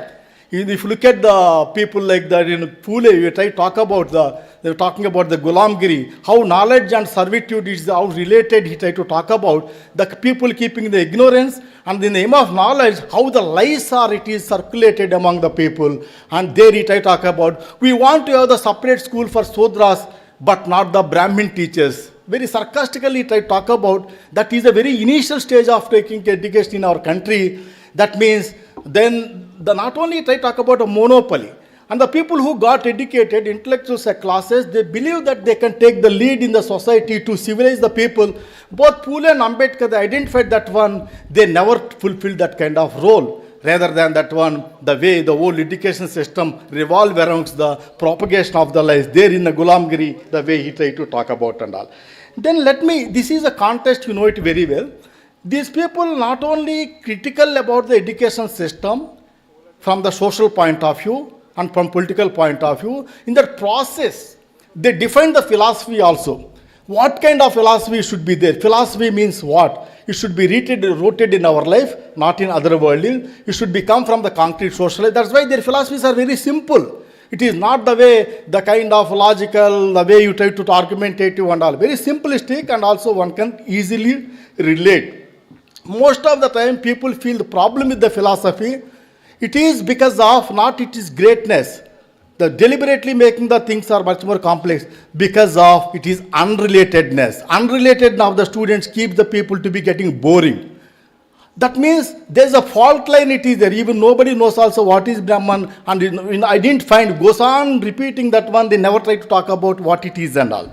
That means the people have to be related to the what we're talking about. Such kind of philosophy one has to talk about. Then let me talk about further in the pedagogical problems in further taken by the people like the Follow Ferre. We expect that thing, the people will come with a dumb face and all. He tried to talk about against the kind of the banking system as a teacher, as a depository. They try to talk about the dialogical structure, dialogical level it is there and all. And he tried to talk about pedagogy of the oppressed is an instrument for their critical discovery of both and their oppressor manifestation of the dehumanization and all. And let me come to the point why it is in the contest. They give 5 minutes time, I will try to do this. The way philosophy is very much important is people like it, talking about the Benjamin Bloom taxonomy of learning. It I talk about the present 6 different ways of knowing: knowledge, comprehension, application, analysis, synthesis, and evaluation. And there he tried to talk about the kind of the philosophy. We believe that thing, it is also synthesized and also comprehensive kind of thing. And more than that thing, he tried to provide some kind of the judgment. And that's why it is not only critical, and also his value orientation it is there. That way, morality it is there and all. And that way, I believe that thing teachers learn values. Children learn values from the teacher's attitude, from the textbooks, and from the hidden curriculum. And the dialogical practice is important rather than imposing imposing and prejudice. And the situation demands us more than the students. It is also teachers has to be get educated and all. They have to be free from the prejudice, and teacher has to play a role of the agent of the change. Rather, it should be facilitate kind of the situation. That is very much important. Then further, our education system or philosophy very particularly talking about the reason and also objectivity, where Plato try to talk about the truth and theory of forms, universal. But people like Dewey try to argue that one, there's a need of imagination also it is there, not giving the open-ended question, these are the things and all, this way one has to look at. And it more than that, it is also people has to come for the imagination. Imagination means doesn't ends with the kind of the what kind of the mythology, the kind of things what you are trying to talk about and all. It is be intelligent imagination he tried to talk about. In this process, let me come to the level of the what my point is that the philosophy may be facilitator because of his comprehensive understanding of the world, and also it is interconnectedness to the other disciplines. And in a fragmented society, knowledge becomes fragmented and specialized. How many branches are coming, you know it very well. But to connect to this one, we don't know and all. The way abstraction and also concrete it is there. The fragmented world, also how to connect this one, there's no tools. That way, interconnectedness where philosophy as a level, it is very much is helpful to make that one. Then when introducing the philosophy, what kind of issues are there. The point is that as I told, it is earlier, some of the people already experimented kind of this thing. In the name of philosophy today, what to do and all. But let us not use the kind of, somebody talk about, let us introduce our philosophical systems and all. Or let us introduce our Vedas like that which I talk about. And philosophy, teaching Vedas is not a philosophy. Vedas is the way I talk about, it claims as a apaurushaya and also eternal truth and all. People like Ambedkar asked, any commonsensical man, how it became eternal and all, it goes on changing. How it become apaurushaya? There may be others, if not one others, how many others are there? How one knowledge system of the 3000 years become a knowledge for the present day system also? That's why even Prasad Chattopadhyay some people try to talk about, we have our knowledge systems are very much easier, our knowledge system, scientific, all the things you talk about. Yes, it may be true. Initially, like any society, as the empirical world and naturalistic world, they are experimented with the world and they have knowledge. They have science, it is there. The growth of knowledge is got arrested because of the political intervention, the kind of dharma satras, the non-dharma and all things. He tried to talk about that level. In this process, I believe that thing, first of all, before talking about, let us not use the jargon, let us confine the spirit of the philosophy. It is a critical thinking and also analytical thinking, and also it is also moral kind of understanding, logical kind of understanding. That spirit should be there. If that is the case, means it come to at least it is the level of the kind of thing, the prajna, it is a Shila, Maitri, and more than that, how to relate to other fellow human beings, that plays a very much important role. And in the process, definitely for that, we have to prepare the way, as Madam already tried, de-Brahmanized and also decolonized education is also very much is important. And last point I would like to talk about, as he also already make a point and all, the purpose of this is making the good society, good human beings. It means democratic society, the children should be much more creative, independent, and also skeptical about this rather than conforming to the systems what we are living and all. It is not the individual activity, it is a community activity. Teachers, students, and we, parents, and everybody is involved. And ultimately, I would like to end up the thing when we were talking about the teaching philosophy at the school level. There is also a danger, it is there. In the name of teacher, in the name of education, we are talking about in the name of India. You know it very well. We have to keep away from the myths, dogmas, and lies of the philosophy. It is also there and all, which is dominant character of Indian philosophy. The philosophy, what it is there and all. If that is the case, the testimony for that it is, we can see the contextualize, we can smell it, that where you are contesting while making the syllabus. We are talking about our Indian culture. Yes, we are great about Indian culture. We are great about our value system. But both Indian culture, in the name of Indian culture, you want to talk about the classical past, but the culture which has to be connected to the present and it lost the contemporary value, such kind of culture you want to keep that one and all, that is a danger. You are talking about the value system. The value system, what you try to talk about, you are already our Shastras talking about Vedas, Upanishads, and also Puranas, they are talking about morality, it is there, you have to draw from that one. But very interestingly, they don't want to, the kind of syllabus making, they don't want to allow even to use the word Dalit, even to use the tribe Adivasi, even the gender is a problem.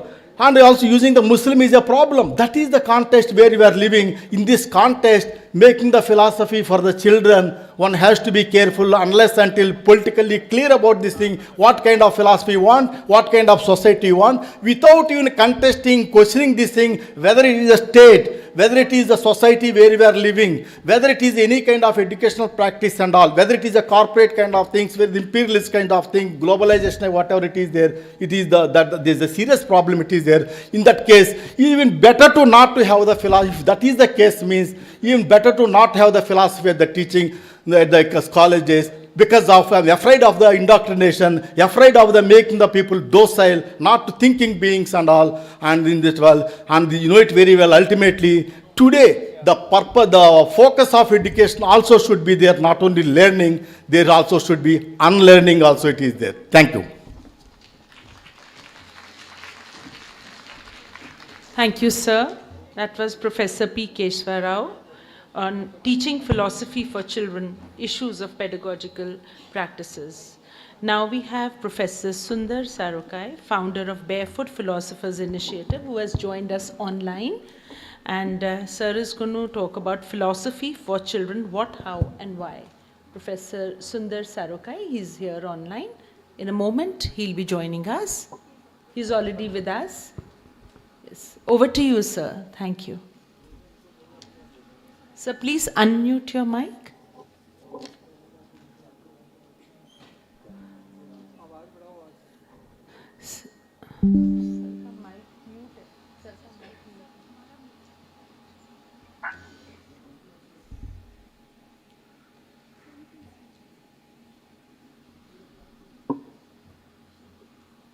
Are you able to hear me or?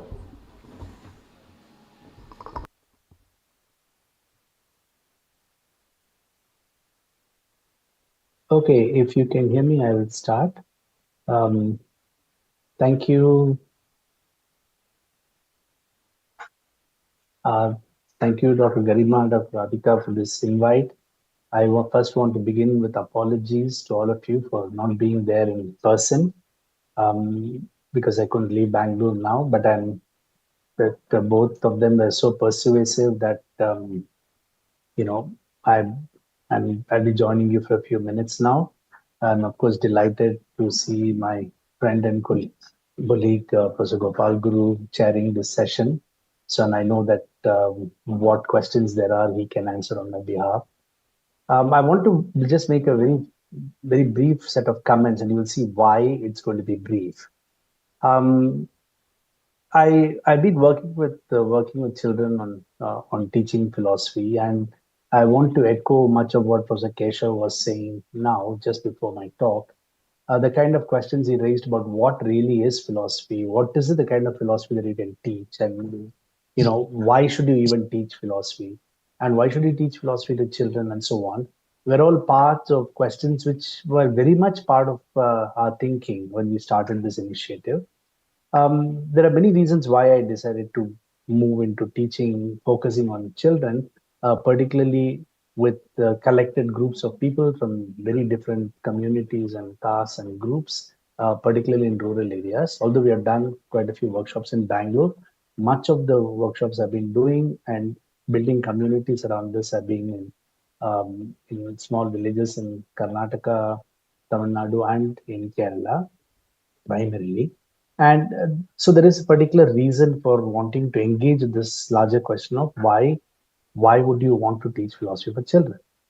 As I said, it's very difficult, particularly in Indian context, to escape from the question of what is this thing called philosophy? What kind of philosophy do you want to teach? How does one carry this burden, not just of what is called as Indian philosophical traditions, but also European modernity, contemporary thought, and there is this whole mix of things which happen, and there are many different departments work on very different philosophers and so on.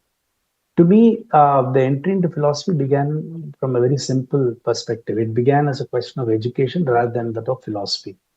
We've been hearing, of course, this larger question in education about, how students are being trained, how students are able to engage with the education system that they have, not within a discipline called philosophy, but in their own subjects like maths and English and science and social science and so on.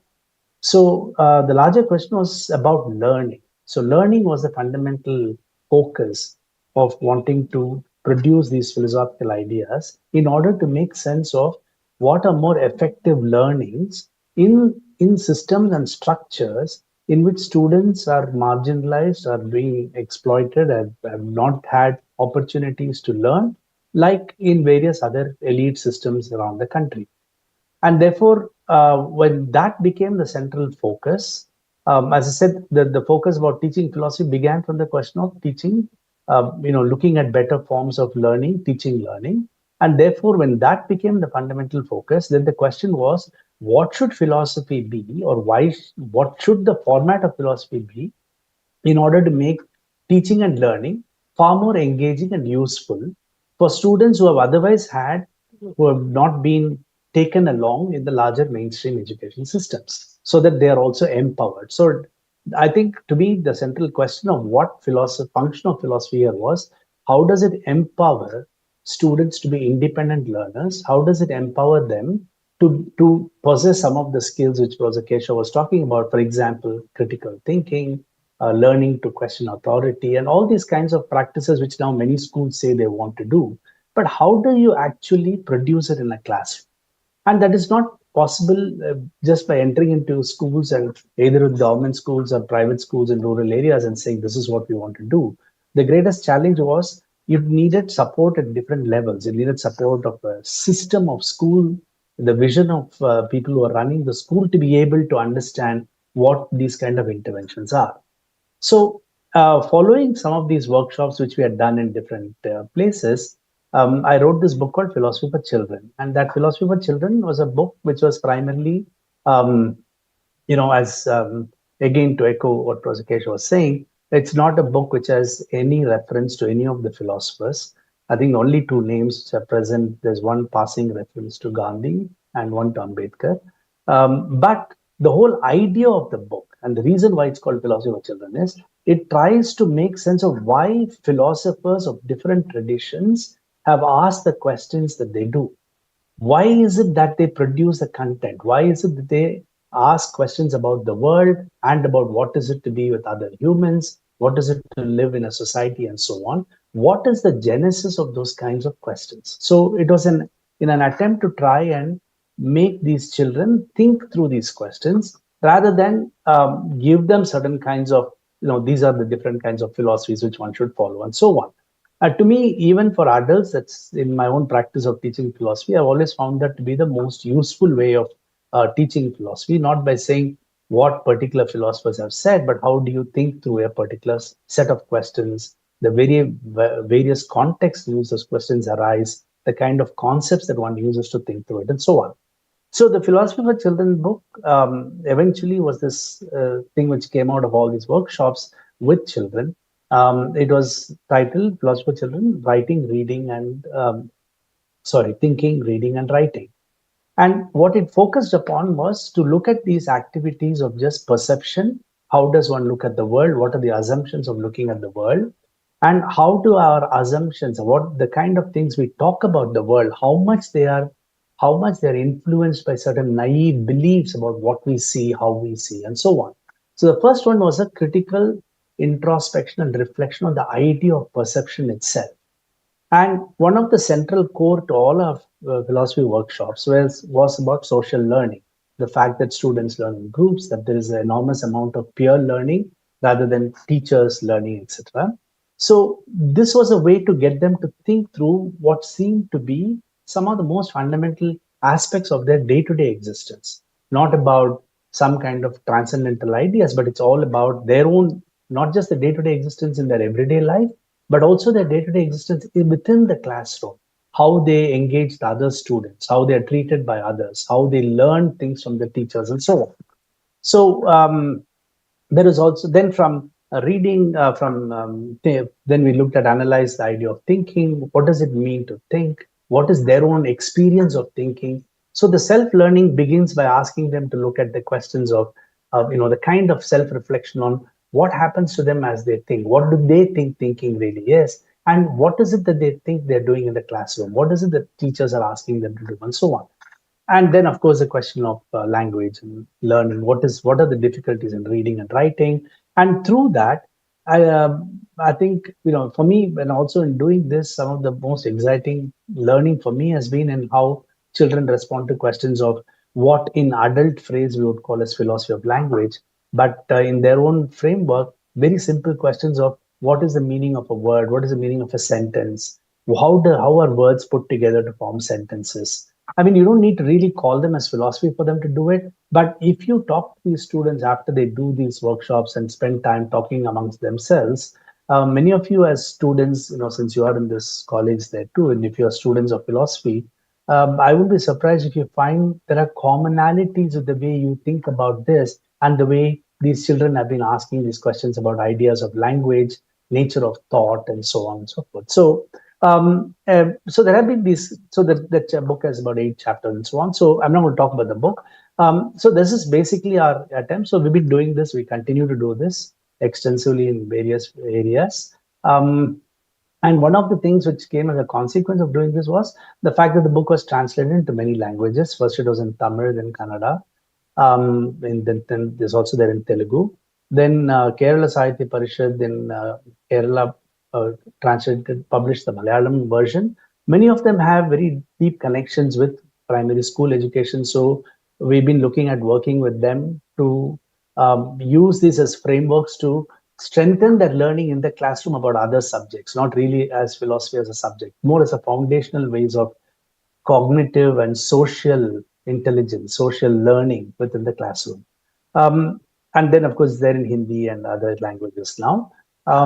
So that is part of the fundamental way by which we thought we would do this. Now, what happened and why I'm not talking too much about the book is because I thought the best way to really explore these kind of experiences, our own ideas about what philosophy is and what philosophy should be taught, is to have invite our friends who have actually been doing this work.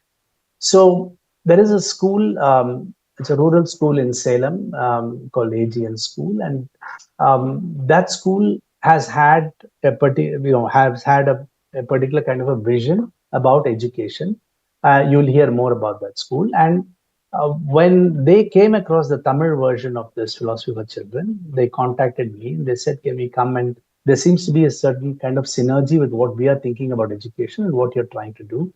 So when I went there and we talked to the students there and talked to the teachers and the chairperson of the school, and we realized that they were actually quite keen on trying to see if we could start some kind of engagement with their students. And we started with high school students to see if we could interest them in trying to see whether these kind of approaches through philosophy would help strengthen their own school classroom learning. And what happened was that it was a long engagement. I went there more than once. We did various workshops, etc. You'll hear a little bit about it. But the point is, the AGN school finally introduced in the last year philosophy as a regular curriculum, 1 hour every week for a year. And they also started something called Philosophy Lab. And so this has brought together a very interesting group of students in that area who have been trying to learn philosophy in the way we've been talking about it in this book. So there are teachers who have been trained in it. We have had one whole batch of students who have gone through it and they're thinking of other students. So I thought the best way to really think through this question, to add to all the rich ideas which we heard from Rosa Kesav and from others earlier, I'm sure, is to see and empirically what is it, how did this actually work in the classroom? What happens when you transfer some ideas, sometimes very esoteric questions of what philosophy is, into a classroom? And remember, again, that there are many first generation learners. It's actually, it's not even anywhere in the urban sector, that particular school. You have a very large number of students, some of the brightest students. I have some of the best workshops experience I've had has been in that school. So I thought it's perhaps more apt that we have those teachers who come and talk to us about their experience, very frankly, about whether it made sense to them and how did their students react to this. And again, there are various questions, not just about which philosophy we teach, etc., but also about questions about language.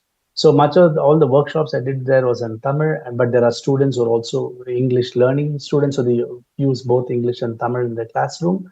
And so it's been a great learning experience for, I think, for both of us, for both our sides, to make sense of whether such initiatives actually make sense, what could be the strength, what could be the weaknesses of such initiatives. And I thought rather than talk about something in a more theoretical sense, I thought it's best that we have two teachers who have taken great pains to actually not just run this program with the support of the school and the staff over there, but also have been very generous to travel all the way from Konganapuram to here to be able to share these ideas with you. So I just thought with this very brief introduction, we can actually listen to what their experiences of and this whole encounter with the idea of philosophy in that particular kind of a school system is. The fact that we are trying to duplicate this or carry this over to various other schools, which is a long process, but in different languages and different parts in South India, it always gives us great hope that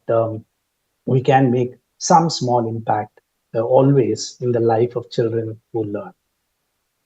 Thank you so much, Professor Gopal. If I can just stop now and they can then present. And if there are any questions, I'll stay on.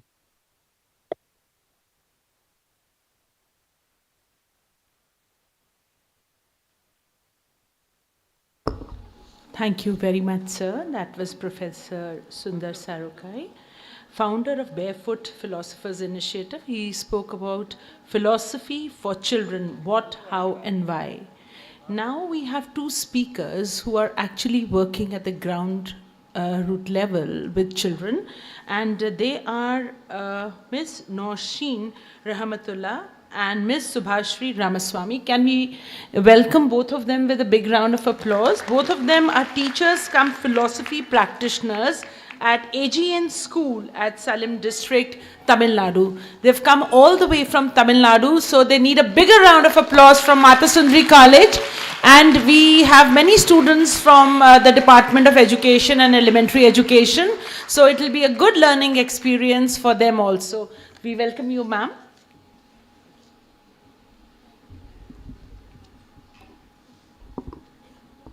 Thank you, ma'am. Thank you, Professor Sarukai, for your introduction and lead. You have been a great inspiration to us. Greetings to all. I'm Naushin, and here's Subhashri. And with me is Subhashri, my colleague. I'm a math teacher, and I have been teaching mathematics for 4 years.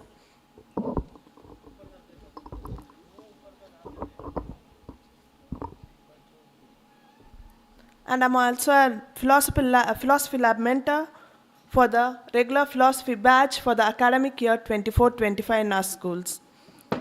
It's a proud privilege to stand before and address such an august gathering of dignitaries and esteemed academicians from across the country.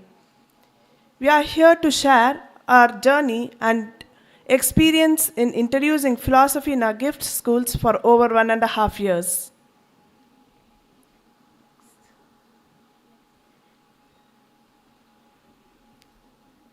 So today we are going to see why we felt the need of philosophy in our schools, visit and guidance of Professor Sarukai, launch of pilot program which comprises of workshop 1 which was guided by Professor Sarukai and philosophy labs which were facilitated by the lab mentors, workshop 2 which was again guided by Professor Sarukai, and the course completion, our current status, teachers' observation, the feedback survey of the students, the challenges we are facing, and the future plans on our limited views. I would like to give a brief outline about our gift schools. Our gift school comprises of 2 schools, AGN School and Upper Arivalayam. AGN School was established in the year 1998, over 25 years ago, which follows Tamil Nadu State Board curriculum, and we have approximately 2,000 students in our school. Upper Arivalayam was established in the year 2011, over 13 years ago, with CBSE board, and we have approximately 1,000 students And in overall, we have approximately 3,000 students in our schools. Our school's vision is to nurture and guide rural children for global opportunities. We have about 30% of the parents who are not college graduates, so that their children are poised to be the future first generation graduates. We have 40% of our students who come from homes of daily wage earners, and also we have a handful of children in our school who are the first generation school goers. And we are from a region where exposure to English language is also limited. Next.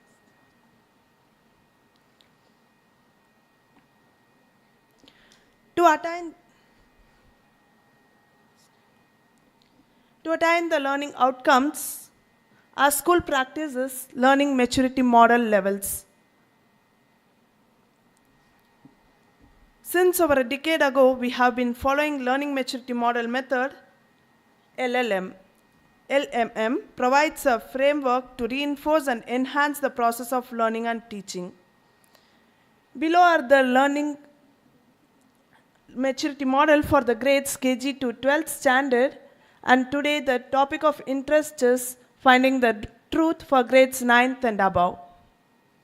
For grades 9th and above, the level finding the truth is introduced to foster critical thinking and nurture a scientific temperament.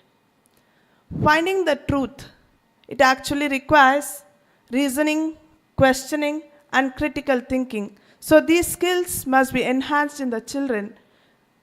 And also, finding the truth was a concept that resonates from the Thiruvalluvar's concept, Meipurul Kanal. Meipurul Kanal. So this is a concept of Thiruvalluvar from Tirukural, which is a classical literature with philosophical values. Thiruvalluvar's concept, Meipurul Kanal, means finding the truth or seeing the true nature or understanding the real essence. It is a call for questioning, critical thinking, and seeking deeper meaning.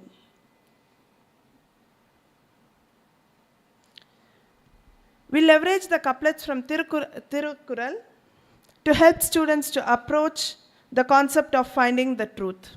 And here we have the couplets. Epporul yar yarvai ketpinum apporul meipporul kanbadu arivu. And which means whatsoever be heard from whomsoever. Finding the truth therein is wisdom. And another couplet.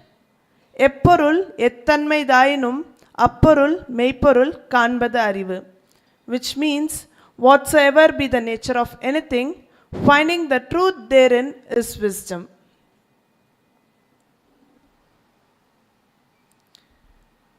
To reinforce the concept of scientific temperament and critical thinking, students recite the verse Meipporul unarum menmaye potri from Tirukural Mandiram in the school assembly mornings every day, which means praising the excellence of realizing the reality. So this is comprised from the Tirukural, which has 1,330 couplets, and out of it we have taken 108 mandirams and we recite it in our schools every day.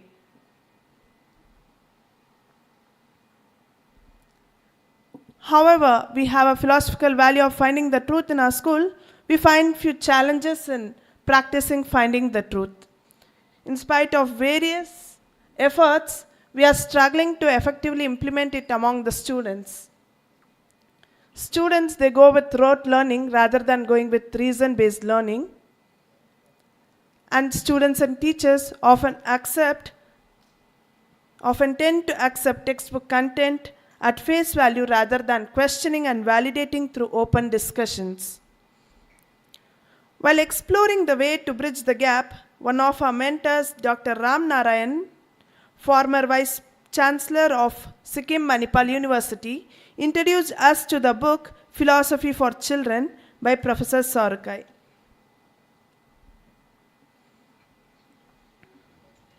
On going through this book, we realized philosophy as discipline to foster critical thinking ethical reasoning, and deeper understanding of the world, which resonated with our model LMM, finding the truth, or the type of thinking and learning skills we wanted to foster among students and teachers. So we thought of inviting Professor Sarukai to our schools.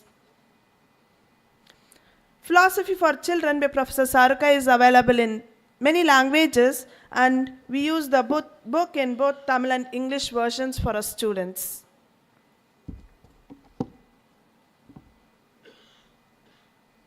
Professor Sarukai visited our schools in July 2022 and introduced philosophy to us. Here is a glimpse of Professor Sarukai's excerpt of his impressions after his first visit.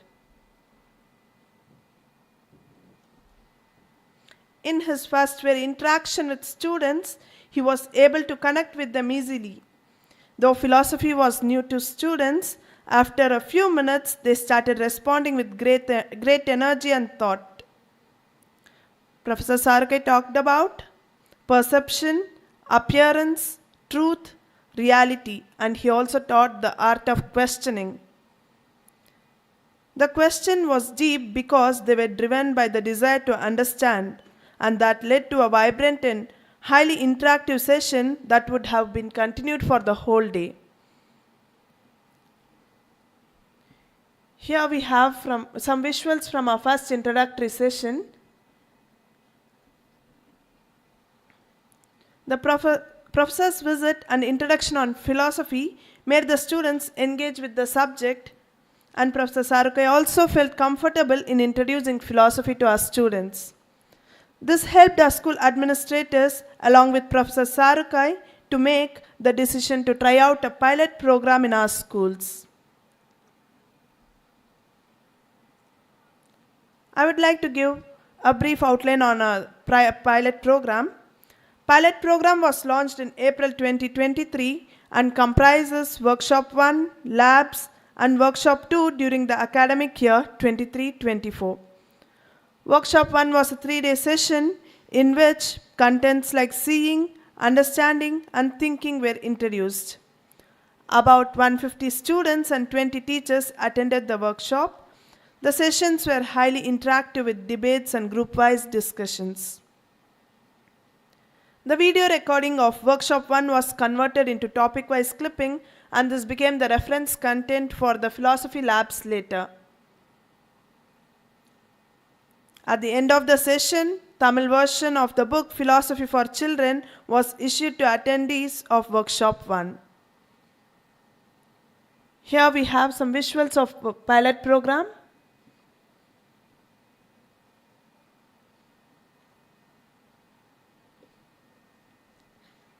Now I would like to tell about the philosophy labs. During the academic year 23-24, we conducted 20 weekly lab sessions, each 1 hour long, for 9th graders in both schools from August to March. Most of the philosophy lab mentors were math teachers. The philosophy lab mentors used the reference clipping and facilitated the discussions among students. The labs were primarily activity-based, with students conducting experiments on themselves. Debates were also encouraged. Mentors were pleasantly surprised by the deep involvement and critical thinking ability of the students on diverse topics.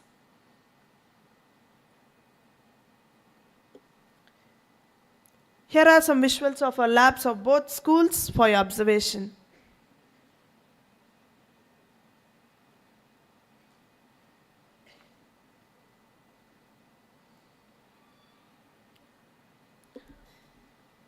So we are at the end of our pilot program. We ended the pilot program of the academic year 23-24 with Workshop 2, for which Professor visited our schools again.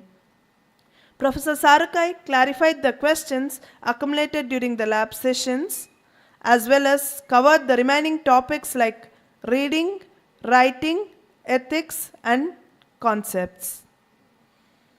We noticed the students were asking more in-depth questions as compared to the previous workshops. The videos on topics reading, writing were added to resource library for further reference. All the 9th graders were awarded course completion certificates. Here is the visual of pilot program participants.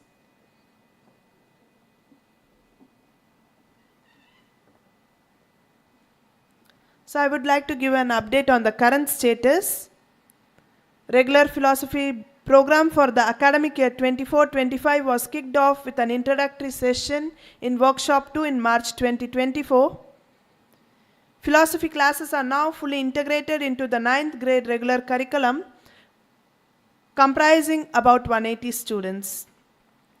This year we have planned 40 1-hour labs, and so far we have finished topics like seeing, thinking, appearance versus reality, and how animals see the world.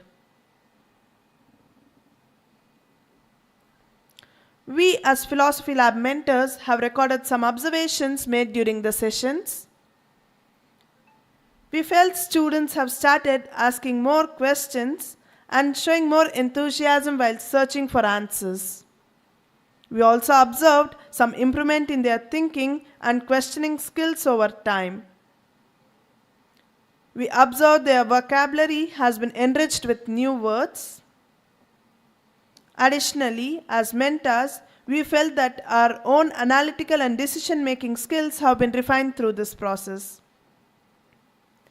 Mentoring has also helped us appreciate all responses in the classroom, whether right or wrong, fostering a more inclusive learning environment. Finally, we also received some positive feedback from the subject teachers, like students now feel confident enough to raise questions without hesitation. Students are able to interact with the teacher. To validate our observations and the impact of these sessions, we conducted a feedback survey for students. Now to take you through this, I will hand over the mic to my colleague Subhashri.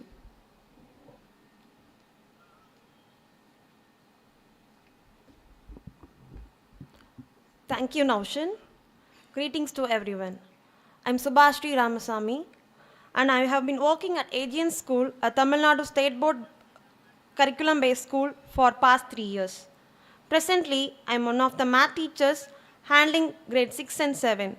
I'm also one of the philosophy lab mentors for the pilot program and also for the current program. I would like to mention that I'm the alumnus of this school. When I was studying in the school 9th standard, we did not have any programs like philosophy to expand our thinkings.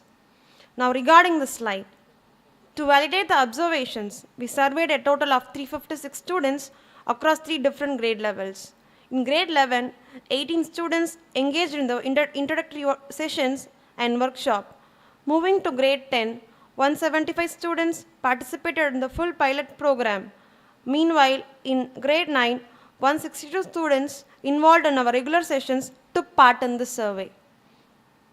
Next. I would like to share the results from the feedback survey we conducted with our students through Google Forms regarding the philosophy classes. Let's begin with the first question. Were the philosophy classes helpful to you?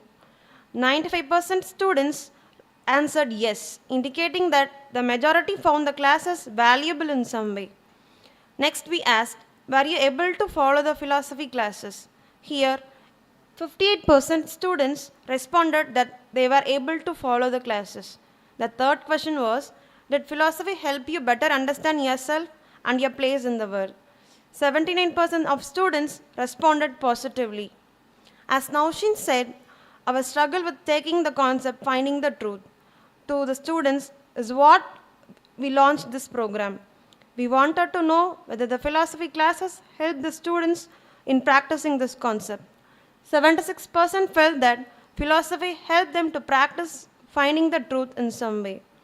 Finally, the fifth question was, do you think philosophy should be regularly taught in our schools? Here, 73% of the students responded positively. Next. The sixth question has 2 parts. The first part was, how did philosophy classes help you? In this question, we wanted to find find out some more details about how philosophy classes help the students. To provide some guidance to the students, we listed some attributes as follows: to learn other subjects, to see differently, critical thinking, and so on. Students rated each attribute on a scale from 1 to 5 that is given in the right side graph. For example, for the attribute to learn other subject, 3% of students gave rating 1, 8% gave rating 4, 8% gave rating 2, and 29% gave rating 3, and 20% of the students gave rating 5. On the left side, the table shows the sum of the top ratings 4 and 5. For the attribute to learn other subject, 58% of students gave top rating 4 and 5. This pattern was followed for the other attributes as well. For some attributes, feeling confident to ask questions in the class, 81% of the students rated these attributes as 3 to 5, suggesting that philosophy classes helped a majority of students feel more confident in asking questions. Feeling confident to oppose others' views, similarly, 81% of students rated this attribute as 3 to 5, showing that philosophy also encouraged the students to feel more confident in opposing others' views and expressing their own thoughts. We did not want to limit the students' ideas. We provided space for the students to mention the attributes that they found useful in their own. Those attributes are shown in the next slide. Next. These are the attributes mentioned by the students in the second part of the sixth question. These are not the actual responses. These are the attributes we summarized and we categorized under the categories listening, analytical skills, thinking, and empathy, while the rest are listed separately. As a mentor, I find the attribute to learn science as an interesting one because in the past years, we noticed some students were not interested in learning science. However, after attending philosophy, the interest to learn science seems to have increased among the students. I also noticed the skills, attitude change, listening to others' views, thinking from others' position reflect empathy. These qualities also resonate with importance of equality among the students. The next question was, did the philosophy class help you in practicing finding the truth in your studying and learning? As we saw earlier, 78% students said yes for this question. Some of the responses of the students are given below. I would like to highlight the key thoughts of the students. Learn not to believe all things, what I see and what I hear. I start to think in many different aspects. This helps us to find who I am and what is the truth behind every fact. Another student responded like, before I do want another saying, but now I am finding the truth. This is another student's response.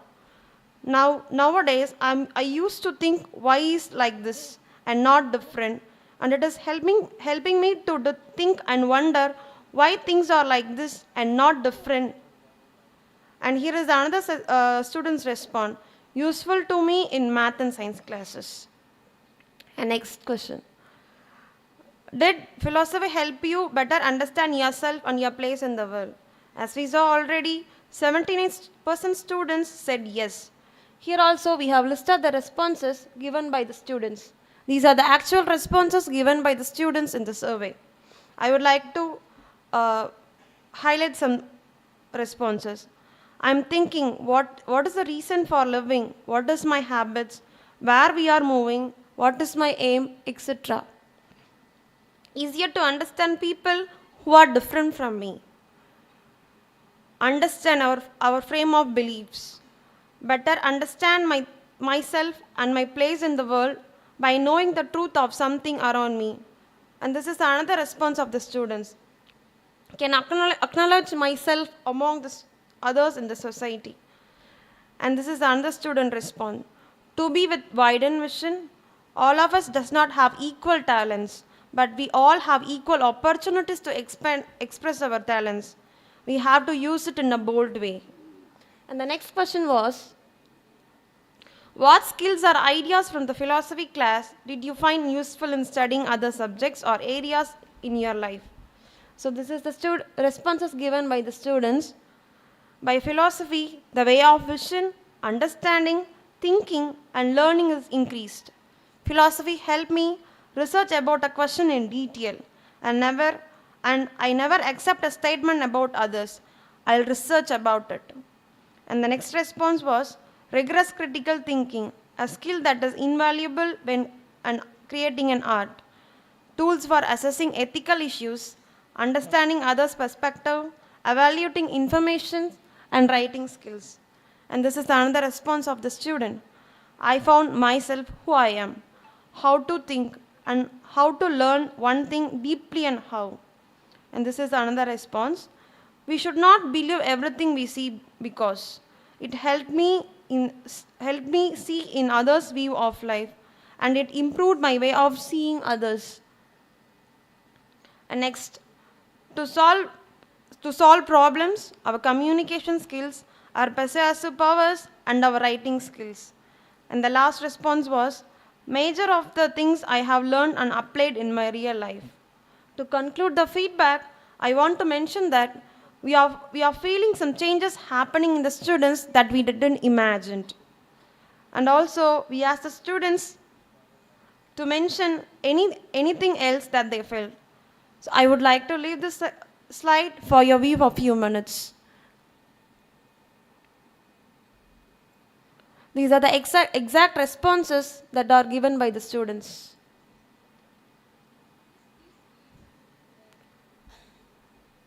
I'm speaking with everyone without fear. What is ethics, writing, being good, etc. Make philosophy classes regular for the students for 5th to 12th standard. Follow and come forward to learn more from this, not only in the school, but also after my school days. Next, one student wrote like, give chance to interested teachers also. Another response was, conduct daily classes or Sunday classes also. And next, another response, philosophy is useful and it is also confusion. We want live session. And the last response was, remain silent to understand the views of others. So these were the responses given by the students on their own when we asked them to mention any other thing. Next. So these are the challenges we faced in the philosophy labs. So one of the major issues, we mentors lack the prior training in philosophy. So we initially struggles to facilitate open-ended discussions, often tending to share our personal views rather than encouraging the students to explore more ideas independently. Additionally, only around half of the students are able to follow the philosophy lab sessions effectively. And around 10 to 15% of the students tend to dominate the discussions in the lab. And also, this was particularly challenging for the teachers as some students tend to dominate the discussions with others while others disengaged. Another challenge was there was a shortage of Tamil language resources such as philosophy videos, which made it difficult to provide consistent learning materials for the students. We also have some future plans that the GIFT schools are committed to continue philosophy classes in the future. Plans for the future to include more specialized training for the teachers to equip them with necessary skills to facilitate philosophy discussions effectively. There is also a proposal to introduce philosophy classes for grade 8 and 11 in the next academic year. I would like to end our presentation. Thank you.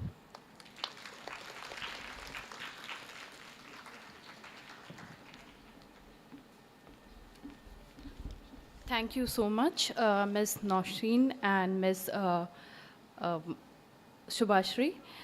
Thank you for sharing your research finding with us. I'm sure their research finding is going to give us a good output of this conference.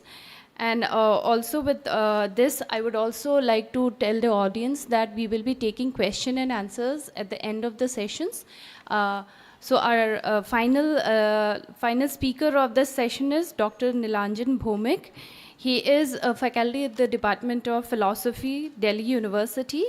His area of interest includes philosophy of language, linguistic philosophy, analytic philosophy, history of Western philosophy, logic, meta philosophy. Sir, the dice is all yours.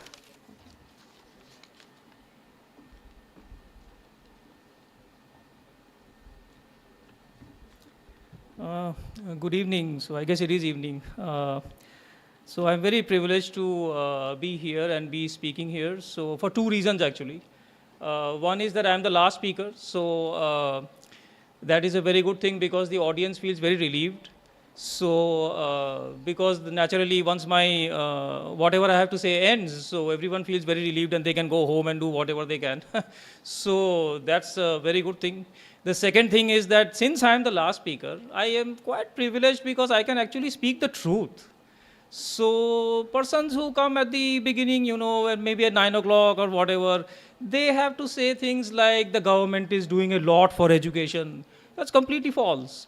But they have to say these things because it's, you know, 9 o'clock, it's like you have to say these things very responsibly and whatever, don't make any kind of odd statements.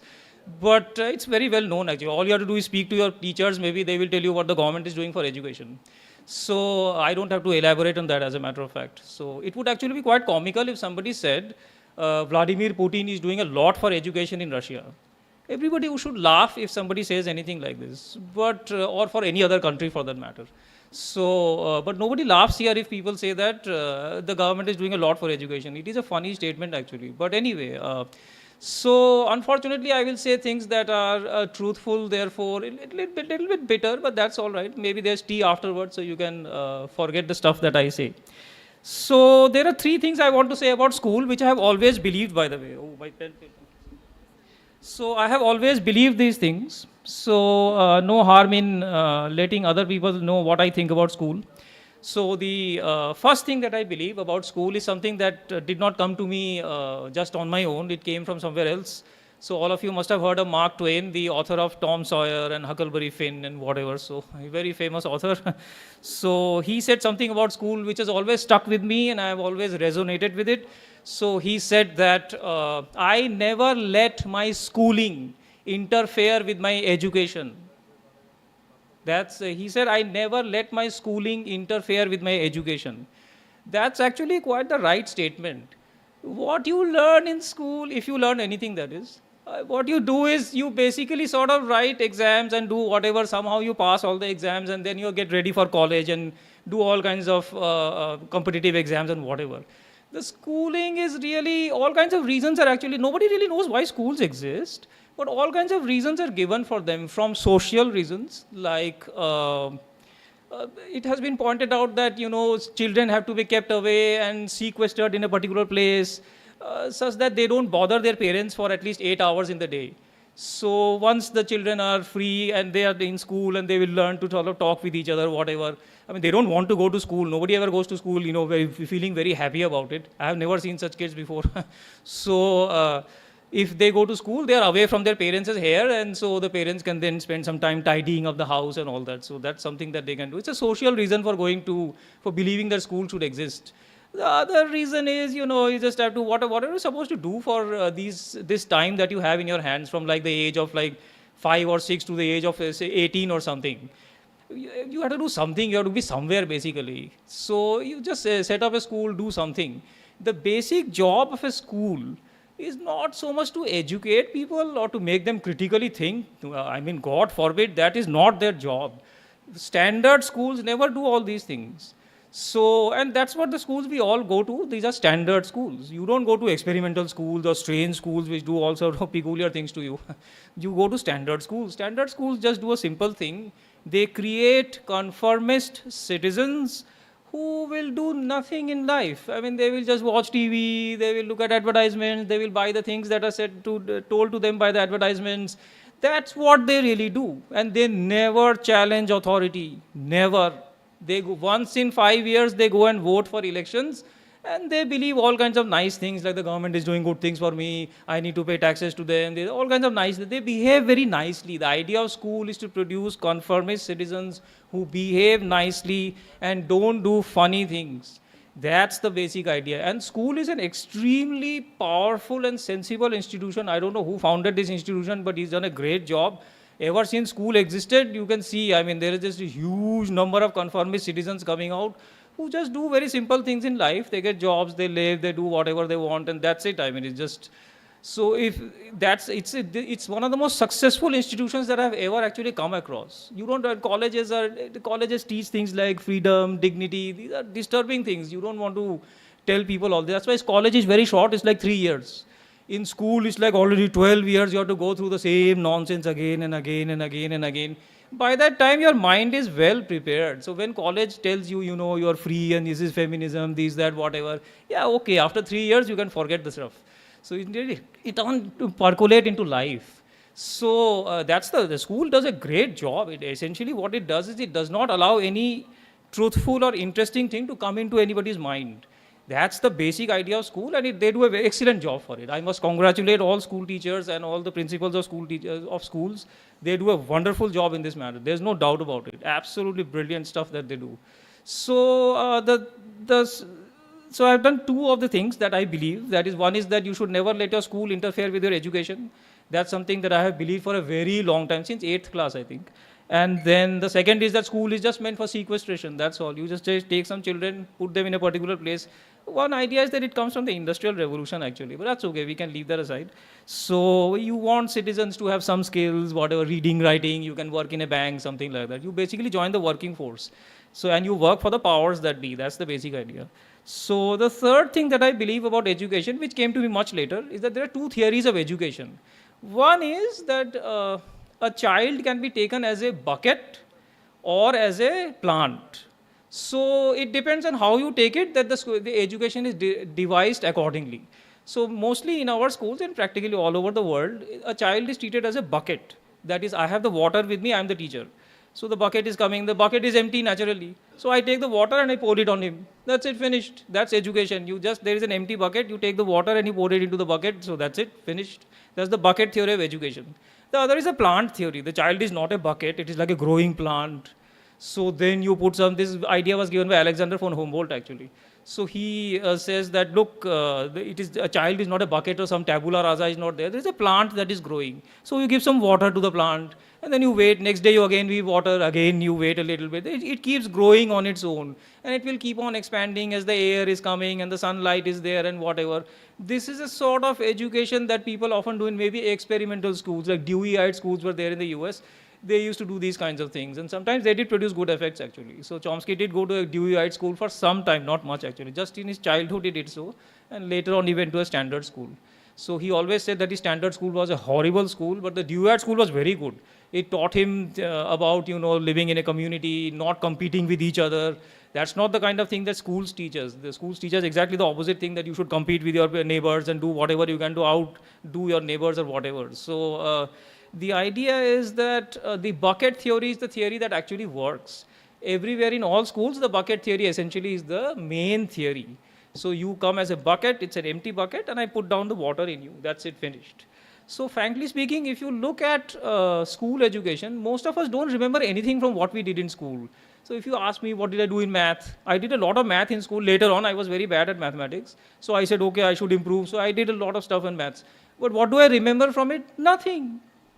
Absolute zero, nothing. The day I wrote my 12th exam and I came out of whatever building it was, I remembered nothing. And I never practiced it again ever. So, look, schools don't teach you anything at all. It's just like you just have to go through these years. You forget what is taught in school, and that's just what it is. So, frankly speaking, philosophy or any subject can be taught in school. It will have no effect on anyone. So that's an excellent argument for introducing philosophy in schools. It will have no effect on anyone. Nobody will remember anything. So you don't remember what you learned in math. You don't remember what you learned in physics. You remember simple things. Oh, Newton's law was there. Action, reaction, something. You don't even know how to state the law, actually. You just say, okay, action, reaction, something was there. So in the same way, if somebody teaches philosophy, you will say, yeah, okay, critical thinking was there. That's it. So we just remember the simple labels, we don't remember anything else. At least I don't, and I have never found anybody else who does. So even if you ask people, so in India people are very well trained, by the way. So if you ask them, oh, did you went to school, how did you like it? So they always say the same things. Oh, my school was wonderful, yeah, it is incredible. They're so well trained, it just amazes me. So, I mean, it's incredible how well trained people are here. They never say anything bad about their schools, even though their experiences were horrible. But they still say it was very good. Their schools must be very good, actually. They are great indoctrination camps. But anyways, so philosophy can be taught for this simple reason. Nobody learns anything in school. It's just a simple thing. So you can teach anything you want. It's not going to matter at all. It's irrelevant.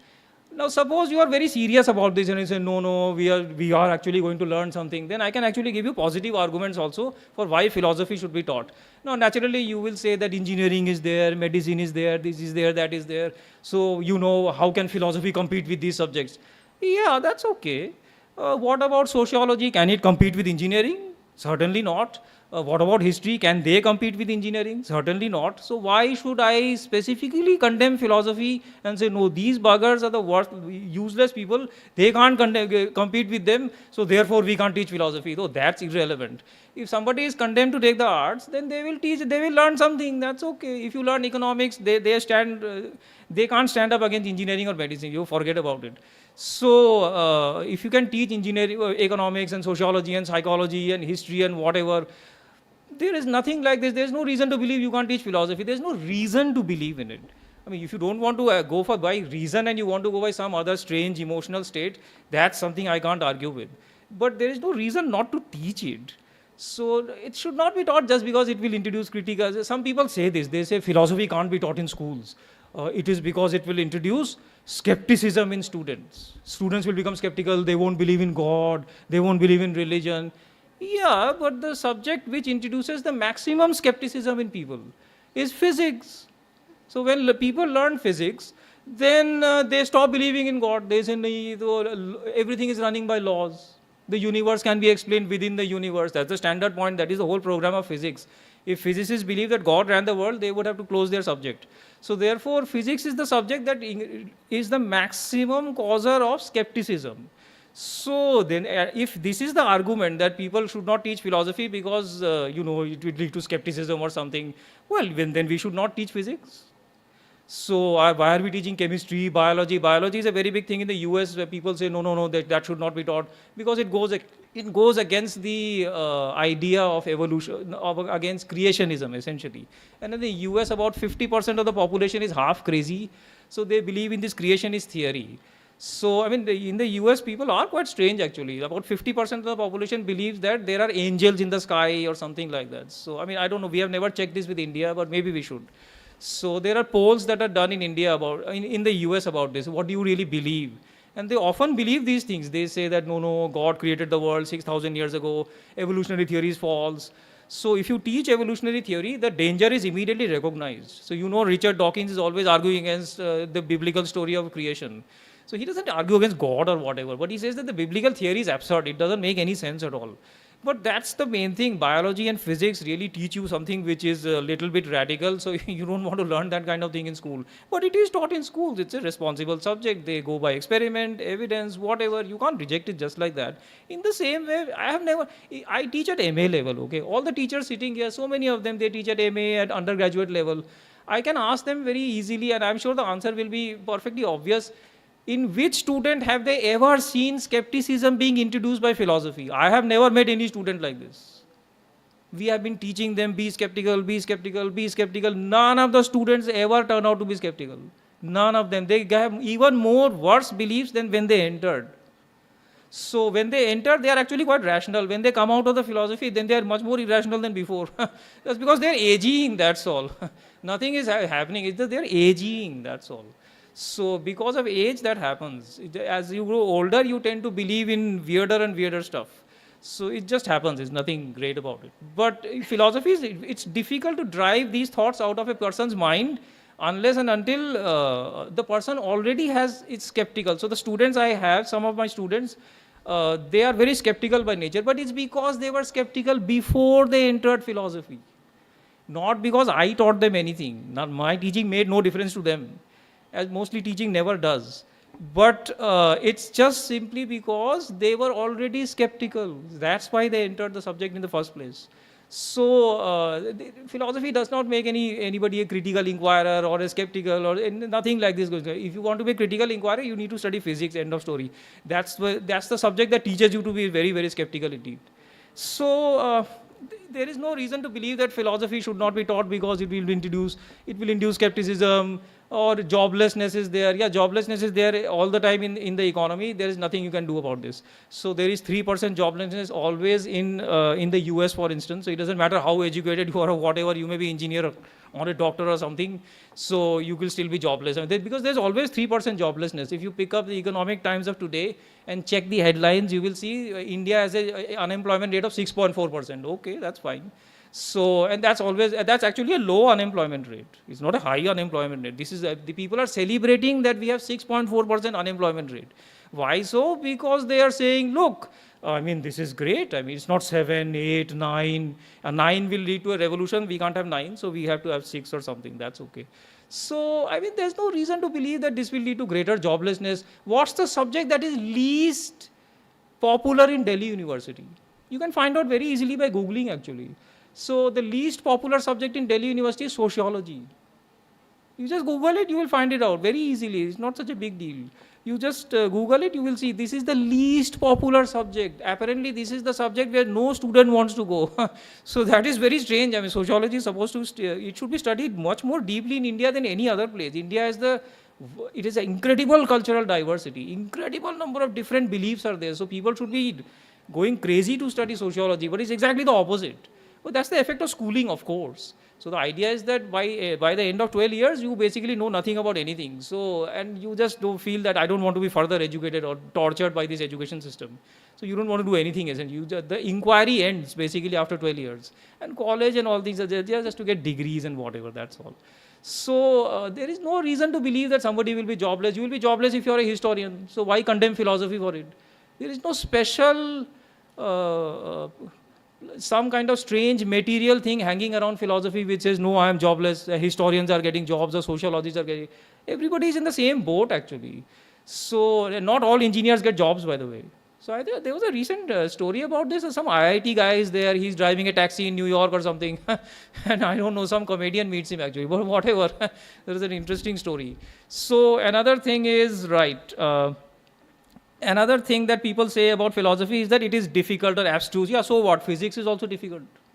So we teach mathematics we teach an enormous amount of mathematics at schools. It's almost like criminal how much mathematics we teach. It's astonishing. People learn linear programming, differential equation, these, that. Why can't you teach simple things like philosophy? It's like a simple thing. Anybody can learn this. So it just makes no sense to me. How can somebody say this is very difficult, abstract, very peculiar, abstruse? It makes no sense to me at all. Then you should stop teaching physics, chemistry, mathematics, all the sciences. They are much more difficult and abstract than philosophy. So there is no argument here either. Then one of the arguments people make are that there are, we are supposed to teach facts in school. This is one big argument. So in mathematics there are facts, in physics there are facts, in philosophy no facts are there. Well, firstly, this is false. There are facts. It's not like there are no facts. Secondly, even if there are no facts, what about other subjects? Firstly, don't tell me physics has any facts. Physics has been changing over the last about 600 years or so. One guy gives one theory, another guy says, no, that theory is not right. Then some other theory will come, chemistry people will say, okay, another theory is there, better theory is coming. So there are really no facts anywhere. It is just a kind of, maybe we live in a society where we think better of science or something, so, but there's no real rational ground for it. It is just a question of maybe just social thinking, nothing else is there. And what about facts in sociology or history? Nobody ever claims that they have subjects which have, the massive number of facts, except very simple ones that, okay, Akbar was born in this year or something. Beyond that, everything else is like just theory. So in philosophy also, you can get fact and you can get theory. Philosophy, just like history, sociology, any other discipline, is really part of culture and part of theory. So why not learn something which is part of culture and part of theory? It is the same thing. Physics is part of culture, part of theory. Poetry is part of culture, part of theory. So why not learn philosophy? It just doesn't make any sense to me. I mean, you can easily introduce this. Nothing is ever going to happen by introducing this subject. People think some very big thing is going to happen. Nothing is going to happen. It's not going to lead to better critical thinking. Indeed, there was a study like this. I will finish with this. There was a study like this in which American students were asked, they were taught philosophy, and they were asked, there were some studies done on them whether they are better at critical thinking than sociologists, historians, physicists, people in chemistry, whatever. Nothing. They all had the same amount of critical thinking. So nothing like this is there so far as rational checking is concerned. That can we find out whether philosophers are better at doing critical thinking? No, nothing like this is there. And these are all been checked. And indeed, these articles are published in philosophy journals, which are saying we, by teaching lots of philosophy, we are not creating any better critical inquirers. They are the same as in physics or economics or whatever subject. Nothing is going to change by putting philosophy in. It's just another subject you can put it in, just like we have put in psychology, sociology, whatever. You can put in philosophy as well. They learn something about their country, they learn something about the world. That's fine enough, really. And only the labels will stick ultimately. So they will learn, okay, Plato was there, some Greek philosopher. That's it. They won't learn anything beyond that. That is just unheard of, actually. Even in undergraduate or postgraduate levels, if you ask them, I remember I asked a student. So I said, what did you learn in modern Western philosophy? There was silence for a long time. Then they said, yeah, I think Kant was taught. This is the state of affairs in MA. So what can you expect in school? So in my opinion, philosophy should be introduced happily in schools. It won't make any difference, just like maths, physics, chemistry, sociology, history, none of them made any difference. So therefore, in the same way, philosophy is not going to make any difference. Nothing radical or weird is going to happen. Introduce it happily and just be happy with it. That's it. So thank you.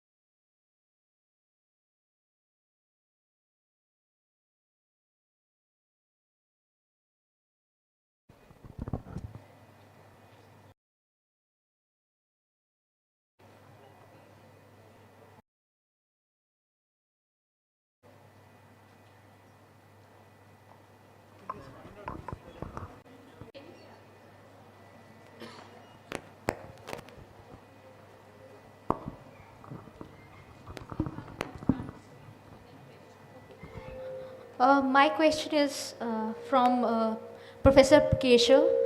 So this question is actually related to even my journey towards learning philosophy, because I was also a part of undergraduate program, and I have first encounter of philosophy in my undergraduate program as well, because I do not have philosophy in my 12th standard, though the very beginning of philosophy is the encounter of two terms, that the term philosophy itself and how it can be interpreted in Indian philosophical tradition, that is darshana. And we know that philosophy can be divided into two terms, that is philine and sophia, and philine means love and wisdom. So this question is, after introducing the term philosophy itself and after introducing these two terms, we have the most crucial thing in our encounter is the different categories or the different section of philosophy, that is the metaphysics, the epistemology, and the rest of the axiology, right? So it is the very initial point that teacher used to tell us about philosophy, that you must have to understand these beginning points, right? So my question is, should we have to avoid the meta discussion? Because in the very beginning, we are discuss about the metaphysics, the epistemology, and the axiology, because these are the very, initial or crucial point to understand philosophy. So should we have to avoid the meta discussion when we are going to introduce philosophy at a school level? And what should be the age Because I can recall the term when Aristotle says that in metaphysics that it comes after physics. It comes after physics means, does we have to encounter physics first, then we can have to introduce metaphysics, or we have some other options? That's from my question. Thank you.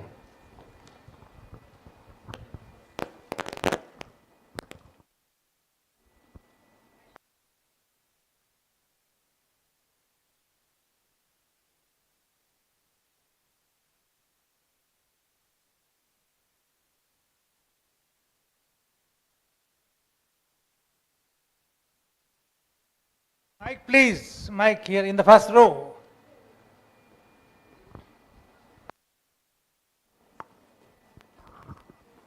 I wanted to ask the teachers from the Salem school, after your experience, are there some topics or questions that worked very well in the lab and some that you're not going to repeat? Can you give us some idea of that?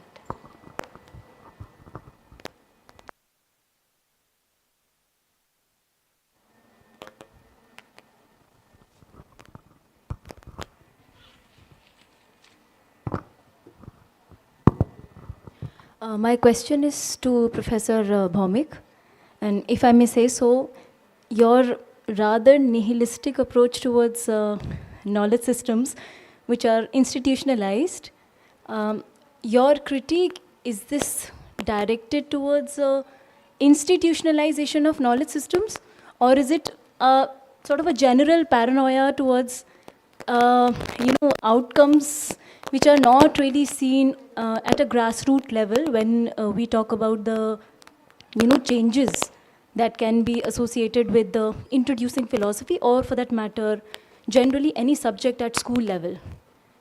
So yeah.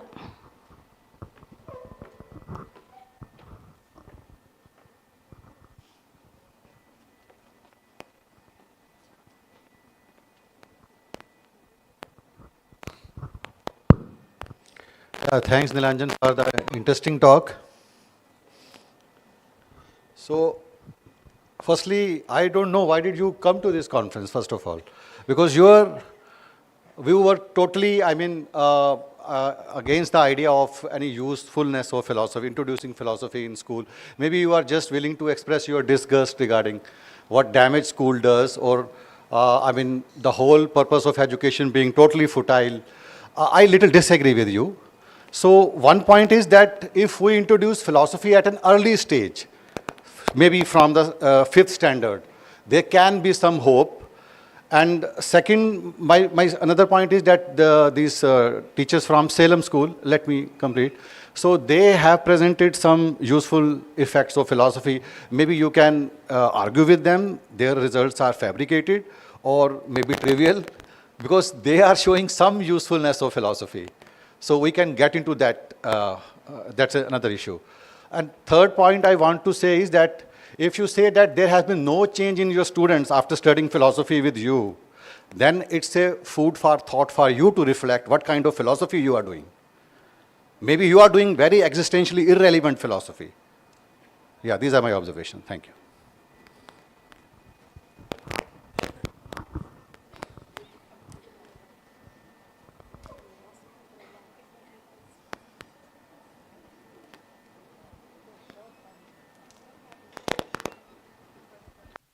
Is there a hand which I can't see myself from here?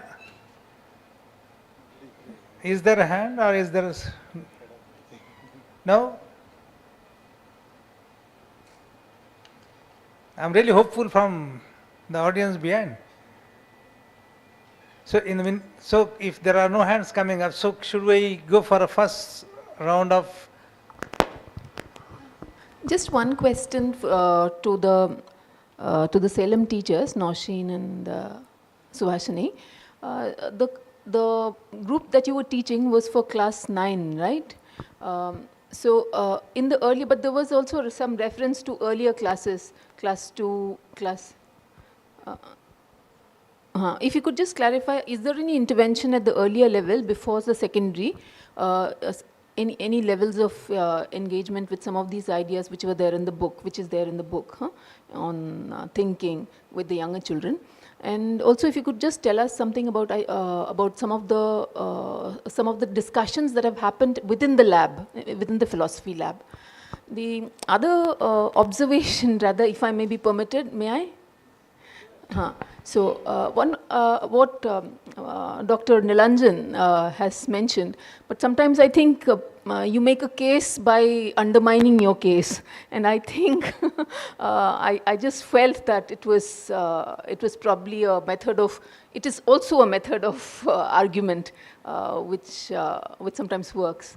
And I think you're probably, I mean, if I'm, please correct me if I have understood it differently, but are you making a case that by introducing the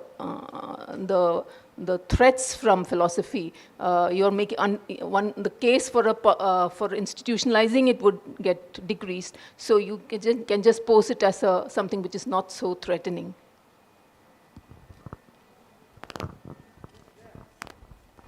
There.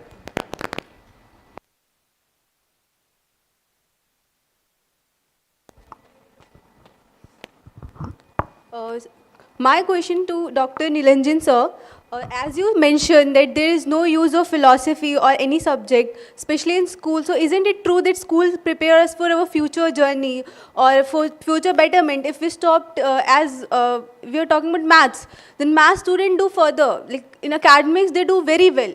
Not on, like the points you mentioned are for general life, but in school and in college we read to, like, basically to do something good, particularly in a professional set in a discipline. So isn't it true that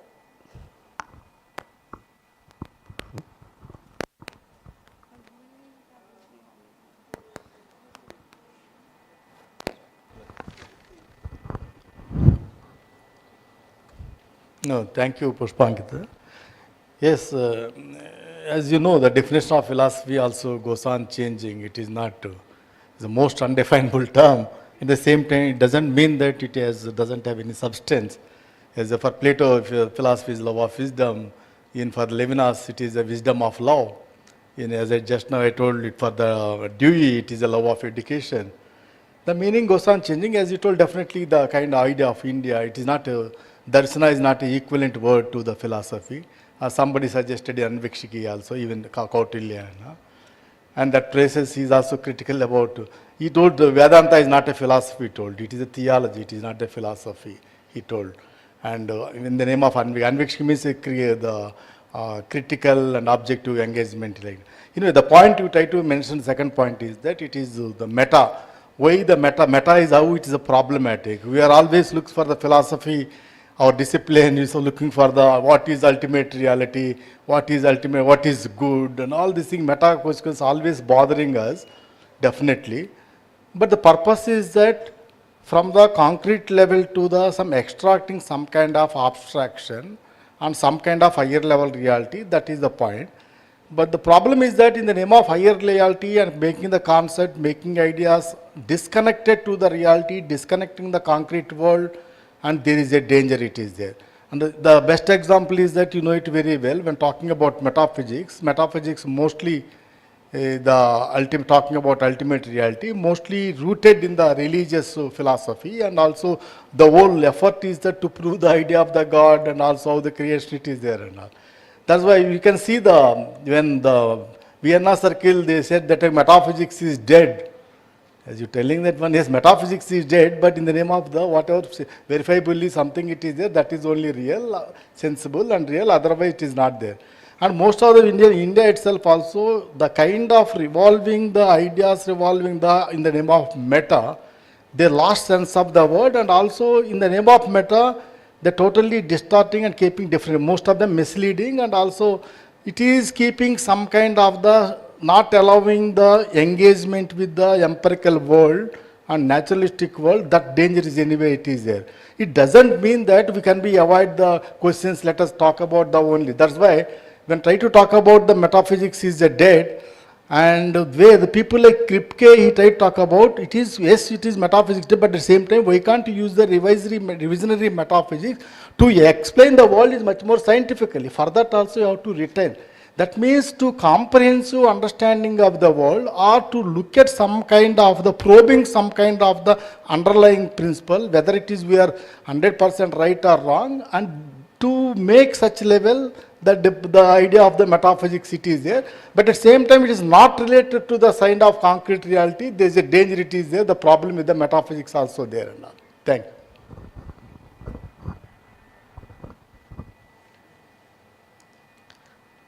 I would like to answer the questions, ma'am. First, I would like to interpret the questions. I wanted to say whether the question is right. What are the things that went right and what did not? What was wrong? Like what we don't want to repeat in the lab is the thing that went right was what the children feel was there is no book learning. First thing. Themes.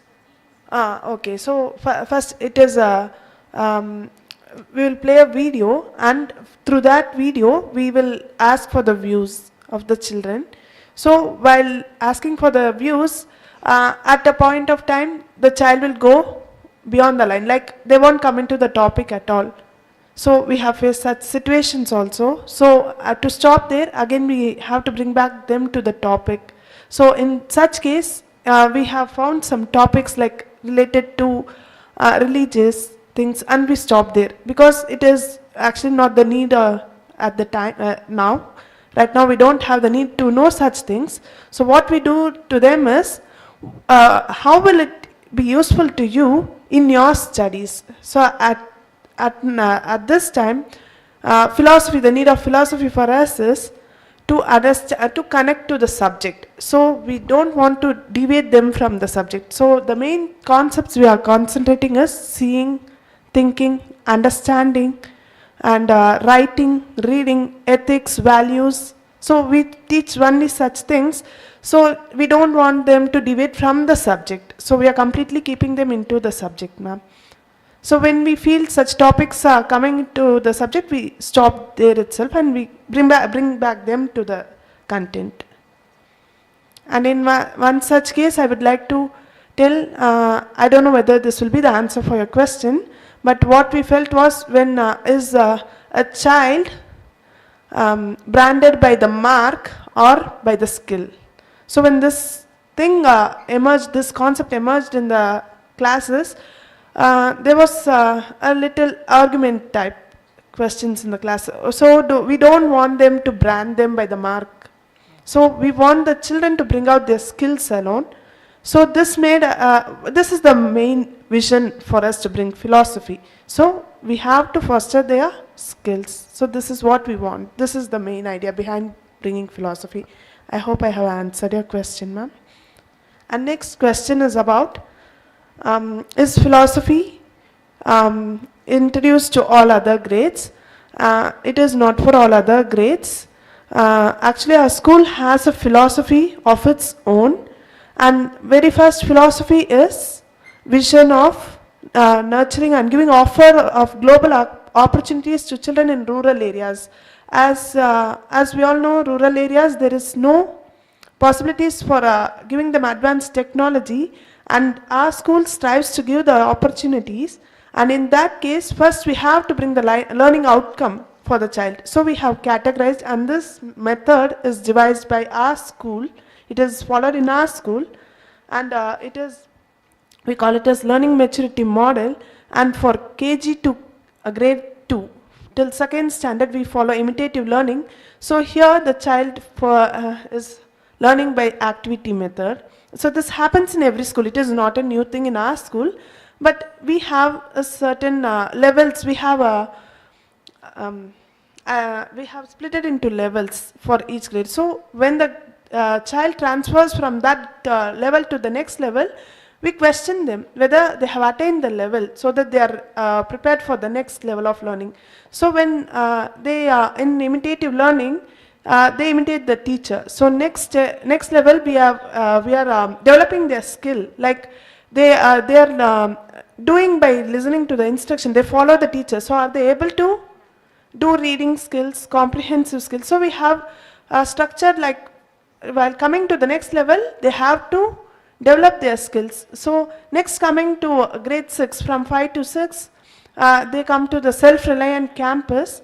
So here the child has to focus on its goal. So we feel the child must fix its goal for his or her future, so that he should work independently on it. He should know what he has to go, what he has to choose. So we are giving them self-reliant learning environment, and here next comes for grade 9 and above. And we have 6 principles like this, and 4th principle is finding the truth. So we are mainly emphasizing on 9th graders to finding the truth. It is not about getting good scores. Good score can be got by any child. If we train them in a night also, we can make a child to get good score. But our thing is learning for life matters.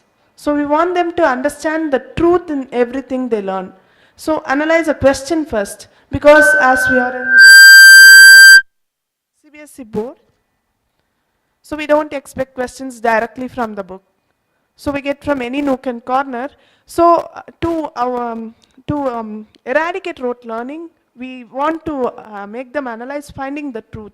That is where we were struggling, and in that case only we found philosophy. So right now we have introduced philosophy for grade 9, and also we are thinking why not we should introduce it to 8 also, so that we can bridge that gap for 8 and 9 when they get introduced to philosophy in grade 8. So in the future, they will be able to follow it when they come to grade 9, so that their learning will be easy. So we want to stop rote learning. So for this, we are actually concentrating on this, ma'am. I hope I have answered your question, ma'am. You want to give to Subhash? No, you can do it. Nilanjan, are you ready to yes, sir. Engage? Okay. I need the mic there, please. Thank you. All right, so there was a question regarding institutionalization, I think. So I think it was about, what is my attitude towards institutionalizing philosophy? Am I afraid that it is going to be institutionalized and therefore nothing is going to come out of it? Well, what's the empirical evidence for this? Well, if you institutionalize physics, for instance, so earlier on, you know, if you think about Archimedes, well, he's not working in some institution, so he just does whatever he does. But you take Newton, people later on, so once physics becomes institutionalized, it hasn't lost its vitality, so nothing much has happened to it. It's actually going on very well without, and if it loses that institutional structure, probably it will suffer very seriously. So maybe that's not the case with philosophy. So poetry, if you institutionalize it, suppose you say, we are going to teach poetry, and if people write poetry outside these institutions, we don't care about it. Poetry should be only written within this particular college or something like that. Well, that would damage poetry a lot. So, but philosophy is kind of strange in that way. It can be done non-institutionally. So Nietzsche did not, he was a philologist, of course, but he did not really belong to an institution in the sense of belonging to a philosophy department. But he did very good philosophy, no doubt about it. So Wilfrid Sellars, who was a very good member of an institutional setup, he was a very good philosopher without doubt. It is very difficult to say whether Wittgenstein is a part of an institution, not a part of an institution. It is just impossible to say. But I don't think philosophy has suffered heavily by institutionalization. Indeed, I think I have been misunderstood a bit. What I am saying is there is really no need for soul searching and say, oh, how should we introduce philosophy? Just introduce it. What is the problem? We have introduced sociology, we have introduced history, we have introduced psychology. So what's the problem in introducing philosophy? Is it somehow so incredibly different from these subjects? No, nothing like this is there.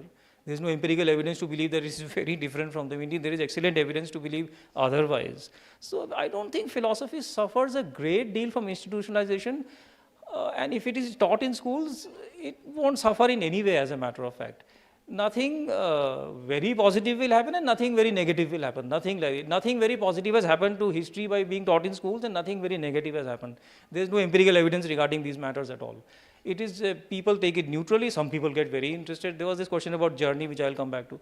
So institutionalization doesn't affect philosophy that much, though there are people who think that it should be done outside institutions. I mean, there may be some argument for this, but that doesn't affect the school argument. You can teach philosophy in schools. I'm not saying philosophy should not be taught in schools. Of course, it should be taught in schools. One must understand what school is meant for. That is the main thing. So if you understand what school is meant for, you will lose the fear of teaching anything. You can teach whatever you like. So it's really you can teach whatever you like in school. It's not going to matter much actually. Let me come back to the journey question before I pick up the other questions. So there's an issue regarding am I saying there is no journey decided by school? No, nothing like that. Some people can break through school and go through with their curiosity and learn something. Sometimes that doesn't happen because I don't pass. Let's say I don't get marks to study mathematics. Then I just do something else. But suppose I get marks and I'm very interested in math and I study it and do something with it. Yeah, that's fine. So yeah, but these cases are very rare as a matter of fact. Most of the, by the way, if you think about journeys from school, think about engineering. Now, I don't know about medical, so I can't say much about it. Think about engineering. How do people get into engineering schools? Well, most of them study in coaching institutes. Indeed, after from 10th and 11th and 12th, they just leave their school forever and they just study in the coaching institute. The school is merely a name that is, I don't know, some fraudulent name or something is decided. Something is done in quota and whatever. I have always been against this, but of course nobody is listening to this, so who cares about it? So, but I don't think that people should be dragged out of schools and sent off to some horrible hell like quota and learn some nonsense and do some engineering exam. But nobody's going to listen to me about this. So, but this idea that school is deciding a future journey does not apply to engineering. It doesn't apply to it. So, at least so far as our country is concerned, other countries, whatever is happening, fine, that I don't know about, I don't have empirical evidence about it. So, future journeys, yes, they can be decided by school, that's fine, but it's very rare that it is decided by school. Let me give you some examples. Some examples are not, let's take Shakespeare. He ran away from school at the age of 16. Take Bernard Shaw, he did not go beyond class 6 in school. Take Dickens, well, he couldn't pursue school because of his, he was not very rich, so that's all, he couldn't pay his fees. Take Churchill, he would leave a blob of ink on the paper, he didn't know what the answers were. In history, as a matter of fact, of all things on earth, he was known as a good historian. So he would leave a blob of ink in the paper. Take somebody like Neeraj C. Chaudhary, who failed his MA exam, even though he read so much for his MA exam, that he actually failed it. He didn't pass it, he failed the exam, because he read too much, he knew too much history. So this idea that school decides journey, this, that, yeah, sure, it does for engineering. By getting out of school, I do get into engineering institute. So in that sense, it does decide my journey. I mean, it's in rare cases it might. I haven't actually come across any case like this. So what I don't know everything. There's an issue regarding, I cited some study regarding are philosophers better at critical inquiry or on critical thinking? Well, there's been a study about this. It's the only study that I've seen. It's in Journal of American Philosophical Association. They have done a long study about first years to a graduate. This is not a study about school students. It's about graduate students, let's say in Mata Sundri College or whatever. They have done it in America. They have said that, look, we have studied graduate students in philosophy from first standard, second standard, third standard, and we have seen third year, that is. And so we have seen that they are not better than other students like physics or chemistry. It's the same thing, or sociology or whatever. They all are able to think critically in the same ways about various issues that have been presented to them. Philosophers don't show any better capacity in this matter. So nothing like this is there. I'm not saying that they are wrong about what they are doing, that they are doing perfectly fine. They have their data and that's fine. There's nothing wrong with that. So, I mean, whether should we introduce school philosophy at class 5? I mean, you can introduce it wherever you wish. I would say maybe introduce it at class 8 or something. That would be a little bit better. But if you want to introduce it at class 5, I'm fine with it. I mean, I have a particular view of school. It doesn't hurt me in any way to say you introduce it at class 1 if you want. That's fine with me. I'm arguing for philosophy, as I think the person there understood me properly. What I'm saying is, if you introduce a subject of any kind, you should not feel bad about it. Why do you feel bad about introducing philosophy? It's perfectly all right to introduce it. There's nothing wrong in that. Wait, I'm just coming back to it. So, Then why are you holding the conference? Hmm. No, what is the topic of the conference? It's about problems and prospects of introducing philosophy in schools. What is the conference about? It is about, if I read it correctly, it's about problems and prospects of introducing philosophy in schools. This is what it is. So that's what I'm discussing. The problems are this. The problems are people think it's too abstract a subject, it will not lead to jobs.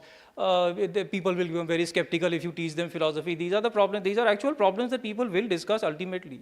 They will say, why should we introduce another subject that does not lead to jobs? Yeah, what about history? Is it leading to jobs? So what about political science? Does it lead to jobs? Well, I don't know. This argument doesn't seem to stand any scrutiny at all. This seems like a very simple argument to me. Why don't say that we should, if history doesn't lead to job, we should close history. Why should you, how can you possibly learn anything about the history of India without knowing some philosophy about India? You should learn something about Buddhism because it spread practically over half the world at that time, of course. So we have to understand these ideas. If we can't understand that idea unless we know something about Buddhism, as to why did it spread so fast all across a particular region of the world. That doesn't seem to make any sense. I mean, replacing powerful ideologies like Taoism and Confucianism, how is that even possible? It just doesn't make any sense. So there must be something very special about Buddhism that it was able to do this. We can't understand this unless we actually read Buddhism and the student actually sees, okay, this idea was there, it sort of spread across the world. Why did it happen? It just, are any contemporary ideas, do they exist such that they spread across the world coming from India? Well, not really, not right now. But previously it was like this. So it's kind of, if you learn history without learning philosophy, in many cases, even including Europe as well, it won't make any sense at all. Then you simply learn dates, essentially. That's all. The king, they ruled here, Enlightenment happened at this time, French Revolution 1789. That's what you really learn. If you can learn the philosophy as well behind it, that would be nice. So I would certainly say philosophy should be taught. It would give them a much better idea of history, as a matter of fact, more than anything else, because philosophy has been central to large movements in history. At least till now, maybe it will change later. So that is there. There is an issue about whether I should question my own teaching regarding, because students were not influenced by me. Yeah, but then I asked a student who was specifically not taught by me. So I did not ask a student who was taught modern philosophy by me. Modern philosophy was taught by somebody else who I don't wish to name. So I asked that student, because I was writing a recommendation for that student. So I said I would like to write something which, and naturally since I'm recommending the person to a foreign institution, so I would like to say what you have read in modern philosophy and whatever. The student remembered nothing. Whereas doesn't reflect on my teaching, I didn't teach her. So what can I do about this? But I have to ask these questions if you're writing a recommendation. What I'm saying is, do philosophy in schools. There's nothing, there's this idea there is some great problem that is there. Nothing like this is there. But there are no great prospects as well. Yeah, sure.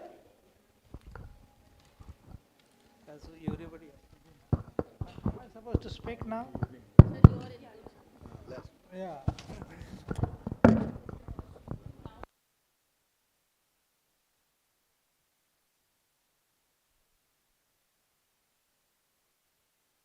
So now I would request the chair to sum up the session. Thank you. Dear friends, first of all, I must thank the organizers for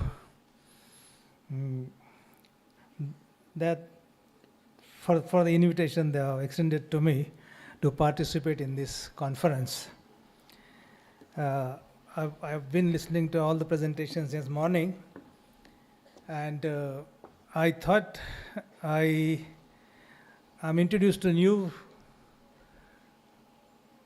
areas of interest in the school education, and philosophy is one new area which I thought was very important, and I should congratulate the college for taking up this project of exploring as to how to teach philosophy at the school level and what are the problems and the prospects of doing so. We also have heard 4 very important presentations in the afternoon session, and I am supposed to comment on them. I think the comments have, the feedback has come up through the discussion. So I don't think there is anything special left for me to comment on. I mean, of course, Nilanjan has provoked many of us, and he has a, I mean, provocation can lead to thoughtfulness. So let's put it positively. He looked to be dismissive, but there is a promise in what he's saying. And I tend to believe that school with other subjects, including philosophy, is a space which is so important for us in this country. There's some noise coming from the audience. Can you just listen to me for a few minutes? Can you just listen to me for a few minutes? I'll just close within a few minutes. I'm trying to underline the emphasis of the school and the place of philosophy in the school.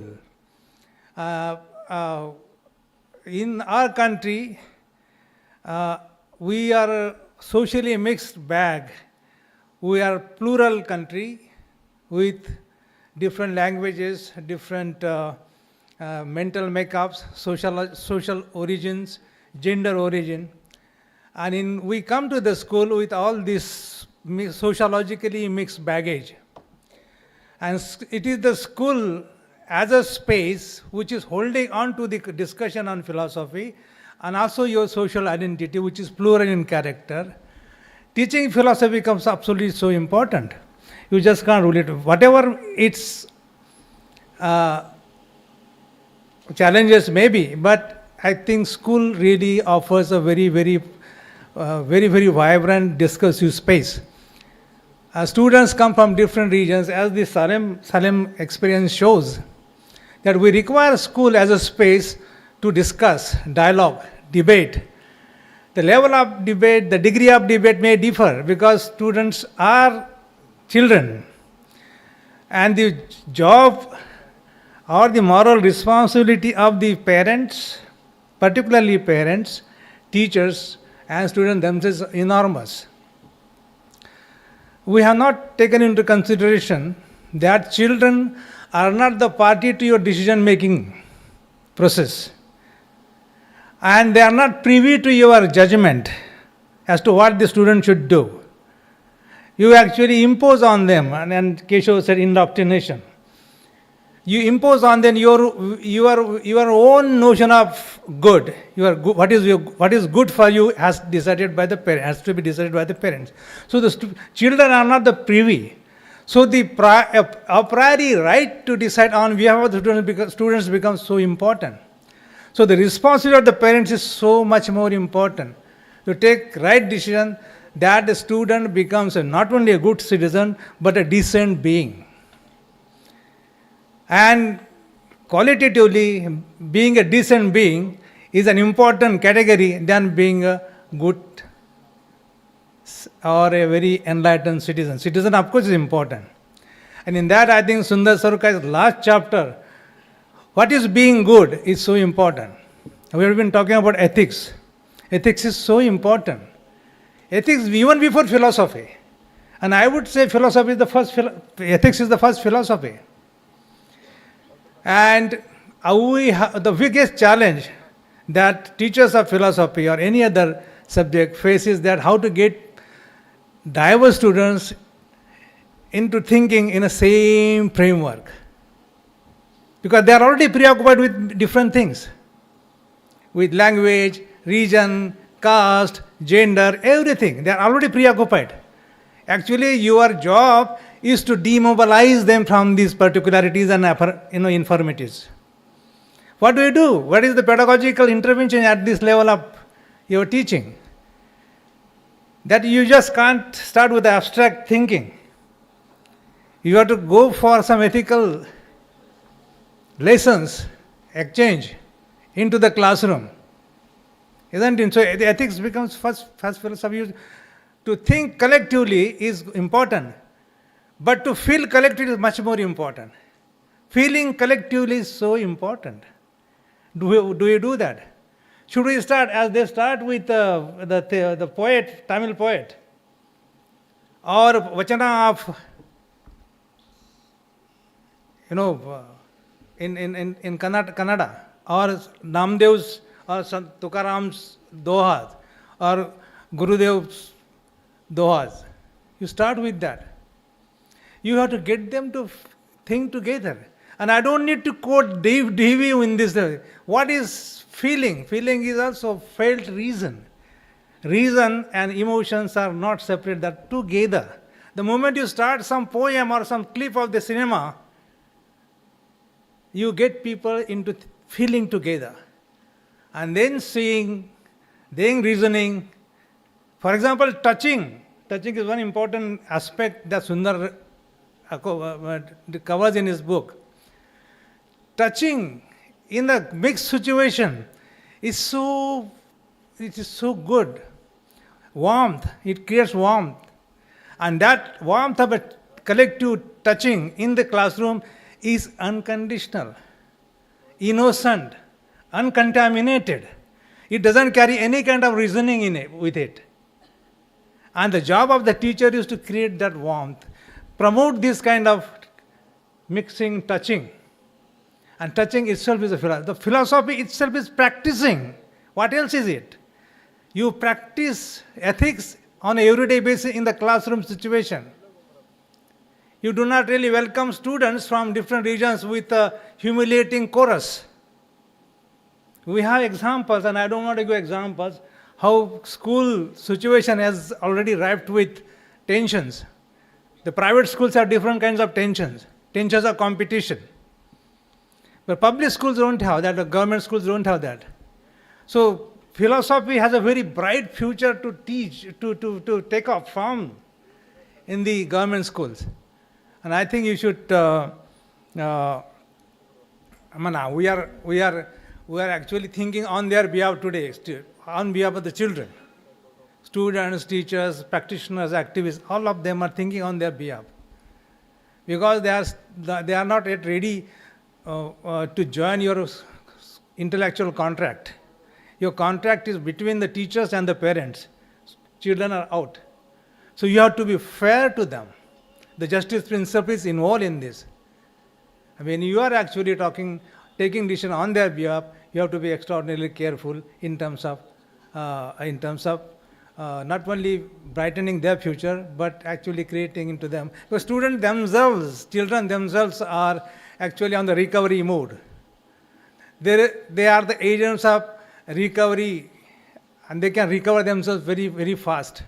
You don't have to induce anything from outside. And as Sundar again says that thinking is a fun. It's not a burden. In whatever way you want to describe it, within the school or outside, but thinking is a fun. And fun is that you go from one property to another property. When you are doing a painting or connecting something, you are going from one point to another point, and going from one to another creates a lot of joy among the students, among the children. So thinking is not something wrought or something very burdenful. You must take a pause, think, go ahead. So I think when you are reading a text or a poem or doing anything else, you stop, go ahead. So there's a movement. Movement also has an aesthetic moment involved in it. Thinking is a fun. So make thinking as a fun, not a burden. And philosophy is nothing but teaching with fun. Teaching some difficult subject in fun. Actually, the book by Sundar is so graphically presented, it doesn't look to be a burden. And as Ravi was mentioning in the morning, that the language is a problem, the style is a problem. And we have to change that. And I think that's urgent. I agree with him on this count, very important point. Should I say thank you to everybody and to the organizer for giving me this opportunity to speak something. Thank you so much.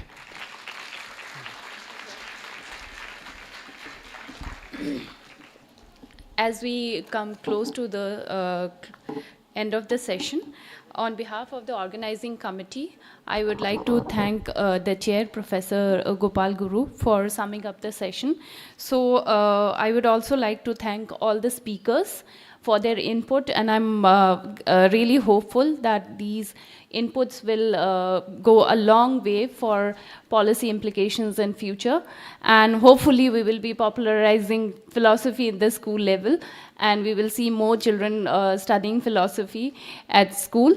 And on this note, I would also like to thank Professor Sarukai for igniting such an experiential learning for the children. And his book, I'm hopeful everyone is going to read now. And we will also learn more about the experiences. And I would like to thank all the audience for staying back till late, and especially the students, because generally they come from far off places, and I'm really glad that you are still here today. And tomorrow our session starts at 9:30 sharp, and we'll see you again tomorrow at 9:30. And we will be serving tea at the same multipurpose hall. So thank you so much, and we will discuss further with tea which is being served at a multipurpose hall. Thank you so much.